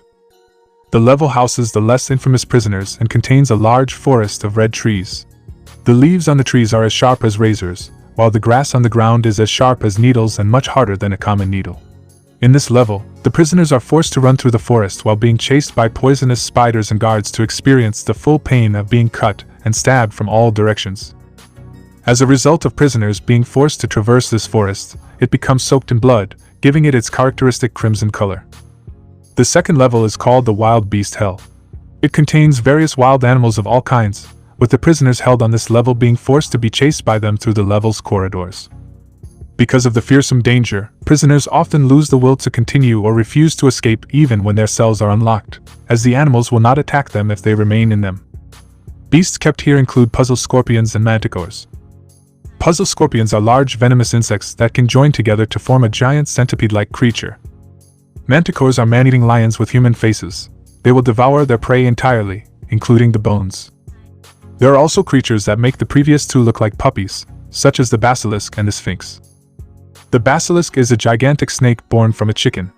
It is a feathered mutant that has both snake and chicken traits. The sphinx is a gigantic, feathered lion with a human face. Significantly larger than the basilisk and far more fearsome than the other beasts, it is considered the boss of the level and is tasked with guarding the staircase leading out of the level.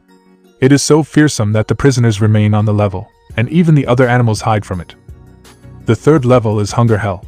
Most of the prisoners held in this level are pirates who have a bounty of 50 million berry or more. In this level, the prisoners feel the heat rising from level 4 and are given little food and water to keep them in a near-death state. They are reduced to the point where just by looking at them, one cannot tell that they were once frightening criminals. Furthermore, although the temperature at this level is nothing compared to the level below, it is intense enough to cause overwhelming dryness, resulting in the somewhat desert-like terrain of the level. The fourth level is the Burning Hell. In this level, a pool is filled with boiling blood heated by an intense fire, making it extremely hot. The heat caused by this is so intense that it also heats the level directly above it. Izuku calculated that the average ambient temperature of the place, even in zones considered safe, is almost 150 C. Prisoners from other levels are regularly tortured at this level. The most prevalent form of torture, however, is being thrown into the giant pot of boiling blood in the middle of the level, where the person will be cooked alive in minutes for the most robust, seconds for the less so, with only very few among the prisoners being immune to it. Other tortures involve prisoners being hung from ropes around their stomachs in masses of what appears to be iron and hung over the raging flames across the level, or being put to hard labor by providing giant logs of firewood to keep the flames burning. Guards on this level must wear protective gear to avoid being injured by the intense heat, as it is strong enough to burn bare flesh. The fifth level is the Freezing Hell. This is the level where criminals with bounties of 100 million berry or more are kept. In contrast to the level above it, this entire level is a giant freezer. The level is so cold that not only do the prisoners held here freeze to death or lose chunks of their flesh due to the severe frostbite, but the food given to them is frozen to the level of being virtually inedible. Due to the extreme cold, den mushi do not function on this level, thus cutting off contact and surveillance, except in the locations located around the entrances that connect level 5 to the previous and next levels. Along with the intense cold, the level is inhabited by wolves. These wolves roam the level like the beasts from level 2 where they were originally stationed. However, they have proven to be too brutal to be in level 2, as they have also hunted the other beasts, including the basilisk and the sphinx. And finally, level 6, the Eternal Hell. This is where insanely powerful prisoners are kept, who have committed extremely atrocious crimes or whose mere existence has become a great threat to the world government itself. The prisoners at this level are those who have been sentenced to death and are awaiting sentencing or have been sentenced to life imprisonment. They are basically erased from history. The entire place was made to be inescapable and was crafted in such a way that the prisoners had little to no freedom, although none of them were tortured for any simple reason. Every single one of the criminals in this place had the potential to cause trouble or possibly exterminate countries on their own. They were by far the most dangerous beings to ever turn against the world government. In order to torture them, it was necessary to risk giving them a chance to escape, because a single mistake and the restrictions could cease to be effective, which would result in huge problems for the world government. Which implied that practically everyone among them possessed 2 or even all 3 types of haki, in addition to enormous personal power. For example, the average prisoner in that place was someone who had 2 types of haki at a high level and a terribly dangerous Akuma no Mi that the government preferably didn't want to circulate again. And although the cells were made of kairoseki, the rest was not. If a prisoner managed to get out of a cell, demolishing the entire impelled down was a job that could be worth it. After all, even when weakened, a lion wouldn't lose to an ant, and if he released the other prisoners to cause a rebellion, the whole place could most likely come down. Since the standard of force applied to many other prisoners at this level, even though they were starved, no one dared to attempt torture, as a single misstep meant mass deaths among the guards holding them back and a possible takeover of the prison and escape of the inmates. Because no one at this level was someone an ordinary person could contain, even an ordinary army would be demolished before them even when weakened. That was how fearsome they were. And that was exactly why Izuku did everything he did, because due to the problems he caused, Izuku went straight to level 6, which gave him the chance he wanted. And now that a few weeks had passed with him imprisoned, he already knew the layout and collected information about the prisoners using his quirks, chakra and Kenbunshiku haki, in addition to the surveillance having decreased enough for him to have about a delay of action of at least 40 to 50 minutes from the world government. It was time to start acting. He already had a plan. For the past 2 years, Izuku spent all his time hunting and consuming with Alice in order to strengthen her and allow her to consume and digest much faster, thus allowing the 2 of them to consume a huge amount of biomatter and information in a tiny amount of time. And doing the math, Izuku knew that it would take about 3 minutes for Alice to consume and digest all the inmates and guards in the prison from the moment she started, with her range being able to reach up to a radius of 15 kilometers currently, which was more than enough for her to swallow everyone in this prison. Even with the minimum time of 40 minutes, Izuku would only take 3 to consume them all, which would give him a 37-minute advantage to escape. With the quirks and abilities he has, Izuku needs 2 seconds to leave. When the Navy arrives, Impelled Down will be a completely destroyed ghost prison, and he will be far from the place. Smiling coldly, Izuku conveyed, "Alice, are you ready?" Izuku transmitted mischievously, "I was born ready, let's get this fucked up," Alice transmitted as Izuku used Overhaul to destroy the chains and then to touch the ground, remodeling the entire prison so that holes appeared in the ground so that all the floors were removed where there were people, making them fall straight to level 5. Causing everyone inside Impelled Down on the upper levels to begin to free fall. The next moment Alice acted using the powers of the Zushi no Mi that were enhanced by Izuku using the evolutionary energy that was left. She created gravity, preventing people from falling to their deaths, before increasing gravity over all of them, preventing them and the animals from moving before expanding and consuming every living being in the place.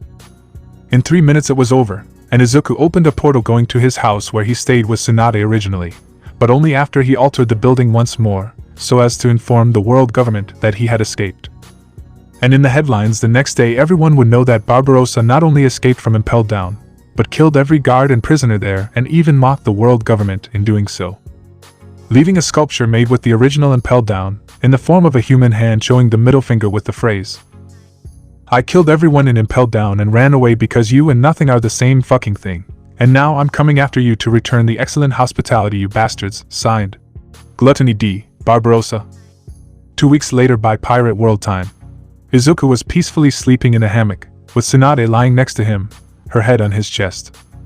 After Izuku destroyed Impelled Down, he used all the information he collected from the inmates to hunt down unique devil fruit users quickly, which allowed him to quickly accumulate several of them. After that, he began producing a new batch of them, and preparing the devil fruits themselves gave Izuku an idea, one that would allow him to take his plans to a new level. "Soon you will have to go to the shinobi world, leaving this world behind for a while, won't you?" Tsunade asked bitterly. She liked life here. Since she merged with Alice, Tsunade's life alongside Izuku was a dream. She got a new family who loved her for who she was. She got a man who always had space for her by his side and loved her completely. She got a beautiful daughter who, although traumatized, still loved her, and much more. And she really enjoyed staying by his side, keeping a clone on the ship with Whitebeard, and switching places with him when Izuku arrived on the scene. In recent years, Tsunade has become strong enough to withstand 8 abilities from Izuku within one for all in her body, taking the Super Regeneration Quirk, a Cloning Quirk, a Healing Quirk, the Ragdoll Research Quirk, the Sharingan, the Devil Fruit Logia Yuki no Mi abilities, access to the 3 types of Haki and the Steam Release Kekkei Genkai. Adding this to her power has skyrocketed to a great extent, allowing her to fight at really high levels if she wants to. While Izuku grew in power by joining the Marines, acting as a bounty hunter and pirate around the world, Tsunade was with the Whitebeard Pirates and became one of the most feared division captains of all time. Her bounty currently stood at 2.5 billion bellis, earning her the title of the Nightmare of the Sea, TSUNADE D. Midoriya. Everyone in the crew knew that every now and then she would go out for a while and that she should go see Izuku in between, but no one said anything. "Yes, it's time to start speeding up. I need to go back and start the plan," Izuku said, sighing. He'd actually thought a lot about just giving up on his plans lately, especially because of Eri and Alice. He already had everything he wanted, what he always wanted. A family he could call his own, someone who loved him unconditionally for who he was and not for other factors. Alice gave it to him, Tsunade and Callus too. The 3 of them together gave him unconditional love. He loved Eri, because although the time with her was short, Izuku saw himself in the girl. He looked at her as the Quirk version of himself, and just by looking at her, he knew she was his daughter. And he really didn't want to go back to Japan. After all, for his plan to work, he would have to go through a bloodbath. "Izuku, if you really don't want to go back, then don't go back. You don't owe anyone anything," Alice conveyed seriously. She knew better than anyone how Izuku felt, and his unwillingness to return was huge. "I can't," Izuku conveyed exasperatedly. "Why not?" Alice. "I wouldn't be me if I didn't see this through. If I don't finish what I started, I'll never be able to get a truly satisfying night's sleep again. I refuse to allow that, Izuku." Sighing, Tsunade mumbled into Izuku's chest, but stood up and kissed him on the lips. "Well, then open a portal so I can return to the ship with the old man," Tsunade transmitted resignedly. She was always with Eri, in the form of a clone. The cloning quirk that Izuku gave her was not like the shadow clone. It was basically her dividing her existence in two while a single mind controlled both bodies. Izuku upgraded her quirk so that she could maintain the connection even between dimensions, which allowed her to remain in 2 points. That way TSUNADE could be with Eri and in the pirate world at the same time. Izuku didn't use this quirk, for a simple reason: he didn't need to. Due to the change in time, each hour in the shinobi world was almost a day and a half in this world, which always allowed him enough time to go stay with Eri at night, while he spent the day solving what he needed. Waving her hand, a portal opened. TSUNADE, seeing this, didn't even hesitate as she kissed Izuku again and passed through him. Seeing this, Izuku sighed before getting up, going inside the house and taking a huge box that was about 1.5 meters tall by 3 meters wide and 3 meters long, full of strange fruits, and placing it on his shoulders before opening another portal and exiting the base inside the world of heroes. Arriving at the base, he saw many agents looking at him with eyes full of expectation. It had been almost a week since Izuku had last appeared in this location, which meant he must be here for another round of chakra enhancement. Each time Izuku did the process, he could train 300 people at once. It wasn't much looking at the overall scale. The number of people at the site alone exceeded 5,000, not to mention the huge number of heroes, soldiers, police officers and other groups in Japan who also wanted to go through the procedure and gain access to much greater power. Originally Izuku could only perform the procedure once every 2 months, at least until he consumed a biju, which cut the time in half and greatly increased the efficiency of the process, allowing him to create kages with much ease, although most were sent back to Japan after the procedure. And taking advantage of the time lapse that the dimension of the shinobis and the heroes had, a single week in this world was a month there, which allowed everyone to know that once a week Izuku would come to do the procedure. Even more so after it became public that Japan's heroes had a person who could enable them to become stronger. At that moment, as soon as Izuku appeared, Takashi, who was already waiting for him there, said, "Welcome Izuku, ready for another round?" Takashi asked in a calm tone. "I am, but we need to talk in private first. I discovered something really serious," Izuku said as he looked at the box he was carrying, pulling Takashi's gaze. Seeing the strange fruits, and seeing that Izuku's tone was serious, Takashi looked around before nodding and signaling for Izuku to follow him. Going with him, the two soon entered a spacious room, one of the isolated warehouses, which were used when Izuku brought something new and large or when someone with a mutation quirk that had an enormous size arrived and the matter had to be private. Entering, Izuku closed the door behind him, as he placed the box on the floor. "What is this?" Takashi asked seriously when he saw the box with the fruits. "The way to keep the advantage in the hands of the Japanese government, even exposing the chakra issue," Izuku said calmly. He and Takashi had already talked a little, recently, which made Izuku understand the situation, with Takashi even saying that they would open the borders on the subject of chakra. "What do you mean?" Takashi asked seriously. "In the middle of my journey with TSUNADE, I found a hidden village in the land of rice, called the Village Hidden in the Night. Invading, I discovered that they have a technique based on the Kikei Genkai of a clan that is now extinct that allows the user to condense a form of energy, called natural energy in the world of shinobi, into fruits. Consuming these fruits grants access to new and unique powers independent of chakra," Izuku stated seriously. "Something similar to Quirks, but at the same time different. These fruits are called devil fruit, because the people of that village are imbeciles, and consider that the lineage of that clan took its power from a demon," Izuku said calmly. Takashi, hearing Izuku, widened his eyes and said, "Why was the lineage extinct?" Takashi asked seriously. "There was only one more descendant of that clan. I wanted access to it. To strengthen our side, I tried to convince him, but the idiot preferred to be loyal to a village that treated him like a demon. Since I didn't have much time before TSUNADE suspected, I chose to go the fastest way." Izuku: "And can you generate more of them?" Takashi: "These ones here were created by me," Izuku said seriously. "Are there any limitations?" Takashi asked, already starting to think.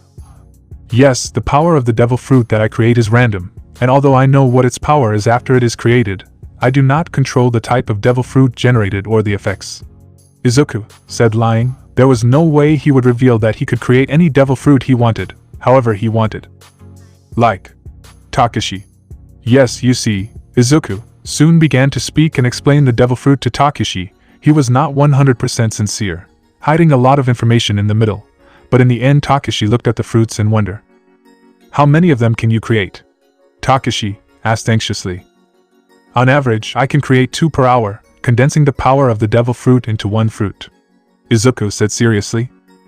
Which was actually a blatant lie. What a joke, he could easily create 300 per hour if he wanted, with whatever ability he possessed. Can you consume them yourself? Takashi. No, and only 1 devil fruit can be consumed per person. If you try to eat more than 1, normally the body explodes from the memories I have, although I have to test how it interacts with different types of quirk. Izuku stated calmly. Currently in the box, there are 120 devil fruits, 1 of the Logia type, 40 of the Zoan type and 79 of the Paramecia type. Izuku informed calmly. What a joke, he had many others produced, he just didn't want to give away too many, so they wouldn't lose their importance. At that moment Izuku had a really high amount of devil fruit examples in his possession, apart from the many abilities he could use and the ones he picked up in the pirate world. After all, in Impelled Down, there was no shortage of people with devil fruit, particularly at level 6, 1 in 3 people in the place had 1. And there were several hundred people in that place, outside on the other floors, where there were still many people there who also had them, or knew of people who had them, and Izuku hunted them aggressively. If he wasn't under the protection of a Yonko, Izuku went after him. In total he had almost 240 different types of devil fruit powers acquired in his attack on Impelled Down, with several Logia, mythical Zoan, prehistoric, normal and a lot of Paramecia. Some very useful ones like the Momoa no Mi, which was the ultimate fruit, which allowed the user to increase the speed or size of whatever he could touch, including the user himself. Others not so much, like the Koko no Mi, the voice fruit, which basically grants the user the power to change the tone of their voice, allowing them to replicate other people's voices.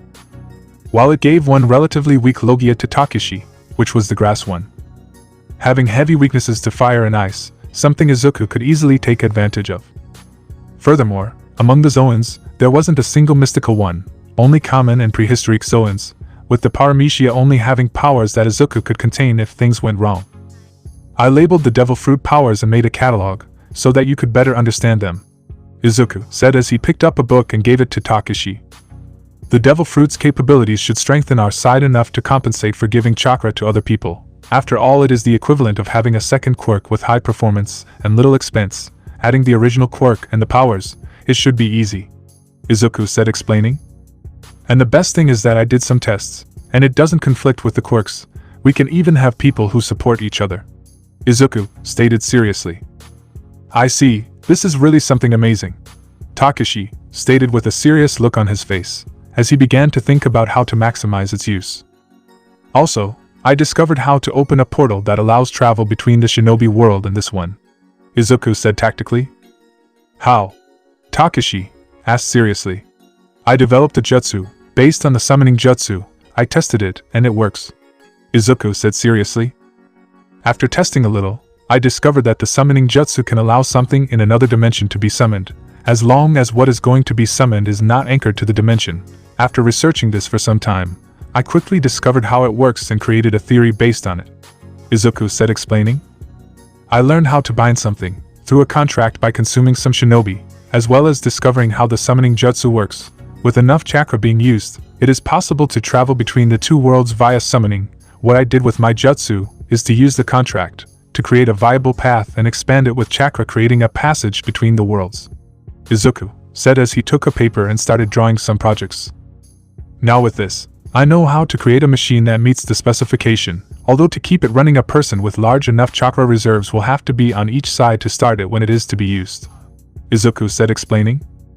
What a joke due to everyone he consumed. Izuku's intelligence continued to increase more and more, to a point where his mind became the equivalent of a quantum computer, with him being able to calculate even the most complex formulas in seconds in his head, and with that he continued to devise methods. He had already discovered how to open the portal years ago, to be exact in the first year he spent in the pirate world with TSUNADE, but at the time he didn't see any advantage in showing the method to Takashi. After all, it wasn't a good choice for him.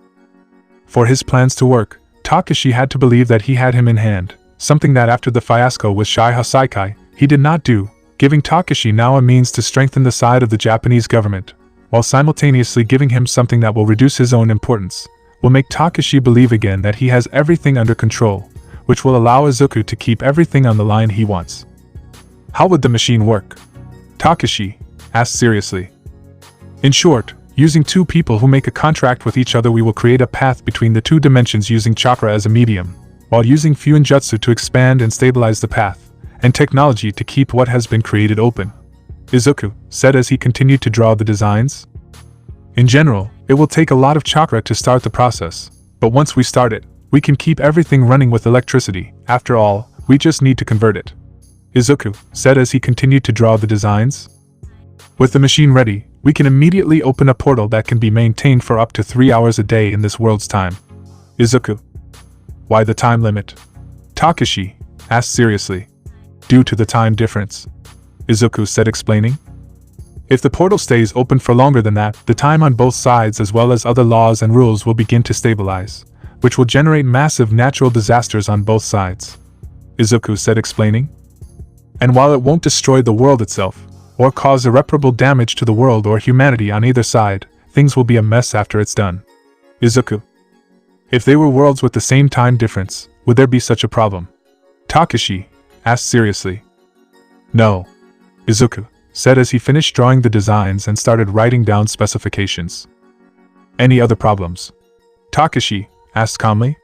"In general, no. Things are quite stable using this jutsu, although I still need to do some tests to ensure everything is 100%. Izuku stated calmly.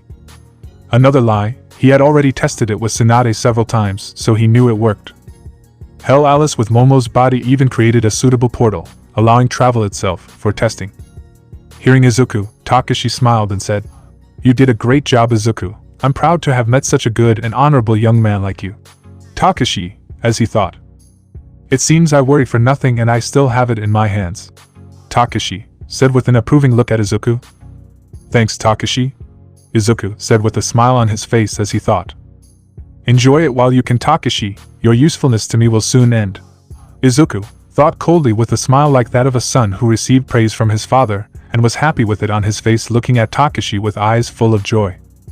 After leaving Takashi, Izuku returned to the pirate world, and assuming his dragon form he soon flew to where he knew TSUNADE was, but only after creating a bag and creating several devil fruits from the ones he took and impelled down, and carrying them with him. Unlike the ones he gave to Takashi, he did not allow Alice to parasitize these, creating real devil fruits, with his purpose being clear.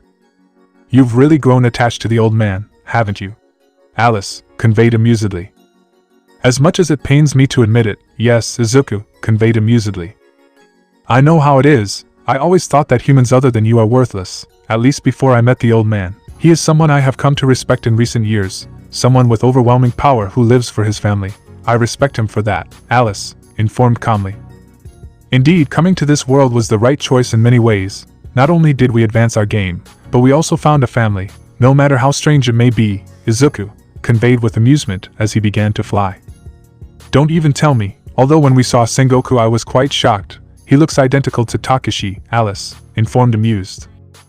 "Indeed, it was surprising, but it doesn't matter much in the grand scheme of things. Just like Takashi, sooner or later Sengoku will be consumed by us," Izuku informed in amusement as he continued to fly at high speed. Arriving at the place, he saw Mob Dick, Whitebeard's ship, being stopped when everyone waved to him. "Did you alert everyone that I was coming back?" Izuku. "No, the old man said he felt you would return today.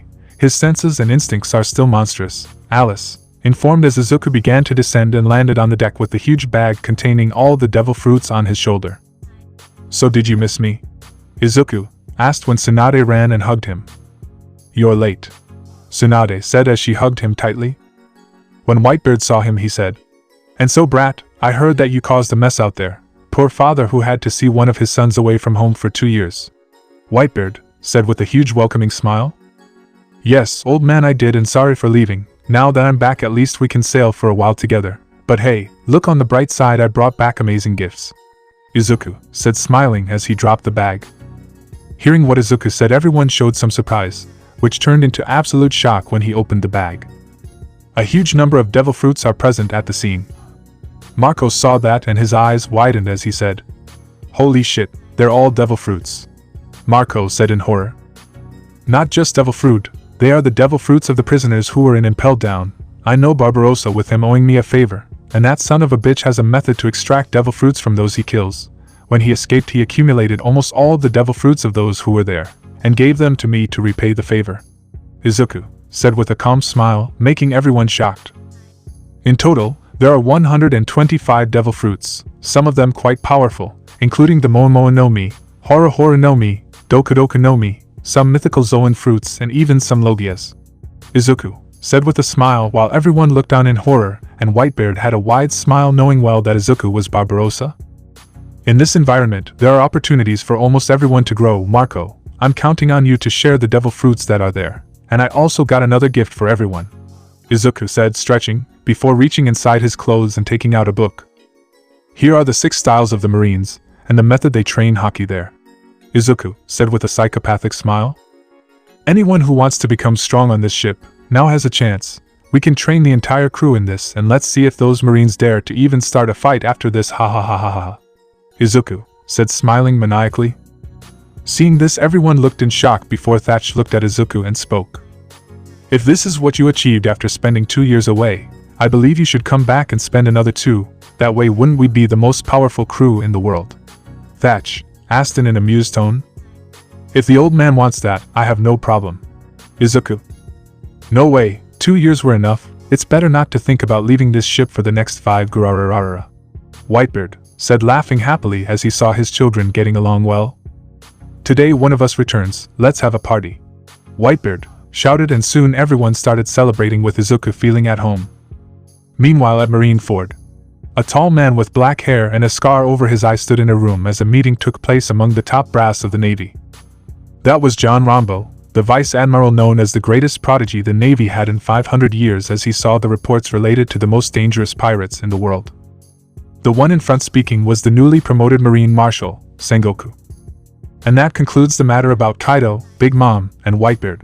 Sengoku said seriously. Now let's move on to another topic. Sengoku said seriously. Gluttony D. Barbarossa, the danger this man poses has far exceeded what is tolerated, but we still don't know how he was able to use his devil fruit surrounded by sea stone. Sengoku said in a truly heavy tone. When this was said, John raised his hand and said, I have something to talk about that. John, he said, getting everyone's attention. What would it be? Sengoku. I know how he used his power. John, he said, getting everyone's attention. How? Sengoku asked seriously. Before I explain that to you, I need to explain another point first, but that will take some time. John, he said seriously. Why? Sengoku asked seriously. Because for you to understand how he got around the sea stone, you have to understand his origins, and not just him. There are at least 5 more people in the sea besides him who can do exactly the same thing. John said in a serious tone. Hearing him, everyone began to debate, when Sengoku punched the table and shouted. Shut up, Sengoku shouted, making everyone go silent. If you knew about this, why wasn't it reported before? Sengoku asked in a serious tone. Because I was hoping not to have to talk, since this goes back to my nation, a nation that is not part of the world government. What I am about to say may implicate her, and I would rather avoid talking about it if I could. John, he said calmly. At that moment the newly appointed Admiral Akainu slammed his hand on the table and said indignantly. And why would that be a problem? Akainu asked irritably.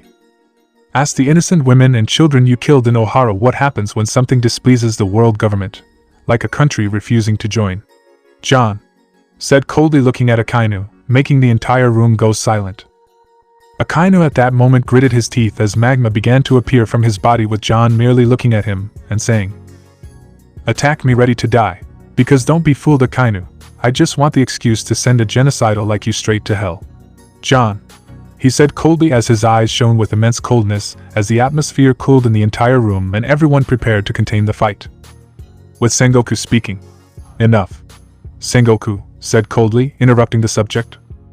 John, I suggest you stick to your position and don't cause trouble. Nico Robin destroyed Ohara, and that's what you'll repeat from now on. Sengoku said seriously with a final tone. To others outside, sure, but no one here is an idiot marshal. If she had the power to do so, she would be like Big Mom now. John stated indifferently. Enough. Sengoku exclaimed in a stern tone. He knew well, John and Akainu had never gotten along since he joined the Marines, and John, finding out what happened in Ohara from one of the veterans, drew a clear line between him and Akainu. while at the same time making him wary of the Marines. John was relentless against pirates, hunting them with extreme prejudice, but at no time did he allow himself to hurt an innocent in the midst of the situation to achieve his goal. Knowing that Akainu killed hundreds of innocents drew a very clear line between him and Akainu, with many in HQ knowing this very clearly, with clashes between the two happening from time to time. But no one ever punished John, for one simple reason. He was much stronger than Akainu and was loyal to the Navy. The difference in power between the two sides was enormous, with John being recognized as the most powerful Marine officer of that era, being strong enough to go head-on against Big Mom and hold his own, and although he couldn't win, he was able to keep the entire Marine crew that was with him that day safe on his own with his own power. That's why when he threatened Akainu's life, everyone knew it wasn't an empty threat, he could follow through. "Continue what you were saying," Sengoku said, ignoring the subject with Akainu or what John mentioned, because although he didn't like what he heard, Sengoku understood John's fear well. "As everyone knows, I never specified where I come from, always saying only East Blue, without ever specifying a location. This is because the place where I come from is a hidden country." "John," he said calmly, "there are several names that the locals have given, but in general the best known name is Japan. We have a culture quite similar to Wano, but with some differences, with the main one being in the technological area. Saying that we are centuries ahead of the rest of the world would not be an exaggeration." "John," he said calmly. At that moment Vice Admiral Tsuru spoke. "If a country like that existed, we would know," Tsuru said seriously. "No, they wouldn't know, because they wouldn't know what to look for. Our country is so technologically advanced that we can not only camouflage the island where we are and the magnetic field, but we can create engines that allow the entire island to fly and become mobile. Imagine a place similar to Midoriya but having the size of Wano, but that can travel to any place that the pilot wants, as he wishes and in an undetectable way, hiding itself even from the perception of those who have Kenbunchaku Haki." John said calmly with everyone's eyes widening.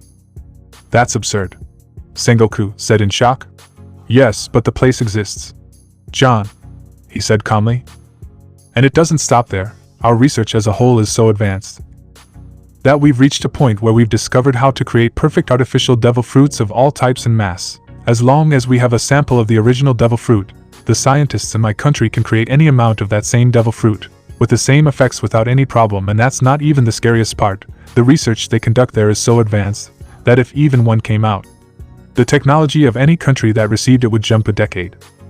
"John," he said with a serious expression, "among the many researches that were done there, one in particular is the cause of the sea stone not working in Barbarossa." John said calmly as everyone paid attention to what he said. Everyone in the place knew that John was a serious guy and that he wouldn't joke about things like this. If he was talking about it now, it was because he needed to. "A survey of human evolution," John said seriously. "The island scientists are a mix of 40% brilliance and 60% insanity, which in turn makes them bold and crazy enough to try any idea that comes to mind. Among them, a doubt arose when they discovered hockey." John. "If spiritual energy exists, wouldn't physical energy also exist?" The answer to that is yes, it exists, but it is complicated to extract, and after this research another question arose. What happens if we mix physical and spiritual energy? John said calmly, as he extended his right hand, and everyone saw that above each of his fingers an element took shape, being lightning, fire, earth, air and water, to everyone's surprise, since they knew that John was not a devil fruit user and that there was no devil fruit that allowed him to produce or control pure water like the one he summoned. The result is a form of energy, which not only allows control of the elements to some degree, but which has a multitude of applications, known as chakra. John said seriously. It is refined through the fusion of spiritual and physical energy, with the person refining it on their own, having uses in practically all known areas: agriculture, medicine, military, cooking, etc. If there is an area known to humanity, the chakra applies. John, he said calmly. Which brings up the point about how Barbarossa managed to use his devil fruit with him being directly touched by sea stone. The answer is he didn't use it. What he probably did was isolate the place where he was touched by the sea stone with chakra in order to create an effect similar to wrapping the area that came into contact with the sea stone, as if he were wrapping it in a cloth. John. And with that he isolated its effects. Since there was no longer any direct contact, the effect of the sea stone ended, and using chakra as a means of delivery, he could use his devil fruit to affect even the sea stone, and used it to destroy Impel down. John said calmly, completing the report with everyone having really serious expressions when Akainu hit the table indignantly. You son of a bitch, you came from a ridiculously dangerous country to the world and you didn't report anything, Akainu shouted, completely indignant. Yes, because although I am a Marine, first and foremost I am a Japanese, and I will not let scum like you even come close to my country for nothing, if it weren't for the risk that Barbarossa represents and the chance that he could end up destroying the balance of the sea, causing millions of innocent casualties in the process. I wouldn't have said anything exactly because the Marines let a psychopath who killed innocent children sit in a prominent position and decorate him for it. John, he said coldly, looking at Akainu. With Akainu about to attack, when Sengoku said, You said before that there were at least 5 more who could do the same. Who are they? Sengoku asked seriously without losing focus.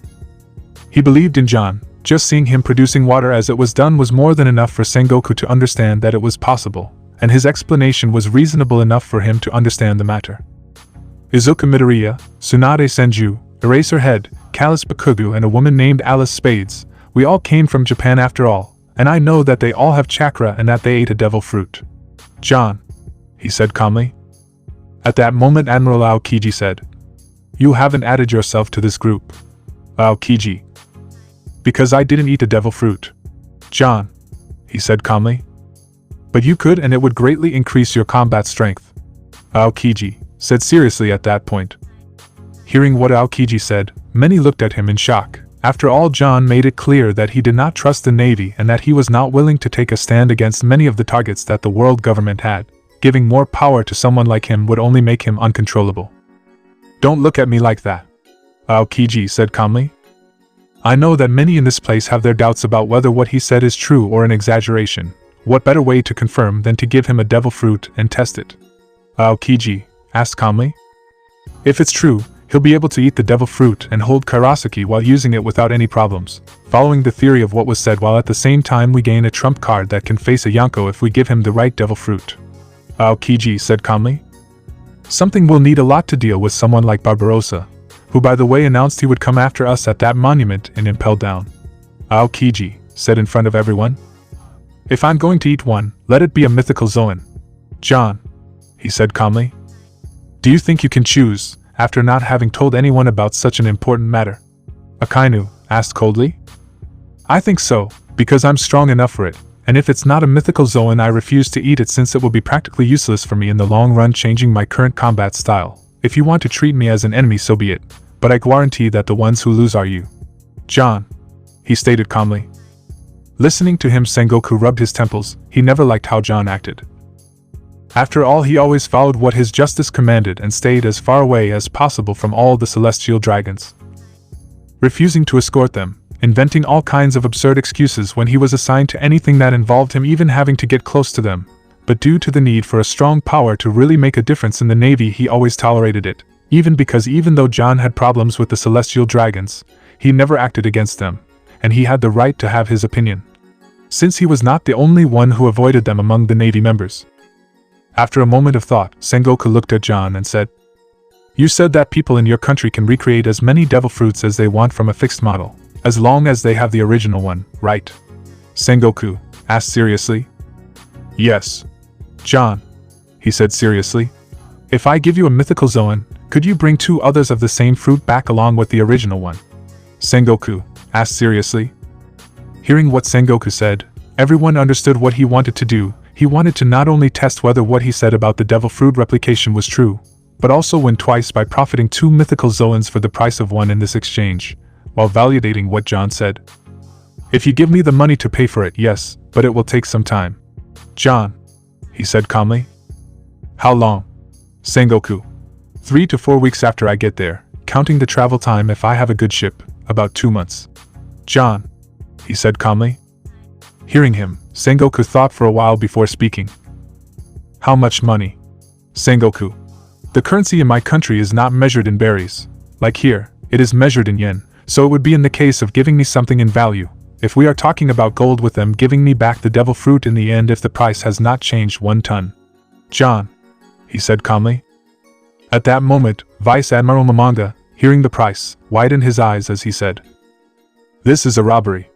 Mamanga exclaimed in alarm. You are asking for 2 mythical Zoan devil fruits, giving a model, wanting it back after work. If you know anyone else who can recreate devil fruits, and who is willing to work honestly, feel free to go to her. John said calmly. For the devil fruit replication shops in Japan, this is how things work. John said calmly. Stores? Sengoku asked in alarm. Are you telling me that this is something common there? Sengoku asked, really shocked. As I said, we are centuries advanced. There is a huge catalog of devil fruits inside the stores in Japan. For centuries, everyone who left the country came to the sea to find devil fruits and take them there. Because if we take a model that the catalog doesn't have and deliver it to a store, we get a copy of it and a lifetime discount of 80% on all future purchases for any devil fruit of the model we took. Over time, this has become one of the most profitable businesses in my country, with the local currency revolving based on it. If you are willing to pay, you don't even need to give me one. I can buy 3 identical mythical devil fruits from there and bring them here. John, he said calmly. Are you telling me that if you leave the devil fruit you took, you can buy others at a discount? Sengoku asked seriously. Yes, one of Japan's laws prohibits companies from creating copies of devil fruit that are taken by customers without their permission, and the punishment is death for offenders, and companies don't mind selling copies at a discount to a person if they can add a new devil fruit to the catalog. Right now we have hundreds of options in the catalog, some of which have made a name for themselves down here, others not so much. One example is the Doku Doku no Mi that belonged to Magellan. It can be purchased in Japan for 500 kilograms of gold. At least that was the price when I left there. I don't know if it has changed, but I can get a catalog when I go to buy it. John, he said calmly. Hearing what John said, Sengoku's eyes immediately lit up as he spoke. I will provide 8 tons of gold for today and a ship for transportation. Buy me 16 of Magellan's fruit. Aokiji and Garp will accompany you. Sengoku said directly. Hearing Sengoku, John said, just to be clear, I will not enter Japan with them. If they are going to accompany me, I will buy it through an intermediary. John, he said calmly. Why not? Akainu asked seriously. Ohara. John replied directly with a single word, something that made Akainu boil with anger looking at him. Will he be trustworthy? Sengoku asked with a frown. My intermediary has my complete trust. John. He wanted Aokiji and Garp to go with him, to find out where it was. Sengoku was no fool. He knew that John was strong enough to notice if he was being followed through a Vivicard, and if the camouflage was as he said, Sengoku didn't even need to think much to know that if they didn't follow, they would never find the place. That is, they needed a guide who knew the way to find it.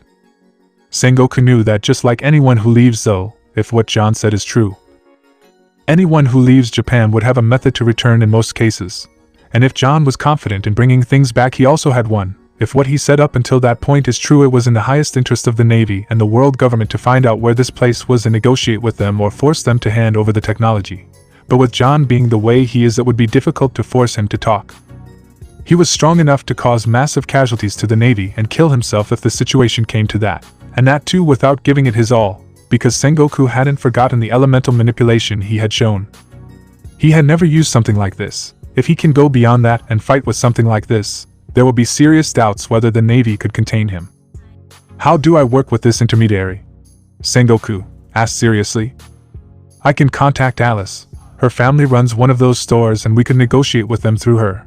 I can contact her now for the purchase. Arrange the location and she will take what we want there. She can even deliver it here today if you have the payment ready.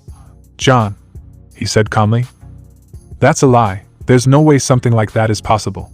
Akainu said coldly. Alice ate a devil fruit called Atsuatsu no Mi. This devil fruit allows her to teleport herself and other things to any place she has been, or left a mark on, as well as open spatial portals that link 2 points. John. She has a mark on me. John. He said calmly without saying anything else, with many in the place taking the hint and understanding that his relationship with this woman would not be common. Hearing that, Sengoku looked around the room and spoke, looking at Zephyr, a former admiral who had retired. Zephyr, your team made a seizure yesterday, and the amount hasn't been moved yet, right? Sengoku asked seriously. Yes. Zephyr replied calmly. What was the price? Sengoku asked calmly. Disregarding the cash value, there should be at least a few 100 million berries worth of jewels and gold in total. Zephyr informed calmly.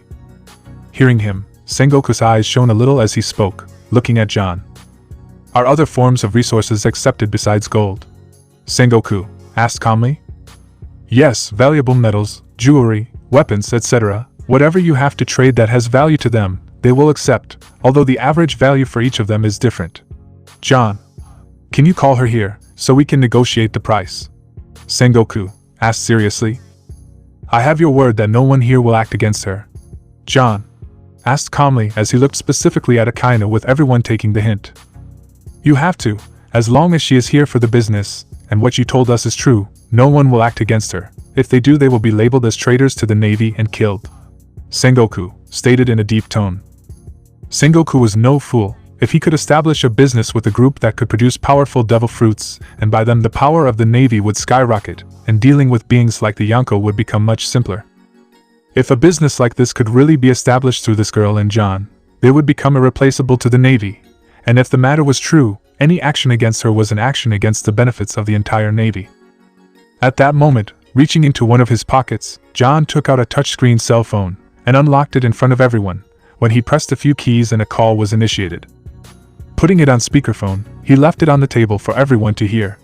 When the call connected, everyone heard a woman's voice, sounding seductive. Hello John, do you miss me already? I knew you wouldn't be able to forget our night. Alice said in a sweet and fun tone. Alice, not now, you're on speakerphone, I have new clients for you. John, he said calmly. And what do you seek from this beautiful girl? Alice asked with an amused tone, with him merely looking at Sengoku. Taking the hint, he approached, and reaching his side and looking at the sophisticated device, asked John. Just say it like it's a den mushi. Sengoku asked seriously. Yes. John, he said calmly.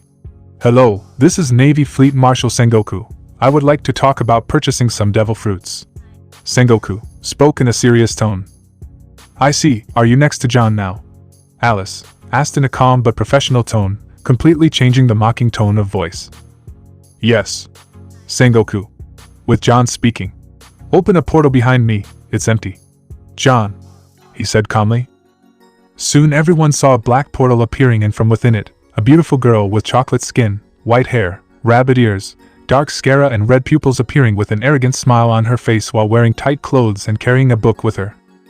Shocking everyone in the place due to her mere presence, making everyone's instincts scream danger. They could tell. She was strong.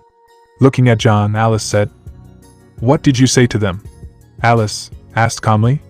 A little about Japan, about your family's devil fruit shop, a little about the basics, and that you, TSUNADE, Izuku, Barbarossa, Katsumi and Eraser come from there. I also explained that we don't use berries there but yenes, so the payment will come in another form. I didn't give physical descriptions about anyone.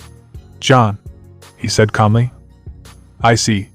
Alice said as she looked at Sengoku, as she held out the book saying, This is a catalog of devil fruits, available at the Moon Rabbit shop. Please take a look and choose what you want, and then we can negotiate the price. Alice said in a professional tone.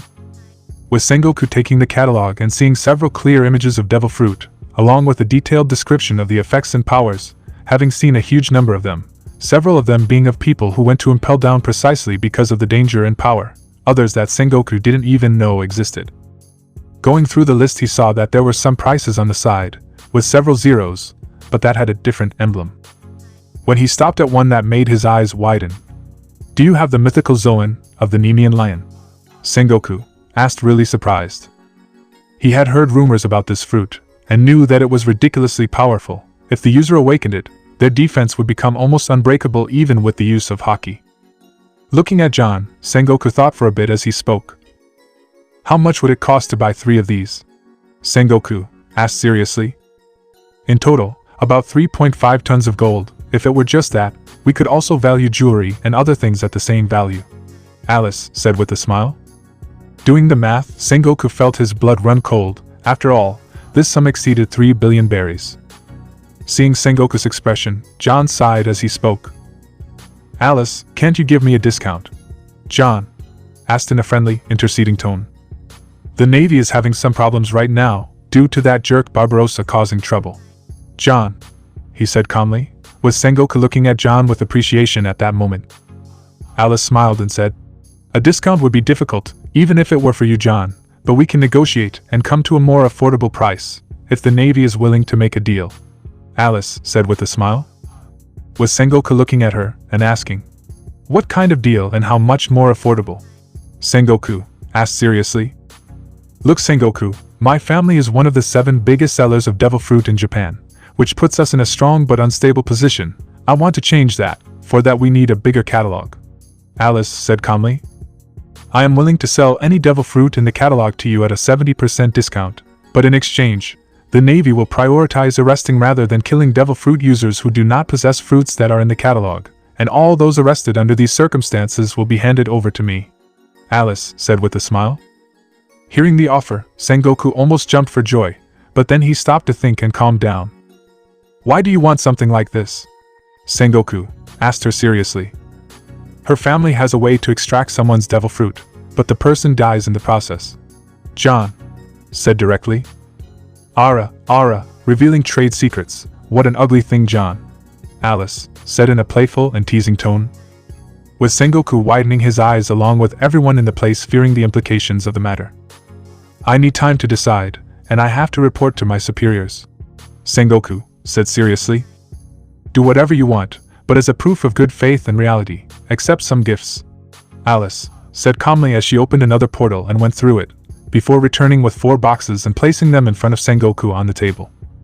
Inside the boxes there are 4 devil fruits of the same model, to be exact 4 of the Moza no Mi, the fruit of growth, has the ability to make plants grow and control them. Consider this a gift for a future successful partnership and for taking good care of my husband John," Alice said with a smile.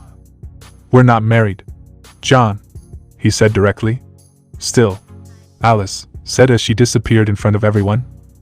Opening the Sengoku boxes, he saw 4 exactly the same devil fruits, before saying, "Zephyr, Mamanga, Tsuru and Garp, each of you take one of the boxes, and give it to a trusted soldier, then send them to test the effects in separate locations," Sengoku ordered seriously, before looking at John and speaking. "We'll have to talk more later, but for now, you did a good job," Sengoku said calmly. Looking around he said, "Today's meeting is over, everyone is dismissed," Sengoku said seriously. With everyone soon leaving the place. 1 week later. In Wano, the capital of the Beast Pirates territory. In front of him was a man with black hair and a bored expression, looking at a city in ruins and a sea of bodies of people who could barely be described as alive around, all of them being impaled close to their last breath, with a strange green energy that surrounded them being the only thing that kept them alive. In front of him a bloodied Kaido was lying on the ground impaled and helpless, lying on the ground with heavy wounds on his body, while the rest of the beast pirates were dead impaled on stakes, before a white mist emerged and swallowed everyone including Kaido, who looked at the man with little will, who upon seeing the mist consuming him said, "Why are you doing this, Eraserhead?" Kaido asked without understanding why that man came and did all this. "You were a thorn in my side, simple as that. Your beast pirates are merely an annoying group for me in the long run. Your destruction will unearth any strong pirate who is hiding and wants the throne. I could have gone after Big Mom, but your devil fruit is much more useful to me now than hers," Eraserhead said calmly as the white mist spread and completely swallowed the entire group as he stretched his body before moving at high speed to a mountain some distance away, where a very attractive young woman along with a group of men stood, and turning to the young girl he said, "Remember this, Hiyori, Wano, and you belong to me. From now on you can rule this place in my name, act as you wish, govern as you wish, as long as you pay the agreed tribute. I really don't care, but never forget who you and this place belong to."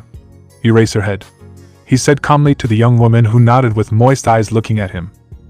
After that he saw the samurai, who clenched their fists in helplessness before him. Looking at them, he smiled in amusement before turning his back and leaving. He knew why everyone was looking at him that way.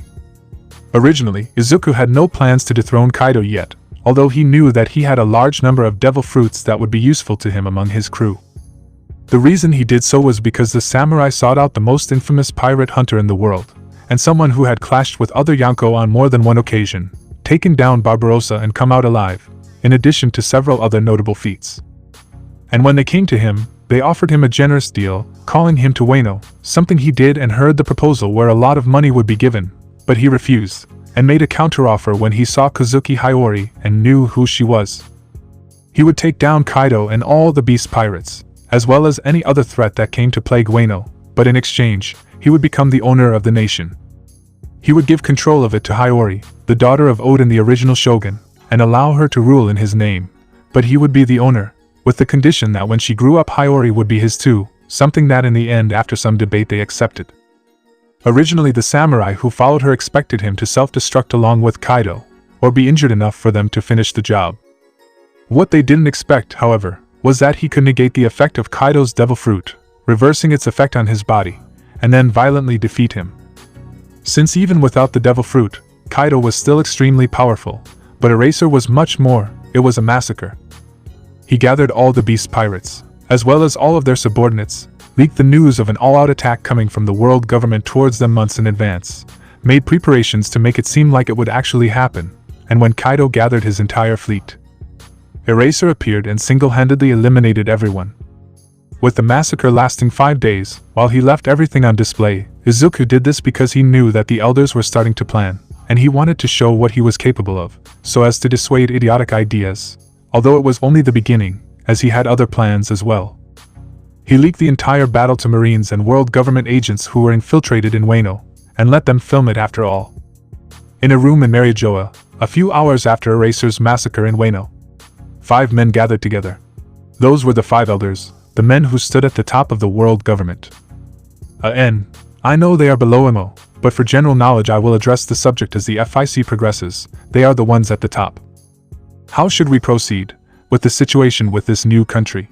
Elder 1 asked a tall, thin bearded man with long white hair without eyebrows wearing a dark blue suit, while holding Sengoku's reports narrating the situation. This country is a threat, we must make them submit, or destroy it as soon as possible.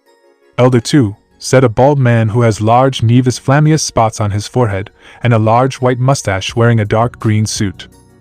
That's out of consideration. Their military power is undoubtedly great enough to cause irreversible damage to us in the event of an all-out war.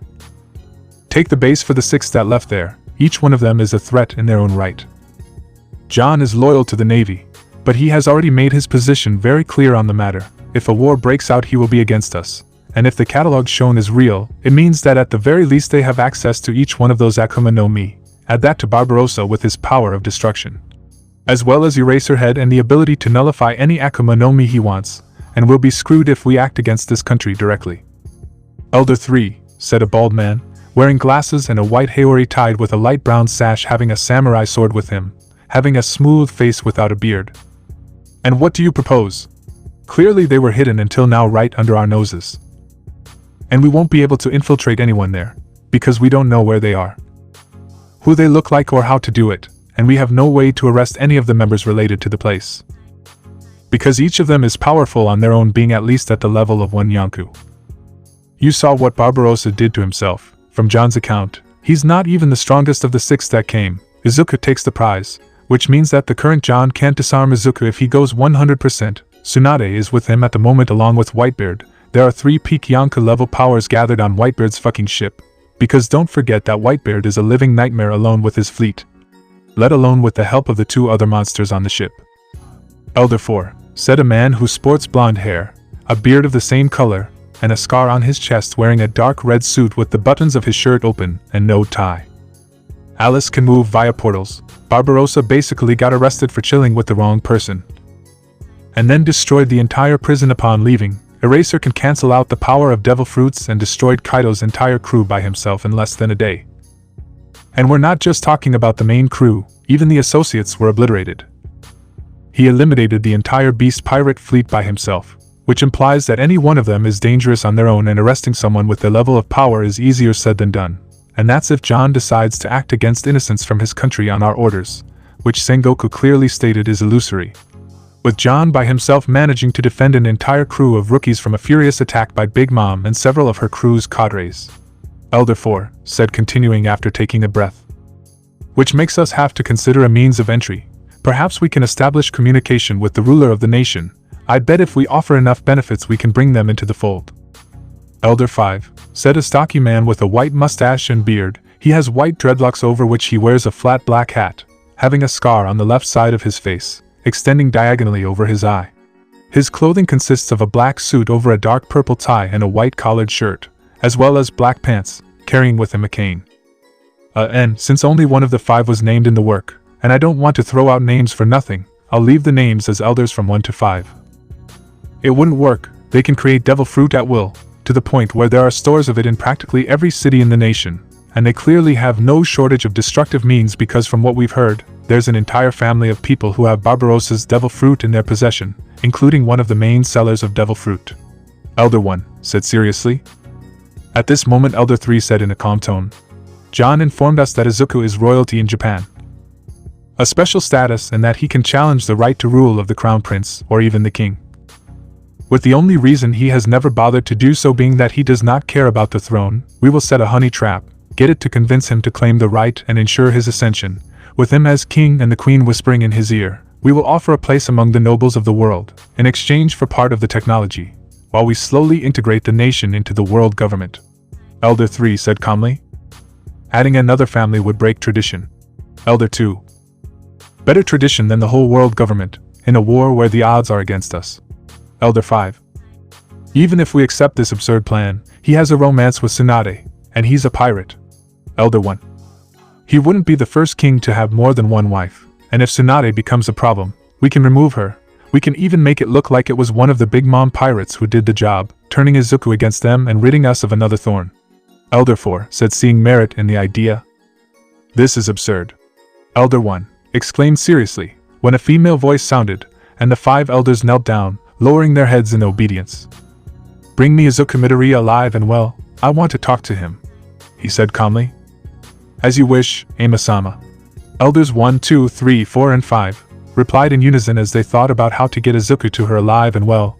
They were not fools, they knew it would be something really difficult. And, in this dimension in my fanfic, Imo will be a woman.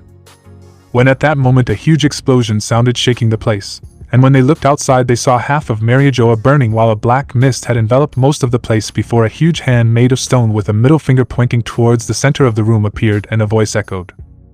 I said I would come bitches, I gluttony d. Barbarossa am a man of my word, here is the return of my wonderful hospitality and impelled down that I promised, the death of 200 celestial dragons and the plunge of your precious city. But don't worry, soon I'll be back to kill a little more, P.S. all the newspapers will get a recording of this ha ha ha ha ha ha ha. Barbarossa roared laughing.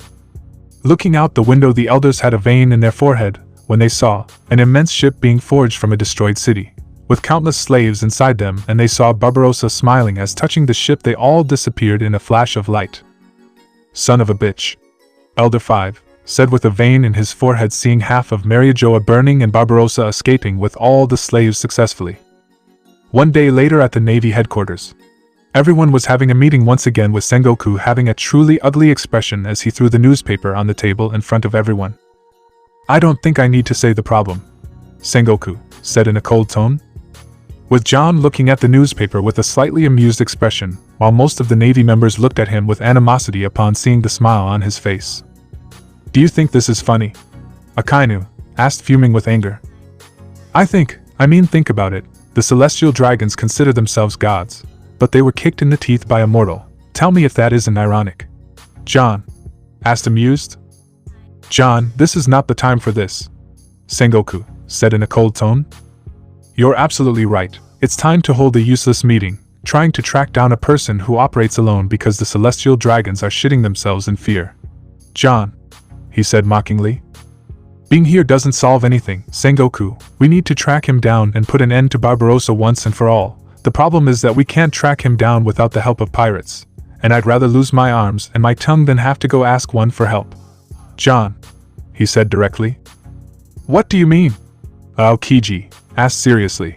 From the information we have, Barbarossa disappeared in a flash of light. I know how he did it is by using chakra, in a spatial technique called reverse summoning jutsu. I don't quite understand the principles behind it since I never learned how to use it, but the technique works using space-time ninjutsu. I know that Barbarossa can't use that shit. Alice wouldn't help him since he comes from a rival family in business, and Eraser would be more inclined to kill him than help. John, he said calmly. Do you think it was Izuku or TSUNADE? Sengoku said, completing. Yes, but I know Izuku, and he despises Barbarossa as much as I do, maybe even more, so if he decided to help, he had something to gain from it. John, he said calmly. And what would that be? Tsuru asked seriously. I don't know, but if I had to guess, I think it had to do with the slaves, because Barbarossa didn't save them out of the goodness of his heart. There was someone in that place that he wanted or had to remove. John, he said calmly.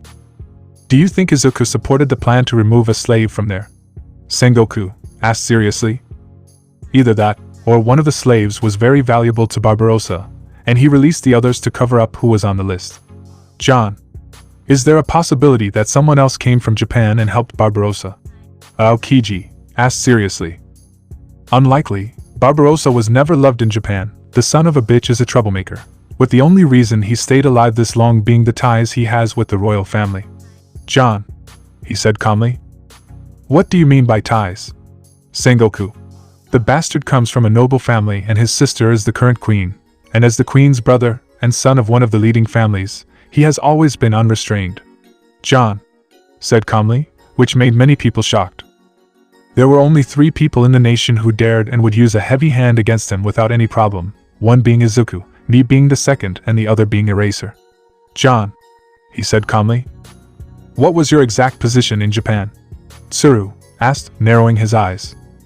Irrelevant to the situation. John, he said calmly. If we attack and kill him there could be war, so I consider this very relevant. Tsuru said insistently. It is not, because whoever leaves knowing that they can die here, and what happens here does not interfere there. It is one of the most sacred laws of the nation. When someone who lives there goes out to sea, what happens to the person is none of the nation's business, unless that person left by force, like for example if someone kidnapped the person and brought him to sea. John, he said calmly. In this scenario, there could be retaliation, as is not the case for Barbarossa. What happens here, as long as it happens here, will stay here, so if you think you can kill him, go ahead. John, he said calmly. And should we just take your word for it? Akainu asked coldly. I never gave anyone any reason to distrust her, but if you don't want to believe it, don't believe it. I'm sharing information because I see no reason to omit it and cause unnecessary casualties. John, he said calmly, showing indifference. With several of the Navy members showing frustration upon hearing him, the worst thing for everyone was knowing that they wouldn't be able to force him to do anything he didn't want to, and that if they tried they risked the hatred of all the people who came from an unknown superpower. It would be a nightmare. What else is chakra capable of? Sengoku asked seriously. It depends a lot on the person. In a certain sense chakra is like the devil fruit of the Paramecia class. The development depends a lot on the individual. John, he said calmly. For the weakest, without resources and imagination in their possession, little. For the strongest, with resources and education there is no fixed limit, there is a whole series of criteria. But in general even reviving the dead and forcing them under their control is possible. John, he said calmly. Something that caught everyone's attention. What do you mean? Garp asked seriously. There is a technique called Ito Tensei. The number of people who have mastered it can be counted on the fingers of a single hand without adding up all the fingers. But in general, with a genetic sample and a sacrifice of a being of the same species, one can summon from the world of the dead any person, and by improving it is possible to place that person under one's total control. The bodies of the people brought by this technique become immortal, and only attacks on the soul or sealing techniques can truly stop these beings. Although high-level hockey has never been tested, to be honest. John said calmly, causing everyone in the place to have really ugly expressions upon hearing him. Do you know how to perform this technique? Sengoku asked seriously. No, but TSUNADE and Alice know. John, he said calmly. It was true, after Alice merged with TSUNADE, she and Izuku went to Konoha in secret and took all the jutsus that the Senju clan had, with some quirks to increase intellect and a ton of clones. There was no technique created by a Senju that Izuku and TSUNADE didn't know. They could not use it because they didn't meet a requirement like for example the use of Mokuton, but they could still use all of Tobaramas. The guy was a genius. 1. Who else knows? Sengoku asked seriously. Minus 2 officers who are in Japan, among them 2 members of the royal family. The jutsu requires a lot of technical knowledge about a complicated area of chakra application to be executed. I had 0 talent in it, so I didn't learn it. John said calmly. Could Alice use this technique and give us control? Sengoku asked with a calculating look. No, at most she could use the technique and lend it to us, instructing them to follow our orders. But control would remain with her. Only the one who casts it can truly control it. John. And before you get excited, you should keep something in mind. Whoever returns usually doesn't retain all the power. John said seriously. What do you mean? Sengoku asked seriously. The technique is functional, but how much power a being retains depends on the quality and compatibility of the sacrifice used as well as the proficiency of the caster. John said calmly. For example, you couldn't sacrifice a rookie sailor who has 10 Doriki to resurrect Roger and expect him to have the power he had in life. John said amused. Doriki is the measure of physical strength used in One Piece. Anything above 500 can be considered superhuman. The sacrifice has to be compatible. The closer to Roger in power, physical size and genetics a sacrifice is, the more power Roger will have when brought back. John explained calmly. So you're saying that simply collecting blood samples isn't enough? You would have to have a compatible body. Sengoku said seriously. Yes. John, if you want to invest in this plan, I suggest you take a look at Germa's 60SIXS cloning technology. We could use them for this, or the prisoners on the 6th level of Impel Down might work well too, and I think you can get the pirate's DNA to use. John, he said calmly. As if we needed such a blasphemous technique, especially using pirates. Akainu said in contempt. With John merely smiling in amusement. Why do you think Sengoku wanted the details? John asked mockingly with everyone in the room looking at Sengoku, who said, It could be an emergency plan. Sengoku justified himself while mentally cursing John.